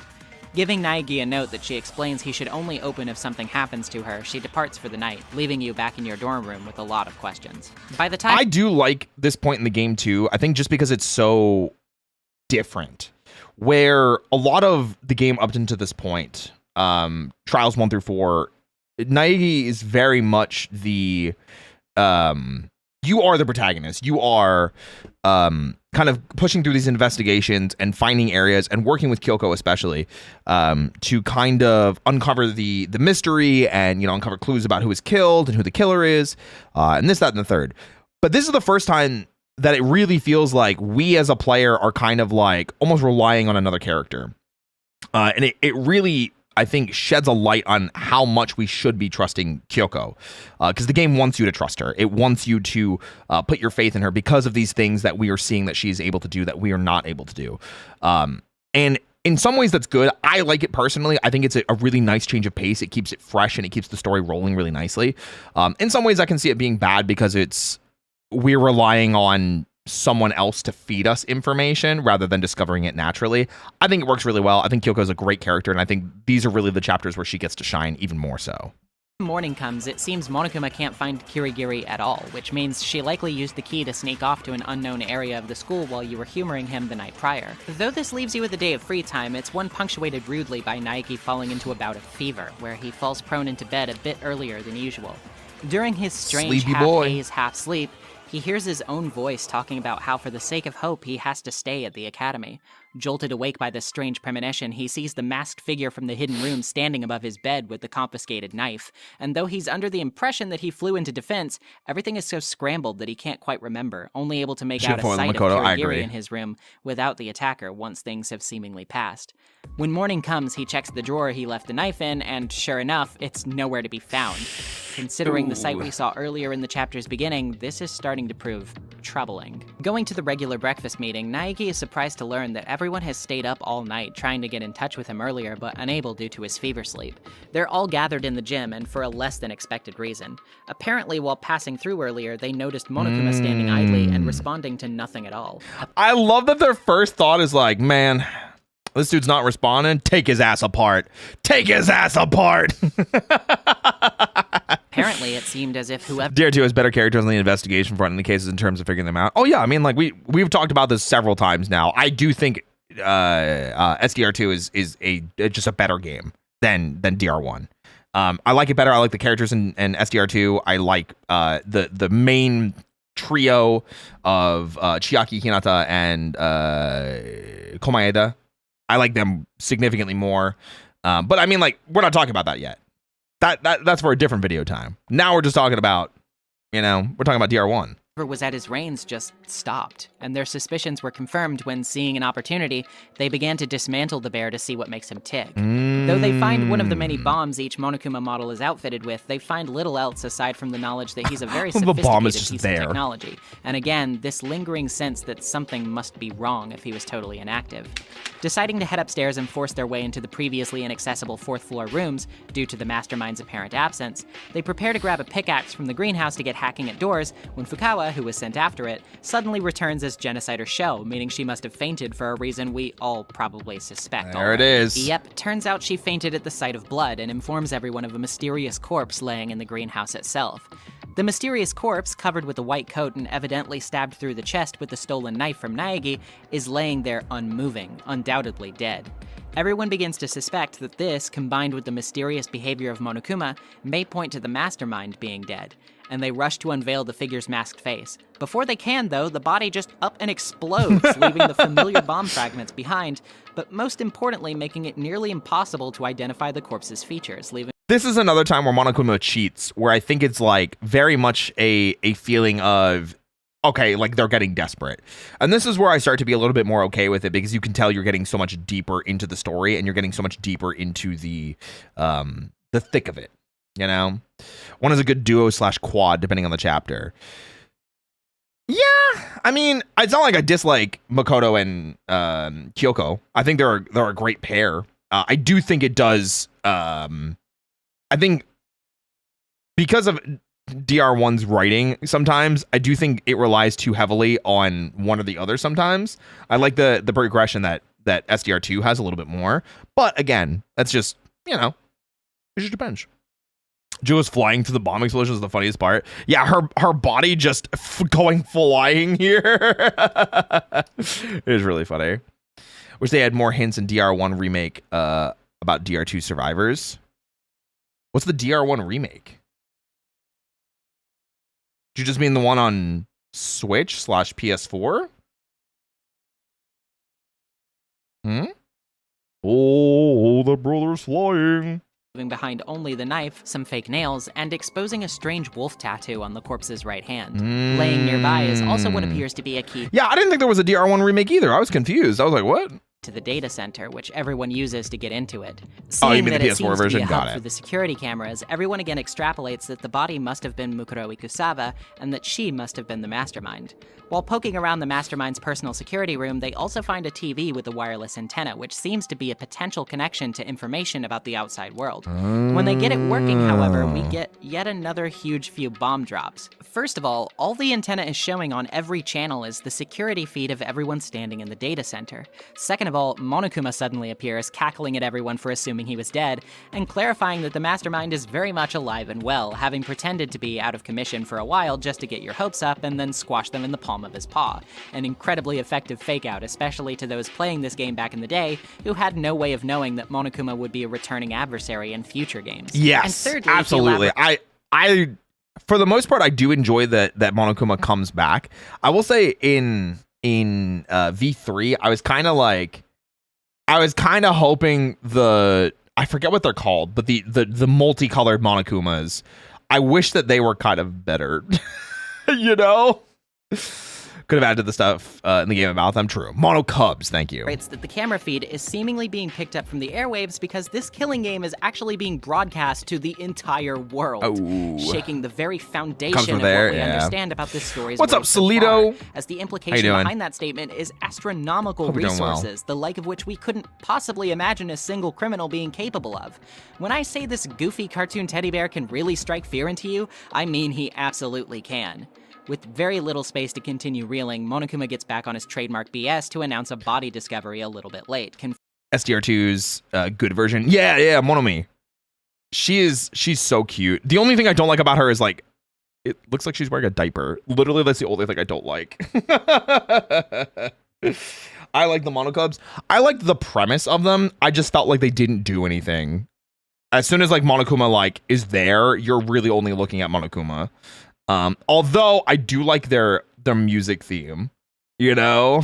Confirming that yes, indeed, the mysterious garden body will be having a trial, and one of the students is responsible for killing it. That means it's evidence gathering time. Oh and boy, this get theme! ready. This list is a little bit long. The knife that was the apparent murder weapon, the status of the body, the wolf Cubs do have a good tattoo, theme, yeah. the dirty tarp in the shed, the bomb fragments, the alibis of the others, and the lack of one for you and Kirigiri. Yeah. The one less chicken in the coop than before. The sprinkler system always set to go off at 7:30. A locker key to a dojo locker in Kirigiri's room. A student registry file from Mukuro Ikusaba under Kirigiri's sheets. Monokuma's testimony that Kirigiri wears gloves to cover burn scars, meaning the body can't be hers. A bundle of titanium arrows in the dojo locker, a wad of duct tape below it with blood on it, and finally, information on the military group Fenrir, which Mukuro apparently belonged to, which indicates that they all get wolf tattoos signifying Fenrir somewhere on their body.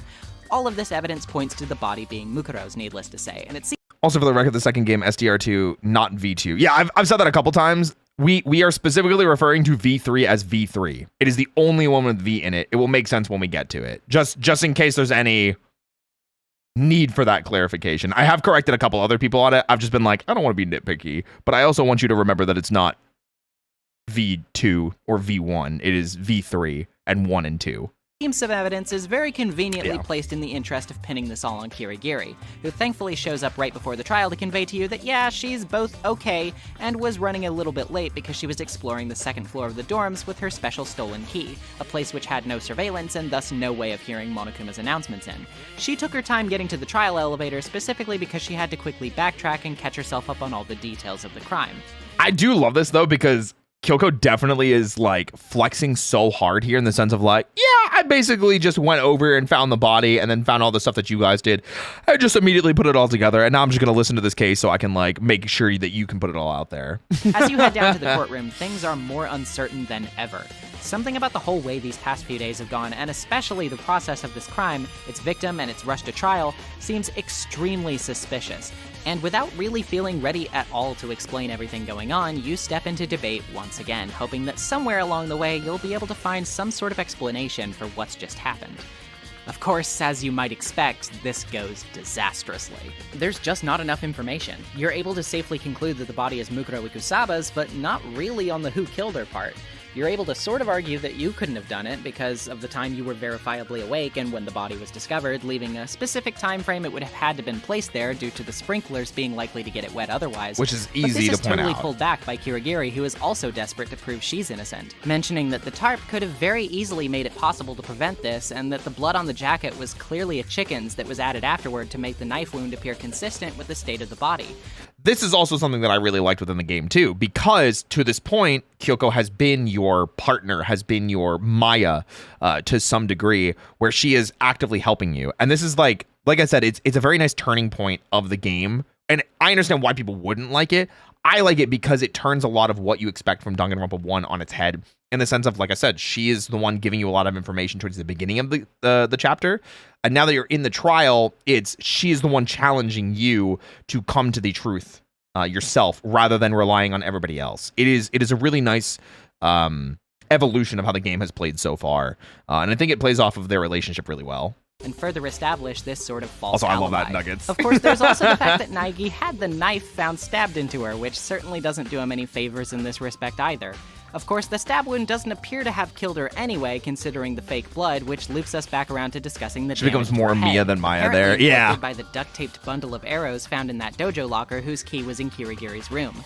This all comes down to a defense from Kirigiri where she claims that without her room key that she gave to Togami, she couldn't have stored away the dojo key and used the bundle of arrows to bludgeon Mukuro with. Of course, knowing the secret she told you about the special Monokuma key, you know this is a lie, and you're actually given the opportunity to call her out on it. If you do, though, you've fallen into the mastermind's trap.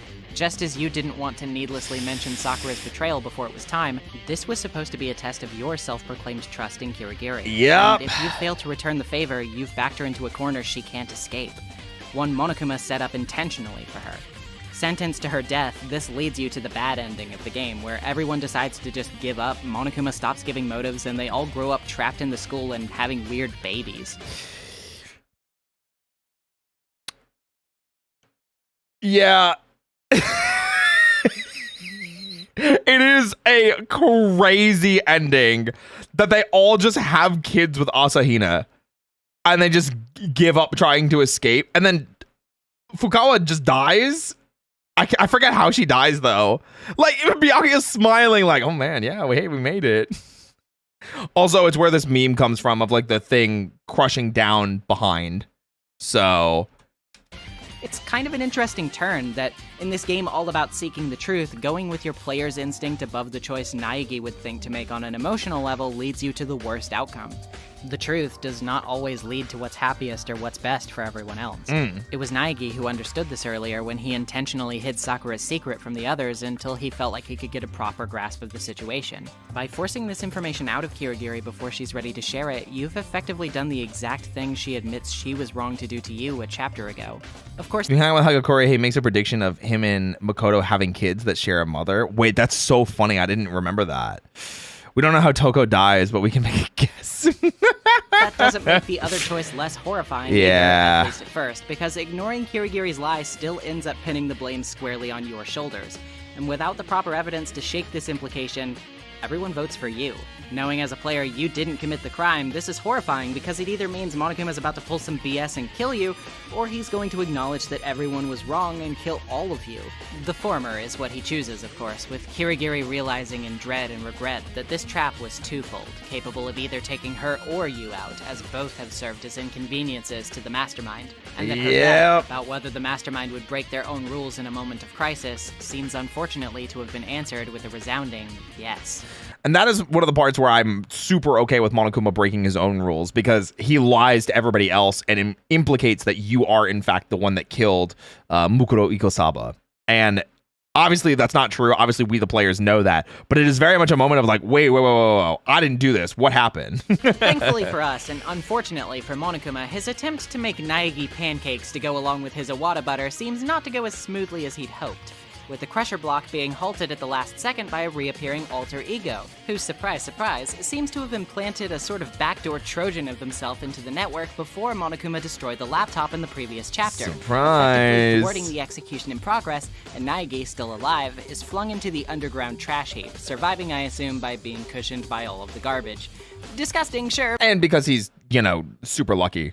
Ultimate lucky, Yasuru is stated to be right 1/3 of the time, which is funny as in the chapter where there are 3 possible endings. The canon ending, the everyone dies ending, and the weird baby ending. Wait, that's so funny. It's true. But it does mean that he didn't get crushed to death, so yeah, I'd take that chance too. Yeah. Absolutely losing his mind for a second at his failure to kill Naegi, Monokuma tries to imply that everything will be fine now with Naegi trapped underground. But honestly, it's easy to see how badly this has got him shaken up. It's absolutely sweetly cathartic to see this tool who's been cartoonishly parading around, condescending to you, condescending to your emotions, your outrage and your grief, who's always so cleanly confident like in ultimate protag, does, his ultimate and hope, laughing in your face all the while, to really face some serious consequences for a legitimate blunder.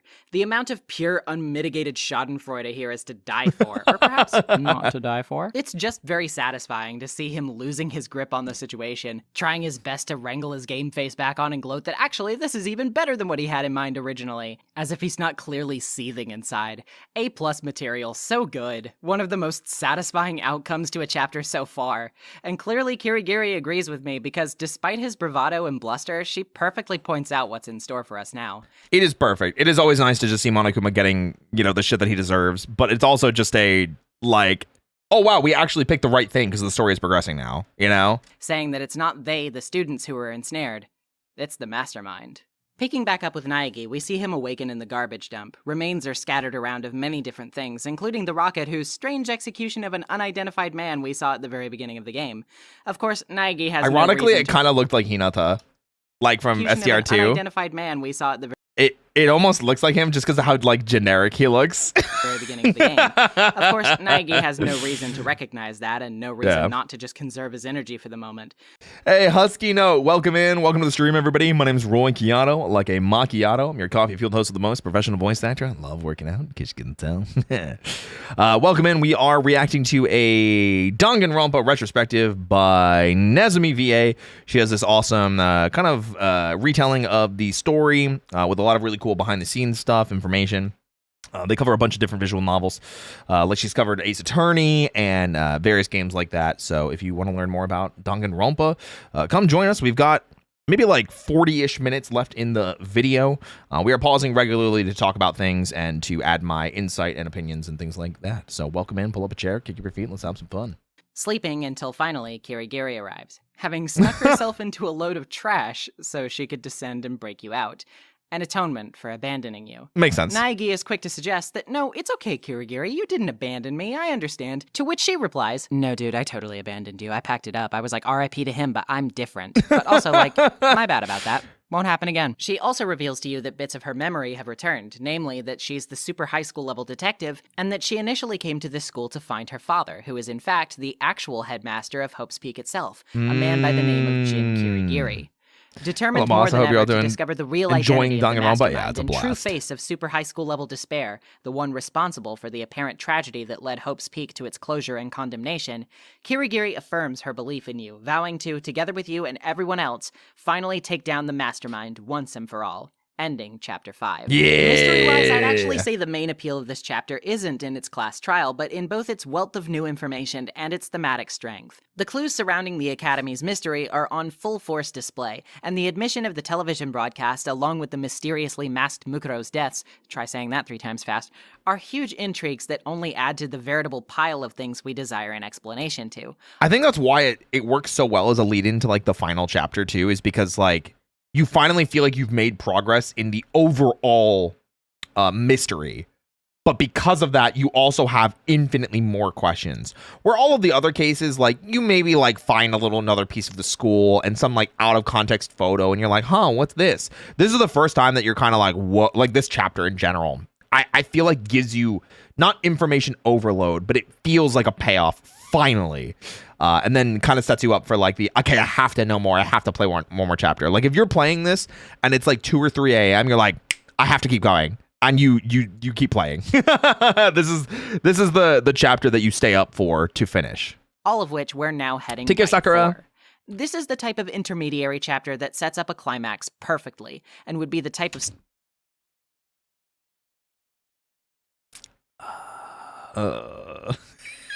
story moment that, were I playing this back in school, I would sneak under the covers with headphones after bedtime to see through to its conclusion because of. Ain't no way!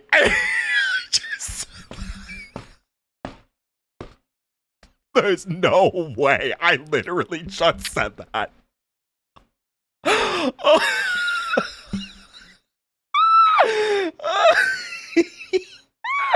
Do the script on your desk. Listen. We're just of the same mindset. Nezumi and I are of the same mind. We may not always agree on the same things about this game, but we have the same mind. Losing valuable sleep in the process. That's about one of the greatest compliments I can give to the start of an adventure game's final act, really. And boy, did Danganronpa really nail the beginning of its final act. Yes. But hold on tight, because now we've reached said climax. Thank God. And if you thought Chapter 5 was really pulling out all the stops, Chapter 6 is going to leave you breathless. Oh, it's so good. It's so worth it. It's so worth it. I love that it's ultimate pain, ultimate suffering, ultimate despair, ultimate execution, ultimate death. We pick right back up with Kirigiri using her key to help us escape the garbage pit, while in the process she tells us more about her family. They're evidently a lineage of detectives who take great pride in their work but live in secrecy, largely unheard of by most others. She gave up some of her detective's pride to be recognized by Hope's Peak so that she could enter the school and cut ties with her father when she did. Apparently, good old Jin Kirigiri didn't have any aspirations to follow in the footsteps of his family's detective trade, and despite being next in line to become family head, he cut himself off from them, leaving entirely once Kirigiri's mother passed away. He evidently had a huge argument with her grandfather and then, despite her young age, left her behind there. Though she claims she's glad she was left, proud to inherit the trade her family so highly regarded, her bitterness at his departure also underlines the sort of hurt and neglect that must have caused her. It is so... Rehearing this and remembering how awesome I thought this was as a backstory for Kyoko, and then remembering how V3 ends without giving context or information, just kind of makes me mad and like I'm sighing, so... something that's sure to be troubled by what's to come for her. Before we can get to that, though, we need to set up for our showdown. Returning to the gym, Naegi and Kirigiri confront Monokuma for his sham execution. The only way they're able to prevent Naegi from being executed once more is to appeal to Monokuma's pride and his attempt at sharing despair with the entire world with the broadcast he's got going. Kirigiri argues that Monokuma was so desperate to win that he broke his own rules, and that such a convenient victory is never one the audience watching outside would accept. Yeah. In other words, by seeing Monokuma succumb to desperation and resort to trickery and cheating to achieve his ends, he will have admitted that he couldn't destroy all hope in a manner that was purely fair and square. Thoroughly taken by the bait and interested to see what results from their showdown, Monokuma agrees that they'll have a final round of investigation and trial, where everyone remaining will be given a chance to leave alive, if and only if they solve Mukuro Ikusaba's murder, the mastermind's true identity, and all other remaining secrets of the school. A tall order, to be sure. And as usual, if they can't reach that final epiphany, a grim punishment awaits all of them for their failure. Accepting on everyone's behalf, Kirigiri and Naegi successfully negotiate out a path to our final victory. It is so funny, too, because he's like, yeah, if you guys mess up, everyone's dead. And he's like, yeah, of course we're going to do it. Not asking a single other person because there's still 4 other students that are alive. Imagine Makoto coming back out of the trash chute being like, all right, guys, I know you don't want to see me because you think I killed that person. I didn't. Monokuma knew that. That's why he threw me in there and let me just rot in there for a bit. Yeah, so I agreed to another investigation, and if we get it wrong, we're all dead. Here we go! From there, we've certainly got a lot of work to do. Returning to the cafeteria, everyone is relieved to see that Naegi is okay. An emotional moment that would be a bit more poignant if they didn't all immediately reel that he smells of garbage. I mean, yeah. Come on, guys. To be fair, though, we don't have a lot of time for hugs and reunion anyway, as everyone is quickly filled in on the gargantuan task they've Take got him out, to achieve. Suplex City. They're also quick to take note that Monokuma mentioned how the game began with only 16 students entering Hope's Peak, and from the start has only involved them. This last bit of skepticism drives their need to investigate solo, but for what it's worth, they also all acknowledge that they'll cover ground more quickly this way. With all the doors unlocked for access, everybody gets to work. I'm not gonna lie, I kind of forgot about the Mukuro thing being the last actual thing. I don't know why in my head I remembered there being something after that. Maybe it's just like who the real mastermind kind of thing is. Checking the data center first, we finally find out what's behind that previously locked door with Monokuma on it. It's a mech-like piloting room which controls the spawn points and actions of all the Monokumas hidden throughout the school, and only upon leaving and getting locked out again by Monokuma do we realize that there was a hatch below the seat where the mastermind was hidden. Is there some sort of timer in this section? Is there? I don't think there's ever an actual timer. I think it's always just like a perceived timer because of either music that's playing or because it's, hey, go do your investigation. But I don't think they force you into a trial until you actually have all of the pieces. V3 has a timer. I'll take your word for it. I don't remember. It's been 9 years since I played V3 because I came out in 2017. So. Of course, he justifies the decision of locking the room by saying there was no way he could operate openly otherwise, and that the hatch couldn't have been opened from outside anyway. But it still feels like a tantalizing clue we just narrowly missed. Next is the headmaster's room, which is a total mess, looking as though someone were combing every nook and cranny of it in a way uncharacteristic of someone who would already know where everything was. I wonder. Strengthening the idea that the mastermind is not, in fact, the headmaster. Looking around, however, we find that the report on Mukuro that Kirigiri grabbed was incomplete. In her haste, she only grabbed page 1 of 2. The second one outlines how the headmaster has suspicion of Mukuro's connection to super high school level despair, and how he needs to keep an eye on her for the sake of everyone's safety, even if he hates to suspect her as one of his own students. This solidifies that Mukuro was at least an accomplice to the mastermind, but the reason behind why she would kill her still lingers. Rechecking the greenhouse next, we find that the tarp used to cover the body is from the previously locked biolab, which seems a good point of interest to check out now that we have actual access to it. Oh yeah, isn't there like a body storage in biolab? Inside, we find a huge refrigerator-like room being used as a makeshift morgue, containers filled with the bodies of everyone who has died so far, with each one being signified by a light that's on each case that's got a body in it. It seems there are 9 lights on at the moment, but given that one of those drawers definitely contains Mukuro's body from the greenhouse, this doesn't quite seem to add up. There should be 10. From there, we make our way to the second floor of the dorms, because there's 16 students trashed total, and nearly uninhabitable hellscape of destroyed rooms, rubble, and strayed bloodstains. As if this place being uninhabitable wasn't enough of a reason to block it off, though, there's also quite a bit of compromising material to discover here. For starters, there's a private room for who appears to have been the headmaster containing a secret door guarded by the password system on his computer. I feel like a lot of this part is just going to be a lot of important information back to back to back to back. And there's not going to be a lot of like me pausing it. I'm probably just going to like lightly say things here and there, but this is a lot of information. So Kirigiri claims to have... Considering Mono became butter, do you think his fridge is just as a bag of butter in it? I think it did. I feel like I remember that you could open each of them like and see like a body bag, and I think his was just butter, unless I'm just like completely misremembering that and just assuming that that's what it was. Tried everything she can think of, but hasn't yielded success until Naegi approaches it with the suspicion in mind that he knows Kirigiri herself would never have wanted to believe.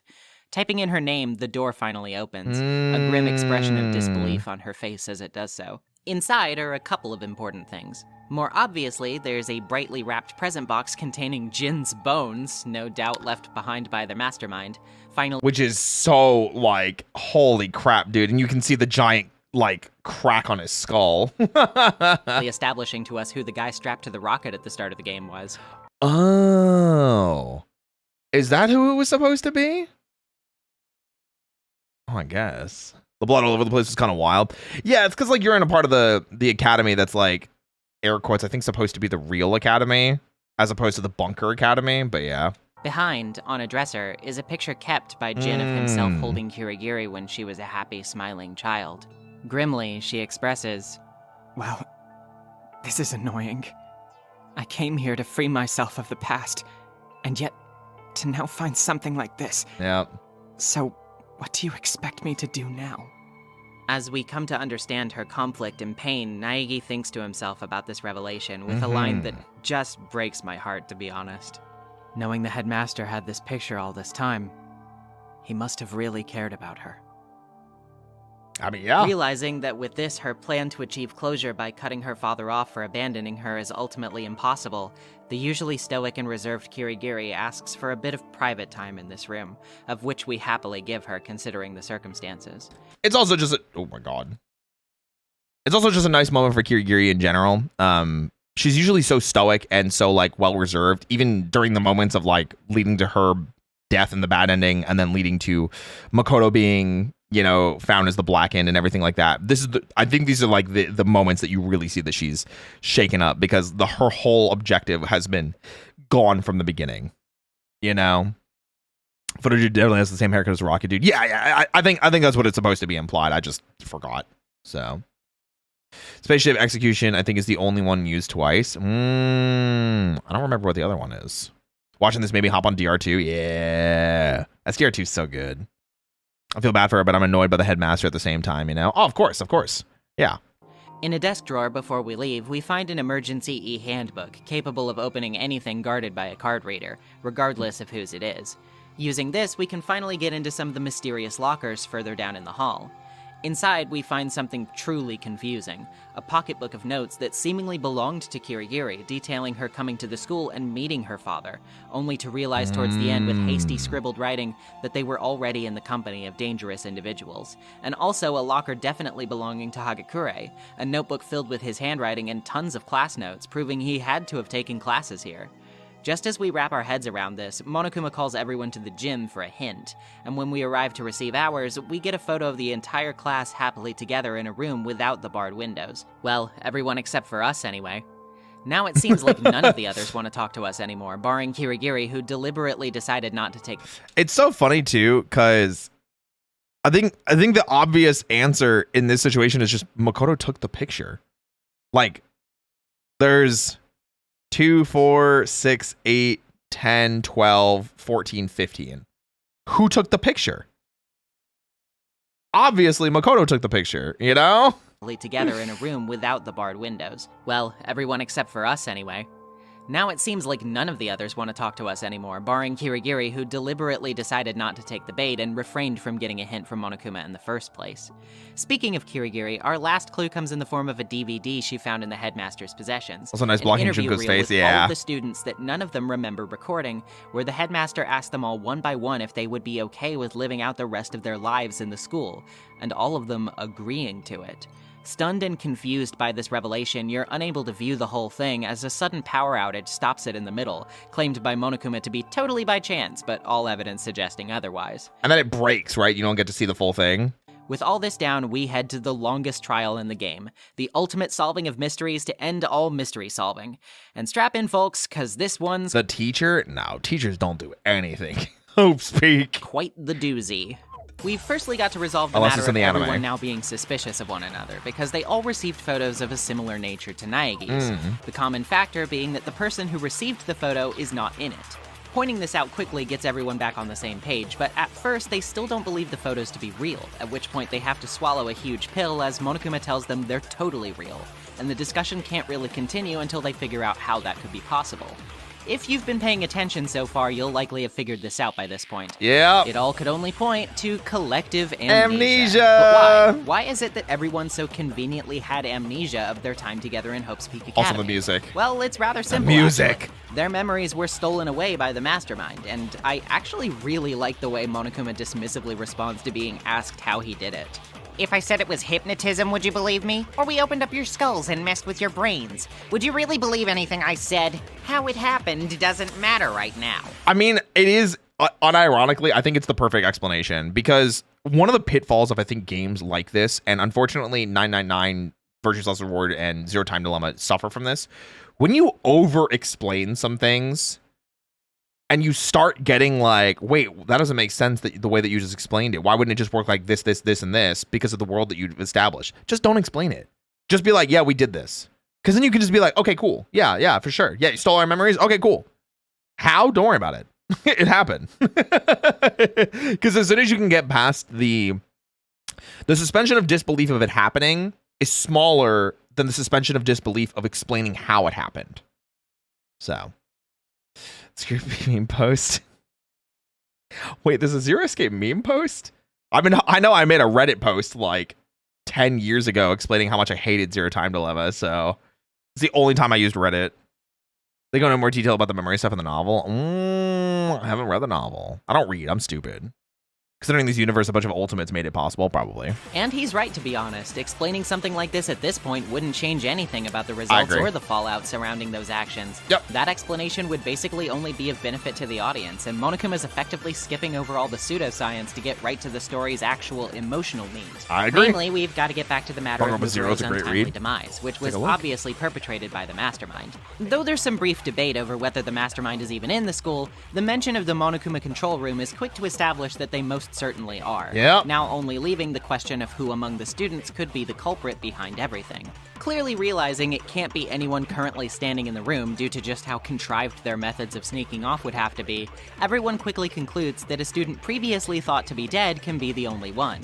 The real fatal injuries of Mukuro's body are determined to be the scattered cuts all over her, not the stabbing or the bludgeoning, as they were attempts to conceal the body's real cause of death. The real The cause of wounds death. scattering her body are from several days prior, meaning that this could reasonably be one of the previously dead victims whom Mukuro took the place of and whose original counterpart is still alive and well. This is only further proven by the lights on the biolab drawers, as 10 lights should be active, But there's only only 9. 9 were when checked. And that's what we were saying have to go over before. for a bit and determine who attacked Naegi in the mask, of course, but it should be fairly obvious to everyone at this point that it was the mastermind, whose hand notably didn't feature a wolf tattoo, and who would have had incentive to put that mask on Mukuro's corpse later, both to conceal the identity and trick everyone into making false assumptions about who exactly attacked Naegi in the first place. I'm actually curious about this too, where while you're playing the game throughout, there's never like a moment of like you can point this out, right? There's never like a haha, we actually broke free because we knew who the what's it called was from the beginning, right? I don't think there was there? Because it would have been really funny if like you have that knowledge and there's like an alternate ending where like I don't remember if there was. There wasn't, was there? Not that I remember. I personally think that would have been really funny if you know who the mastermind is from the beginning. You go to the first class trial and you point to this person specifically and they're like, what are you talking about? That's crazy. And you just keep pressing it and they're like, how did you know? I think that'd be really funny. Monokuma briefly tries to accuse Kirigiri of being the attacker, but she proves this isn't the case by reluctantly revealing the burn scars on her hands, underneath her gloves, proving beyond a doubt that the attacker and herself don't match up.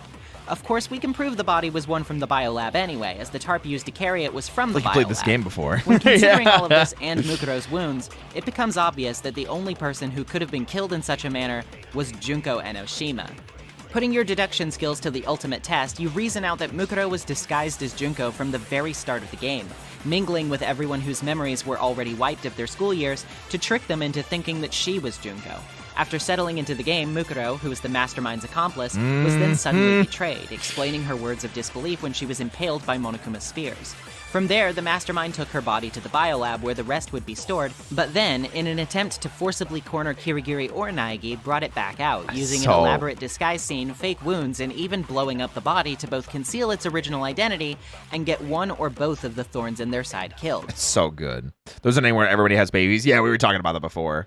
Technically there is, but you get a specific gift item which unlocks an ending where you reclaim your memories and just leave. Oh, like the key ending, right? There is a scrapped best ending where everyone manages to leave the school. It was somewhat recycled for the Murkuro What If novel that comes out with STR2. Oh, really? Wait, I don't know about that either. There's an official AU story about what if the amnesia was reversed on Makoto from the start. I want that. I need to. I know I don't read, but I want to read that because that just has my head going. Ooh. Listen. If you know where that is, KRK, throw that in the Discord. Throw that in the Discord. Okay? It's just my memories are back than the ending graphic. Oh. You can read it after beating STR2. Yeah? Wait, I just want to read it now. Hold on, sorry. From there, they also made sure that Naegi couldn't watch the entire interview video, risking him seeing Junko's real face, and only made sure to hand out old student photos that had Junko's face obscured in them. So funny. By process of elimination, it seems the only student we thought to be previously dead that could benefit from all this would be none other than Junko Enoshima herself, the real one, who's been lurking around in secret ever since the disguised Mukuro took the fall in her place. And wouldn't you know it, that's exactly what the case happened to be, as by this point, the real Junko happily reveals herself, and she's a riot.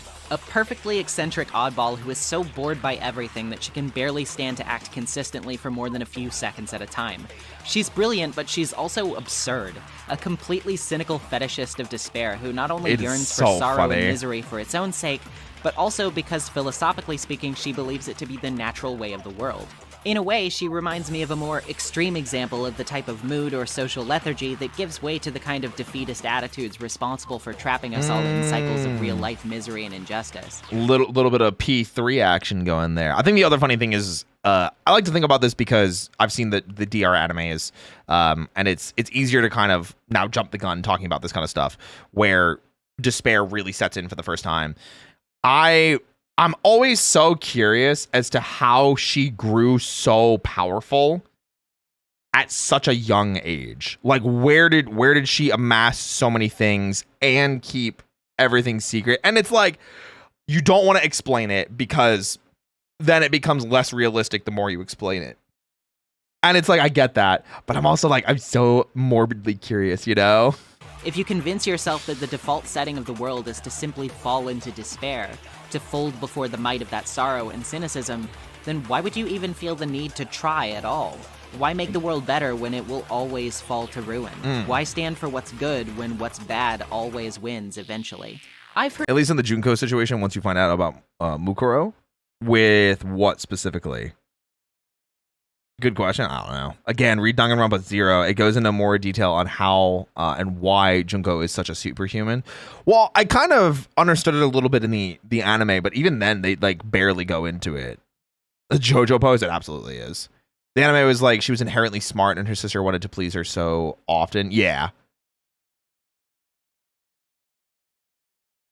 Some imply that Junko's motivations seem ultimately pretty shallow or cartoonish, but I think this in itself is sort of missing the point of her character. She embodies this sort of glass half-empty form of edgy, unsympathetic exhaustion with the state of the world that is so potently effective at making many of those around us give up on positive change. And to put just it the simply, boredom. Junko is the concept of a doomer taken to its most dramatic extreme. That's so Not only giving up on true. the world, but actively pushing it to its brink because of her lack of faith in even a shred of it.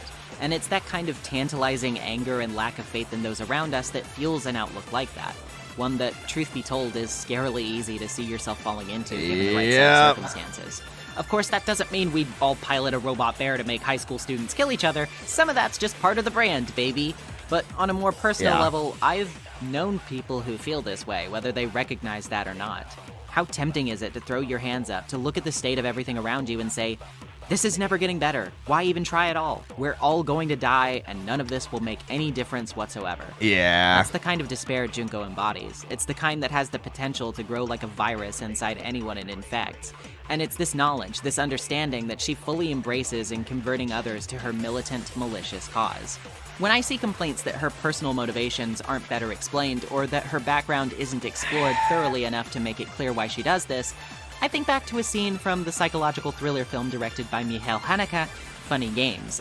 Before that explanation, that is kind of what I was saying before, though, is like it's not explored well in the games and you have to rely on outside material. I don't think that's necessarily a terrible thing. I think sometimes it's better, and we talked about this before, the more you explain something, like and overly explain it and overly give explanation to everything, it almost becomes less interesting because your mind can sometimes make up situations that are more entertaining and more interesting and more fun, and sometimes more believable. Do I want to know how Junko Enoshima amassed so much money, power, and influence over the world that she was able to sink the entire world into despair? Absolutely. However, the more I dig into it, because I wasn't super happy with how the anime portrayed it, the more I'm like, ooh, I don't want to be disappointed though.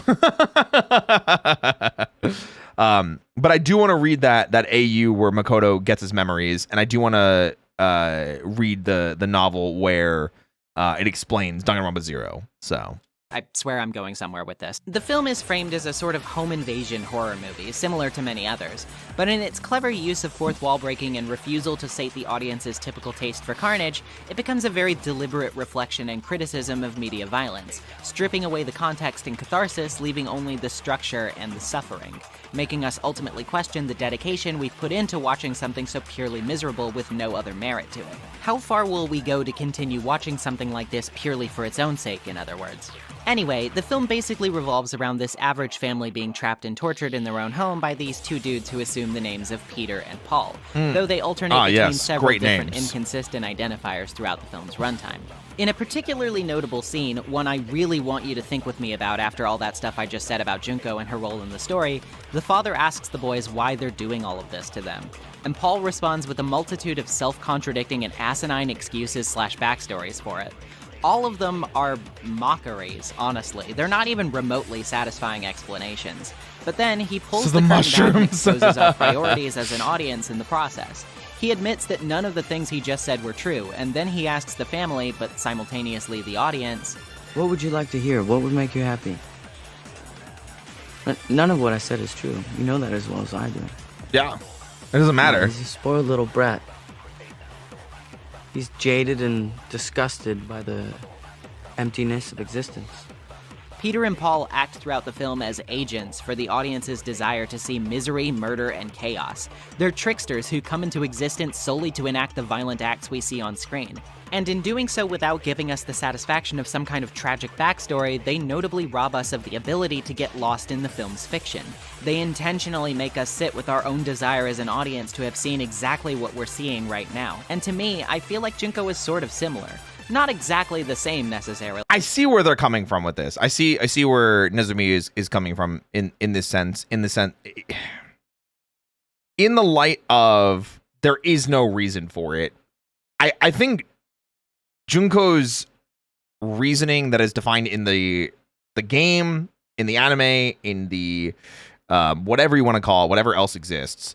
I will say at the very least, being the ultimate despair and wanting to sink the world into that ultimate despair is kind of the reason in and of itself. But I feel like you can justify all of that from Junko. There's a lot of other situations and a lot of other explanations I'm sure you can give to it, and her being like, well, it doesn't really matter anyway, because like what I'm doing is what I'm doing. And sure, I don't know about relating it to just saying like there is no reason. I think the point of despair is kind of the point, and that despair is kind of brought from there is no point. And that is the point, which I know sounds really contradictory. Anyway, sorry. That was just a loop of talking. I don't think Danganronpa is asking us not to get invested in its fiction. Yeah. In fact, its many twists, turns, and relative internal consistency prove the exact opposite. But it's this specific decision that really proves Junko's specific story function to me. No explanation could be good enough for what she's done. Yes, okay, Lingering good. on that explanation Came it would back just around. be detracting from the severity of it at this point. Yeah, All I that's agree. important is that she's given up on the world, and in doing so, she's doomed it to end. That is where I agree with, and that is, I think, probably the ultimate takeaway for Junko being the villain. That is good. Yeah, staple on that. Oh, right. Did I mention that before? Yeah, we've kind of got to get back to the whole child thing we were talking about. More thematic junk after. Anywho, in short form, we not only get the admission that Junko and Mukuro were twins and that Junko killed her own sister, not only the reveal that she erased our 2 years worth of memories of school life and forced us to kill people we already knew and cared about, but also the real kicker that the outside world we were so desperate to escape into was already driven into being a total apocalyptic wasteland a year prior to all this. Something that prior to their memory wipe, everybody already knew of and willingly sequestered themselves inside to survive. The headmaster's plan to protect everyone from said despair-induced apocalypse was thwarted, however, as by the time he started taking countermeasures, Junko and Mukuro had already been in Class 78 for a full year. And went to work sabotaging everything from the inside, killing the headmaster, prepping their killing game, and then wiping everyone's memories so that they would participate in it. A truly perverse and maniacal plot, to be sure. Oh yeah, also Togami's entire lineage was annihilated, so he's the only one of them left now. Get wrecked, I guess? I mean, yeah. Yeah. I don't know, maybe But there's also the funny parts of like what happened to every other character's families. I will say that is probably my least favorite thing about Ultra Despair Girls is I feel like it did not need to be about,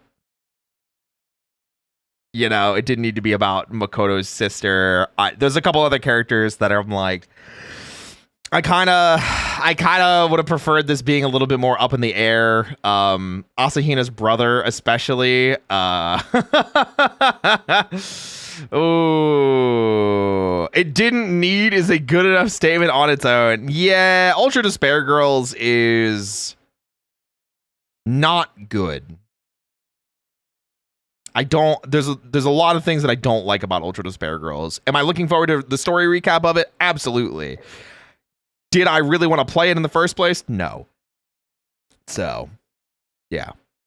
feel a bit sorry for him now, actually. This all too is confirmed by Genocider Sho, who, because of her not sharing her memory with Fukawa, is able to actually recall brief snippets of the tragedy, at least enough to confirm its truthfulness. Unfortunately, considering Fukawa was the one who mostly experienced it, she doesn't have many details on the process, and neither does anyone else thanks to their wiped memories, effectively leaving the way this all happened relatively ambiguous, at least in this installment.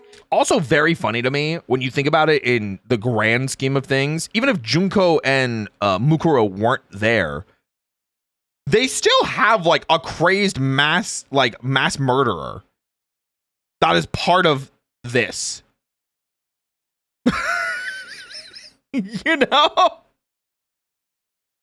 Not saying that Fukawa wouldn't be there for the majority of it, but like, yes, the world was destroyed. Now let's bring out our ultimate hopes. And this mass murderer we know about. Yes. Junko then brilliantly cements my suspicions about her character's role in this story, and the apocalypse she caused's role in this story here as well, responding to Kirigiri's frantic inquiry over whether this world-destroying event was concocted by some kind of powerful group, mob, or family, that actually, it was none of those things, really. How can I put it? She said. It was not wanting to be outed from the closet. Literally every single bad thing that ever happened in Danganronpa happened because a dude didn't want to admit that he was gay. That's what I remember. It is one singular moment that led to the destruction of the world, and it was because a dude didn't want to admit that he was gay. Okay, good. I'm glad I remember that correctly. I'm not kidding. They play it out in the anime. And it quite literally is like a dude didn't want to admit that he was in love with like his best friend or something like that. And that was it. And then he got blackmailed into doing things because he didn't want to admit that he was gay. and she was holding that over his head. Yeah, deadass. 100%. That is a real thing. That is a real thing. I'm being 100% honest right now, and it is canon. Literally, Junko won because a dude didn't want to be outed as gay. We'll get to it, guys. I'm sure Nezumi covers that. I'm sure Junko covers that. I'm sure Nezumi covers that in their videos. I'm talking about Junko too much. Jeez. I'm sure. Yeah, I'm sure they have videos on it. Yeah, we'll get there. Don't worry, guys. It was more of an ideological thing. Despair is contagious, you know? It's almost like a natural phenomenon. It do be like Everyone is capable of it. And now the entire world has fallen into despair. In other words, if you see despair as the enemy, then your enemy is the world itself. Ultimately, this whole killing game is revealed to have been orchestrated for the sole purpose of getting her message across to people even more concretely. As Junko explains, there are still stragglers in the world who believe in a future beyond all of this, a hope burning in their hearts that it will one day improve, will one day end. This killing game was solely constructed so it could be broadcast to those people. Either it would break their spirits from afar and force them to concede to the mob of misery like everyone else, or they would be foolhardy enough to come rushing to Hope's Peak to save the students, something Junko was quick to point out has happened and gotten them all gunned down by her security apparatuses in the process.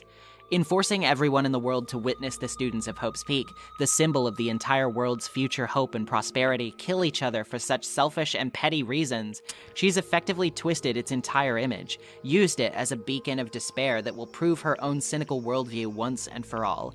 That is I think, one of my favorite things in the revelations when it comes to Danganronpa 1 is that was the whole reason that the killing game started. How the whole school was able to be turned into this killing field for entertainment. Because when you look at it under the scope of this is a killing game for entertainment and it is being televised, everything makes so much more sense. When you have that mindset, when you have that understanding, the whole game just clicks so much more. And the story, you just go, oh, duh, this was framed like this. Duh, this was set up like this. Duh, that's why Monokuma was doing X, Y, and Z and making people kill themselves or kill each other or anything else like that. So I love that. It feels like it brings it together and makes complete sense. To prove to every human on Earth that the glass will always be half empty. She even expected everyone to reach this truth eventually, resisted their efforts to scrape towards the truth for the drama of it all, but knew that they inevitably would crumple at the gravity of it all once they got here. And it seems they really are starting to. The truth, as I said before, doesn't always lead to what's happiest or best for everyone. Yeah. Because while the truth can give plenty of hope, despair is the other side of that same coin, ready to flip back over at any time. Except, it can always flip again. Because Makoto! As Naegi so eloquently points out, Junko has only been going on and on about her own way of looking at the world this entire time. He says that he hasn't seen the outside world with his own eyes to know if her characterization is accurate, and even if it is, the state of it does not point to her single seemingly objective truth. What is the truth, really? Yes, the definition changes from person to person, occasion to occasion. As immutable as it often seems, our understandings inform our truths, for there are as many of them as there are people. And this truth, that the world outside is irreversibly and utterly destroyed, doesn't have to be the truth. Or at the very least, it doesn't have to stay the truth. For as cynically determined as Junko is to hold on to that mindset, that despair takes root in all things, that all hopes will eventually come crashing down below the tide of reality, reality is just as capable of spreading that hope in the end. With the combined So it becomes power hope of people versus who despair. haven't given up on that future, who do see the world as worth fighting for, they can always ensure that despite every overwhelming odd facing them, there's just as much of a chance to get back up and right They're going those kind of wrongs crazy all with over it. again, no matter how long it takes to do so. It's radical action, it's belief, it's unification with your fellow man. It's hope! And it's hope. Yeah! Bewildered by his resistance, but not at all convinced just yet that he has a chance, Junko proposes a final vote. This vote is between both sides of a single debate, of hope versus despair. If even a single person is unsure enough to vote to convict hope, their coalition will crumble, and despair will win. mirroring perfectly the way our unification is constantly under assault by the plethora of anxieties held over our heads societally. This will also lead to the figurehead and representative of hope, in this case Naegi, being executed gruesomely, with everyone else forced to live out the rest of their lives peacefully in the school without incident, in deference to Junko's will. However, if everyone simultaneously votes to convict the side of despair, then Junko will execute herself, the third floor's air purifier switching off and driving them out into the newly accessible outside world, where she swears they will be unable to survive due to the ongoing worldwide societal collapse. Though at first it seems everyone might be ready to throw in the towel, I have a question for once we're finished with this that is kind of SDR2 spoilers, but I'm going to wait until we finish it, and I'm going to have it out of context. you use your Someone remind me of that later. absorb feature to add the very concept of hope to your truth bullets, going through and rallying your friends one by one, reminding them of the merit there is in belief, union, and their own ability to change the world together, even if it has come crashing down. Because there's always people left to pick up the pieces, and they can be those people if they try. Finally swayed to stand with you, it seems Junko is finally defeated. Though her ideology is... I will also say, I think at that point, that's when Makoto kind of like, air quotes, awakens to his real power as the ultimate hope. Yeah, he still has the, the ultimate lucky student thing, or the super high school level lucky student. But it's also super high school level hope. And that's because he, air quotes, he beats Junko. So in that moment dismantled, it still has only clearly fallen in the eyes of the survivors standing in this room. Convincing the entire world is going to be a massive undertaking, which she wonders if they'll really be able to accomplish considering its scope. If you guys want to get all hung up on the word hope, that's no skin off my nose, she says. But just be warned. From this point on, one despair after another will stand in your way. No matter where you run, no matter where you hide. Maybe you'll find some hope, but there is a very fine line dividing that hope from bitter despair. With those thoughts left imparted, she shuttles off to her own self-imposed death, violently resisting Naegi's words that he has no actual desire to see her killed. Until the very end, she's convinced herself that the pure erasure of death is the greatest reward she could ever get. That final silent castaway into pure irrelevance is itself the greatest embodiment of her ideology. The eyes swirling goes crazy, man. Enduring a mini-sized version of every execution she's doled out until now, Junko Enoshima finally lands on the conveyor belt she failed to kill Hope with. And when the block hesitates for just a moment, her grin fades into what might be a final animal wish to survive before that mechanism, loaded with all the weight of the despair she so championed, comes crashing down, and there it is. Mastermind's life, once and for all. So ends the final class trial, the final chapter, and life at Hope's Peak. So begins a new journey, as one comes to its close. So, for context, because I'm gonna ask this now, Junko is dead. She is absolutely dead. She is gone, air quotes, and physically she is dead. However, there's obviously stuff that happens later, and the thing that I'm curious about, for those of you that have seen the anime and that have played SDR2 specifically, shouldn't Junko be missing an arm? Shouldn't Junko be missing an arm? Do they ever explain that? Or was that they just didn't think of it at the time? Because it wasn't a plot point. Junko should be missing a lot of things. Okay, yeah. The arm was just the big one. That happens after DR1? Wait, I thought SDR2 was already like going on during this. There's so much we could discuss about that. We're gonna have to wait.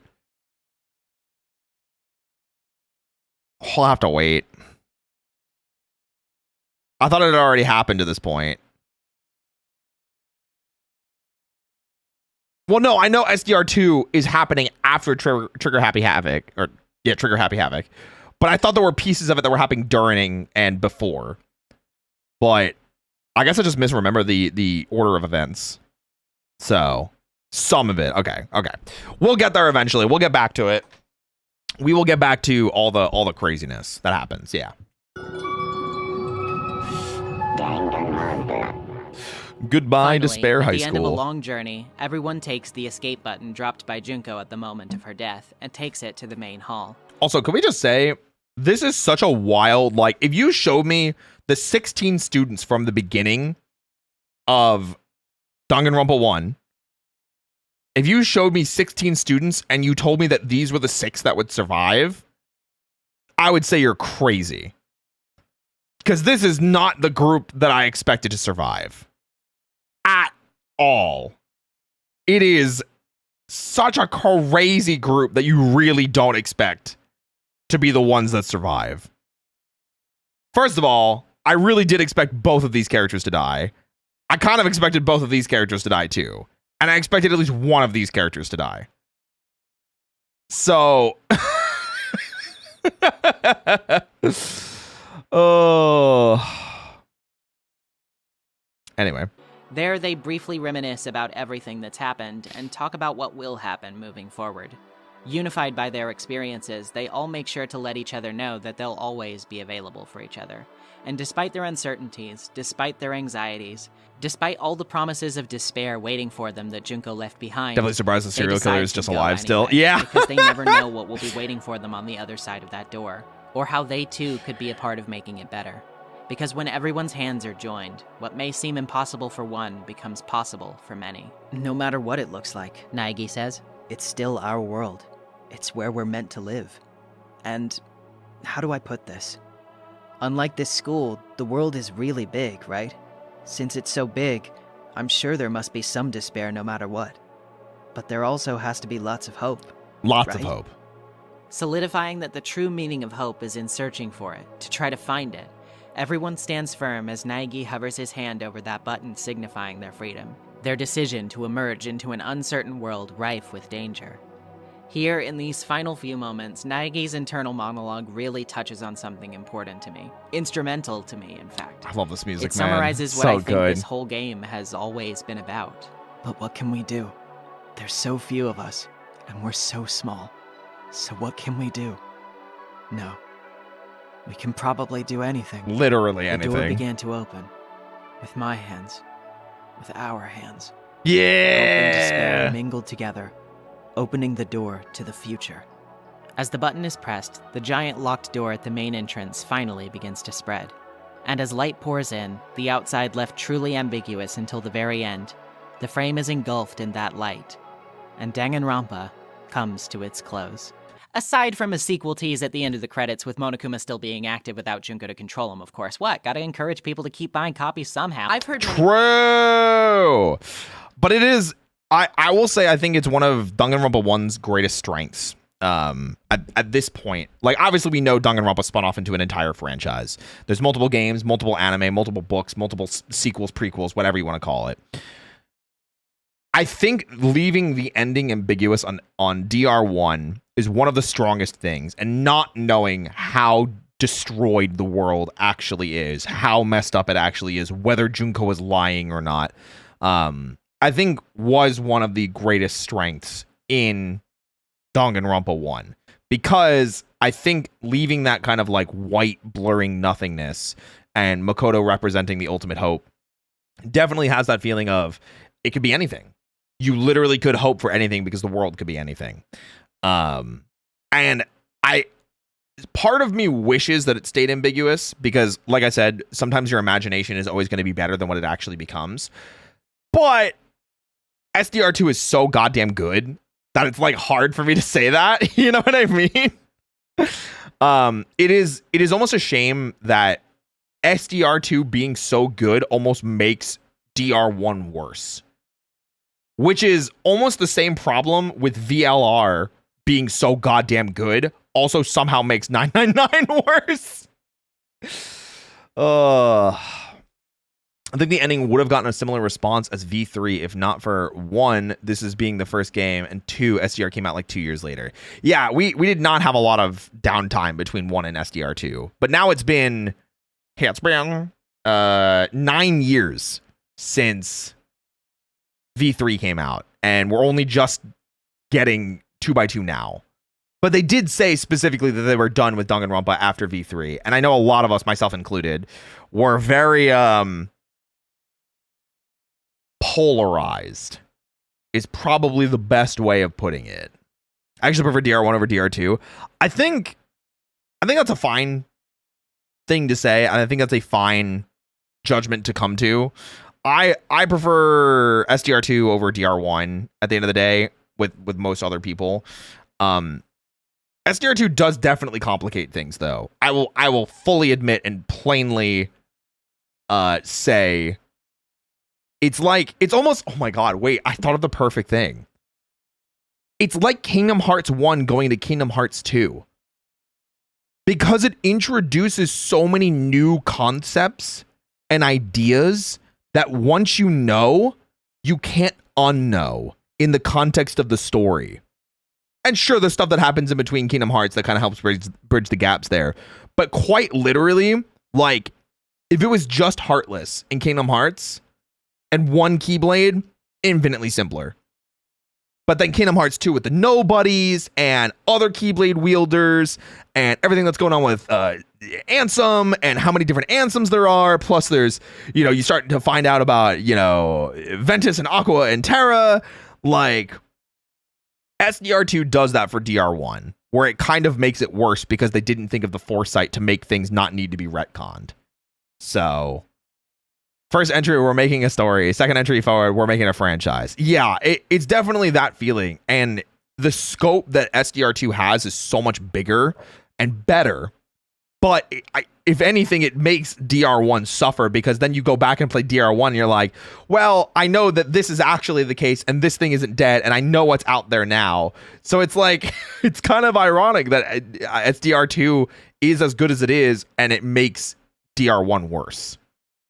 I only played Trigger Happy Havoc and watched others play the other two games, but the first game will have a special place for me. I think that's totally fine. Just like Kingdom Hearts 1 will have a special place for me always. I've heard many say that the ambiguity of this ending is frustrating, or that at the very least, it's incomplete without playing Danganronpa 2. But I disagree. Nezumi hit me. But I disagree.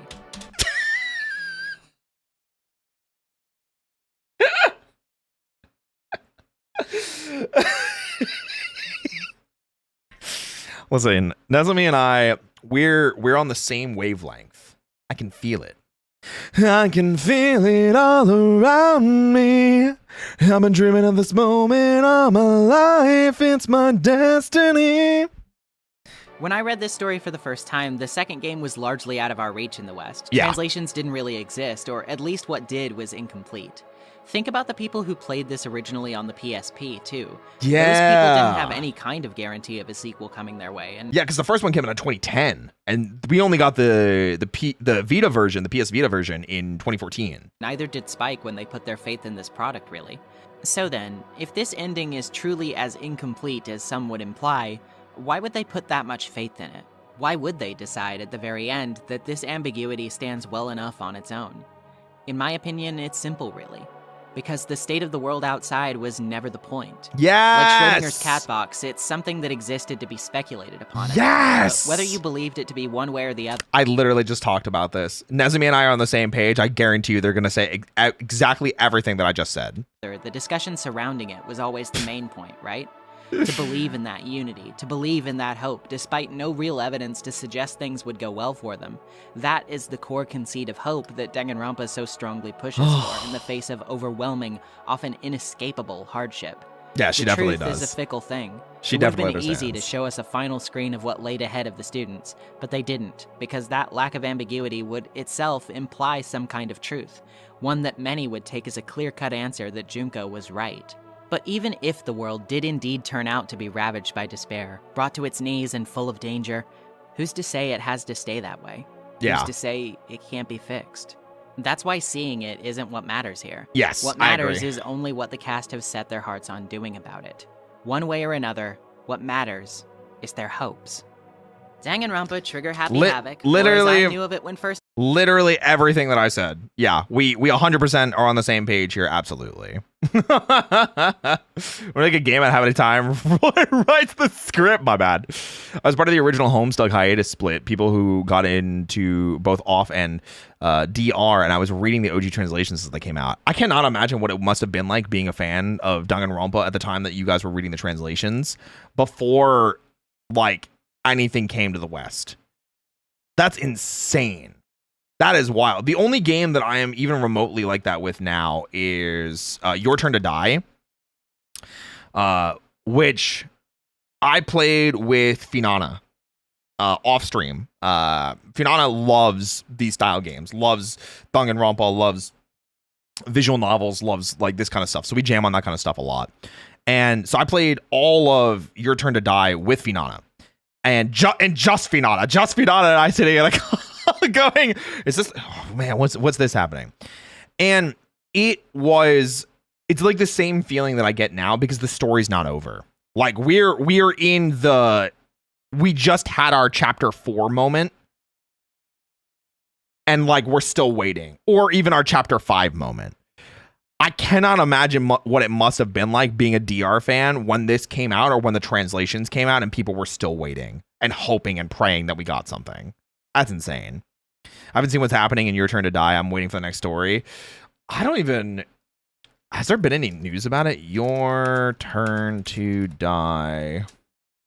Chapter 3, Part 2. Do we have any information about it yet? Is there any information about it yet? I don't think so. I think the last update was like 2 years ago. I think the last update was like 2 years ago. Like there hasn't been any updates since then.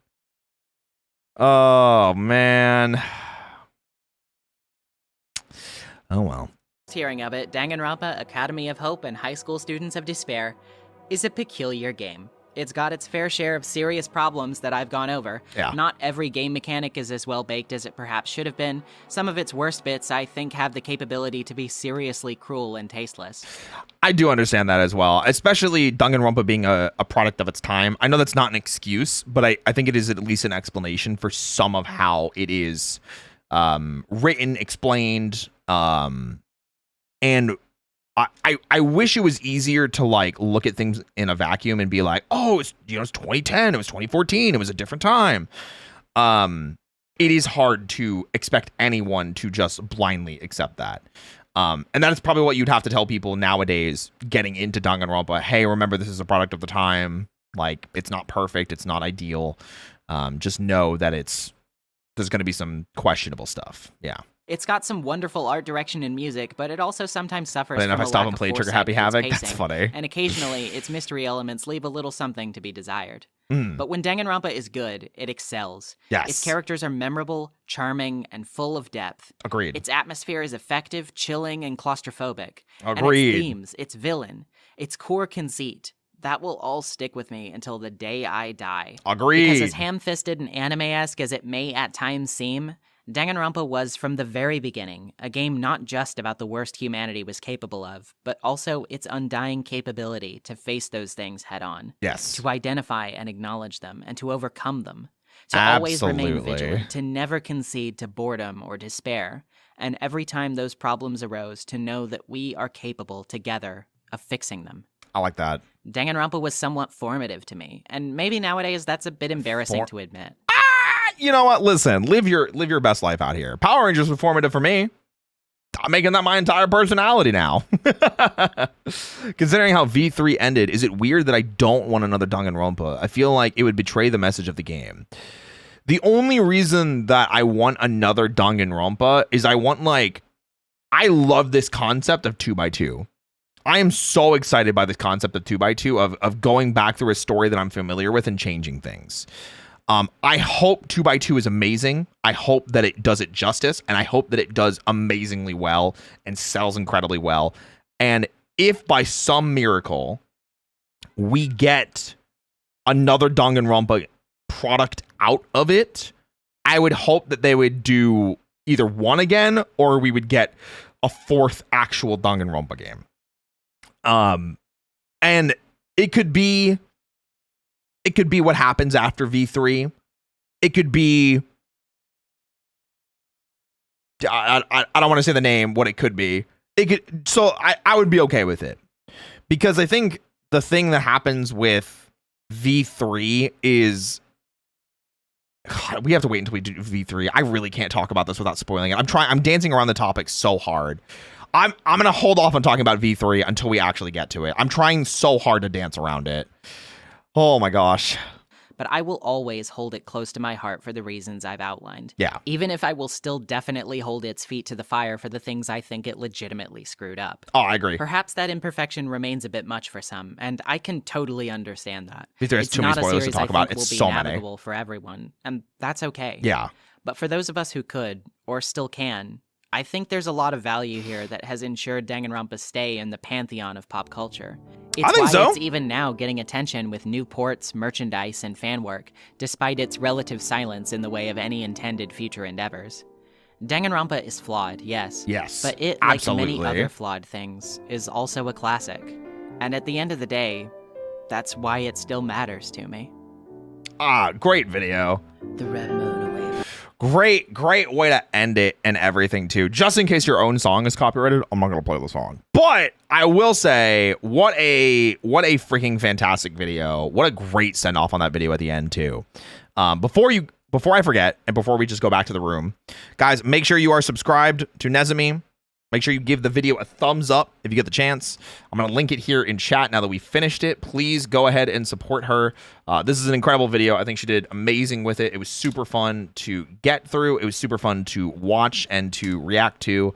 I'm very, very fortunate enough and thankful that she was so receptive to me reacting to it here on Twitch and on YouTube. Now let's go back to the just chatting scene. Skrapow! Yippee! Yeah, that was great. Super fun video. A lot of really cool behind the scenes information that I was unfamiliar with. I think like the beta stuff with Distrust, I didn't know that much about. I was familiar that there were like beta versions where it was significantly like darker and grittier, but I didn't realize it was that crazed, you know? Even though DR is pretty popular and I like it very much, I do consider it a guilty pleasure, something that is technically of low quality but still very much enjoyable. I don't know if saying it is low quality is fair. I think, for better and for worse, Danganronpa is a product of its time. Back in 2014, it was catching lightning in a bottle. Not in the same cultural impact that I think Power Rangers has had, but very much in the way that, like, this is such an ironic thing because this is US we're talking about now. 2014 was like prime time of Hot Topic era stuff. You guys know what I mean? I feel like Hot Topic in that era was like exploding. And Danganronpa to me is like that Hot Topic craze that was lightning in a bottle. It popped off. It caught in the zeitgeist so hard. It was something that everybody was aware of for at least 5, 6, 7 years. And even though we haven't had a major release of it in years, everybody is excited for 2x2. Everybody that I've talked to that is a Danganronpa fan, now talking about 2x2, I can feel the ambition, I can feel the excitement, I can feel everything and how excited they are for a sequel, which makes me so incredibly excited. It makes me so incredibly excited to see what 2x2 is going to come, or what is going to come from 2x2. That's why I keep saying I hope that it is a slam dunk success. I hope that it is amazing. I hope that it is super enjoyable. I cannot wait for it to come out. Very much in the same way that, like, even though I'm not caught up on Ace Attorney at all, I'm still praying for the day we get another Ace Attorney. I think having another Ace Attorney would be dope too. I don't know where they would go because I haven't finished the Apollo Justice games, so I do really want to play them. I do plan on it. So, but yeah, I mean, this is one video of many. Very fortunately, Nezumi, she has a ton of videos on Danganronpa as a whole, which is really exciting. There are a ton of videos in their playlists. If I look at the full Danganronpa retrospective that they have, that was the first video of like 12. So obviously next, we're going to be going into Danganronpa 2, which I think everybody, I'm pretty sure everybody can attest to it being amazing. But like, there are so many really, really, really cool videos that they have going over the series, going over the franchise, going over so many wonderful things. And I cannot wait to dive more into everything. We've had other things from the other creators, though. Oh, yeah. So we've had like other projects. There was Project Raincode, which I only played the tutorial case. And I'm going to be super real. I was not super blown away by the tutorial case because it just felt so needlessly long. It was like a 7 or 8 hour tutorial case. And I was like, man, I am not here for this. I would like the opportunity to go back and play it at some point. And I especially want to do the other one, which is the one that I hear more about. And Finana has told me about it a lot. And that's 100 Line, which is Last Defense Academy. I have heard amazing, incredible things about 100 Line and how great it is. So I definitely want to give it a shot. But I think that might be a game that is played off stream. Oh, yeah. And then I also want to play AI, the Somnium Files. I've heard crazy good things about AI, the Somnium Files, because that's made by the same people that made Zero Escape. There's a lot of visual novels that I really want to play, but unfortunately, I don't have as much time as I would want to play all of these visual novels. And sometimes it's hard to play visual novels on stream. I already know, because like I literally just talked about that I want to play the Apollo Justice games too. So I have to pick and choose which games that I want to play. Oh, is it not AI? I thought it was AI, the Somnium Files, because it was about an AI. My bad. I want to play a lot of these, but unfortunately what is probably going to happen is that I am going to have to play a lot of these games off stream. And what we've been doing with some of those experiences is I have been recording my sessions when I play in Discord, and then recording them and putting them on YouTube unlisted. That way people can still see what my opinions are. They can see what my experiences is with those games, those activities, those stories. We're currently going through Final Fantasy Tactics over on the Discord right now. Tactics was a game that I was really enjoying on stream, but I definitely started going catatonic because I was so focused on the story and so focused on listening. And I know that's really not good for stream content, so I like making sure that we all enjoy ourselves, so... But that is going to do it for us tonight, guys. We made it to the end of the stream. We made it to the end of the video. We freaking made it. That was a 9-hour stream because we had about 4 hours of collabing beforehand, which is insane. It's insane. It's insane. But yeah, that's going to do it for me. I will be back tomorrow. We're going to be playing a horror game, which I just saw somebody ask if I like horror games. I do. We're playing a horror game on PS5. It's called Madison. I've heard it's very scary. I'm very excited to dive into that for the first time. We're going to check it out. We're going to have a blast. So if you guys like horror games, you guys like hearing me scream, you guys like hearing some spooks, definitely come by. If you tried any of the Disgaea games, Disgaea 1 and Disgaea 5. And that's it. So I think there was a question you wanted to ask. I did ask it. It was going to be about Junko's arm. That was the question. So definitely read of the spooks. Hell yeah. So, but thank you guys for coming with me. Thank you for spending 9 hours with me on stream today in total, between the collab with the boys, playing Gamble with your friends, and then of course the Danganronpa retrospective. I knew the Danganronpa retrospective was going to be long, and I'm glad that it went very much in the same way that Power Rangers does, and that I was able to stop and pause and yap, and kind of share that passion with you guys. So I hope you enjoyed my insights and my opinions on things, and I hope you especially enjoyed Nezumi's amazing video. She did fantastic with it. Love it, and I cannot wait for the next video that we watch, which will be the Danganronpa 2 video. I don't know when we'll be reacting to that. It'll probably be in June. It's It's not like an, oh my God, I'm going to react to the next one tomorrow. I'm thinking sometime in June. So definitely look out for that. It's going to be super fun. So, all right, guys, I will see you next time. I hope you all have a great rest of your night. Bye, everybody. Bye.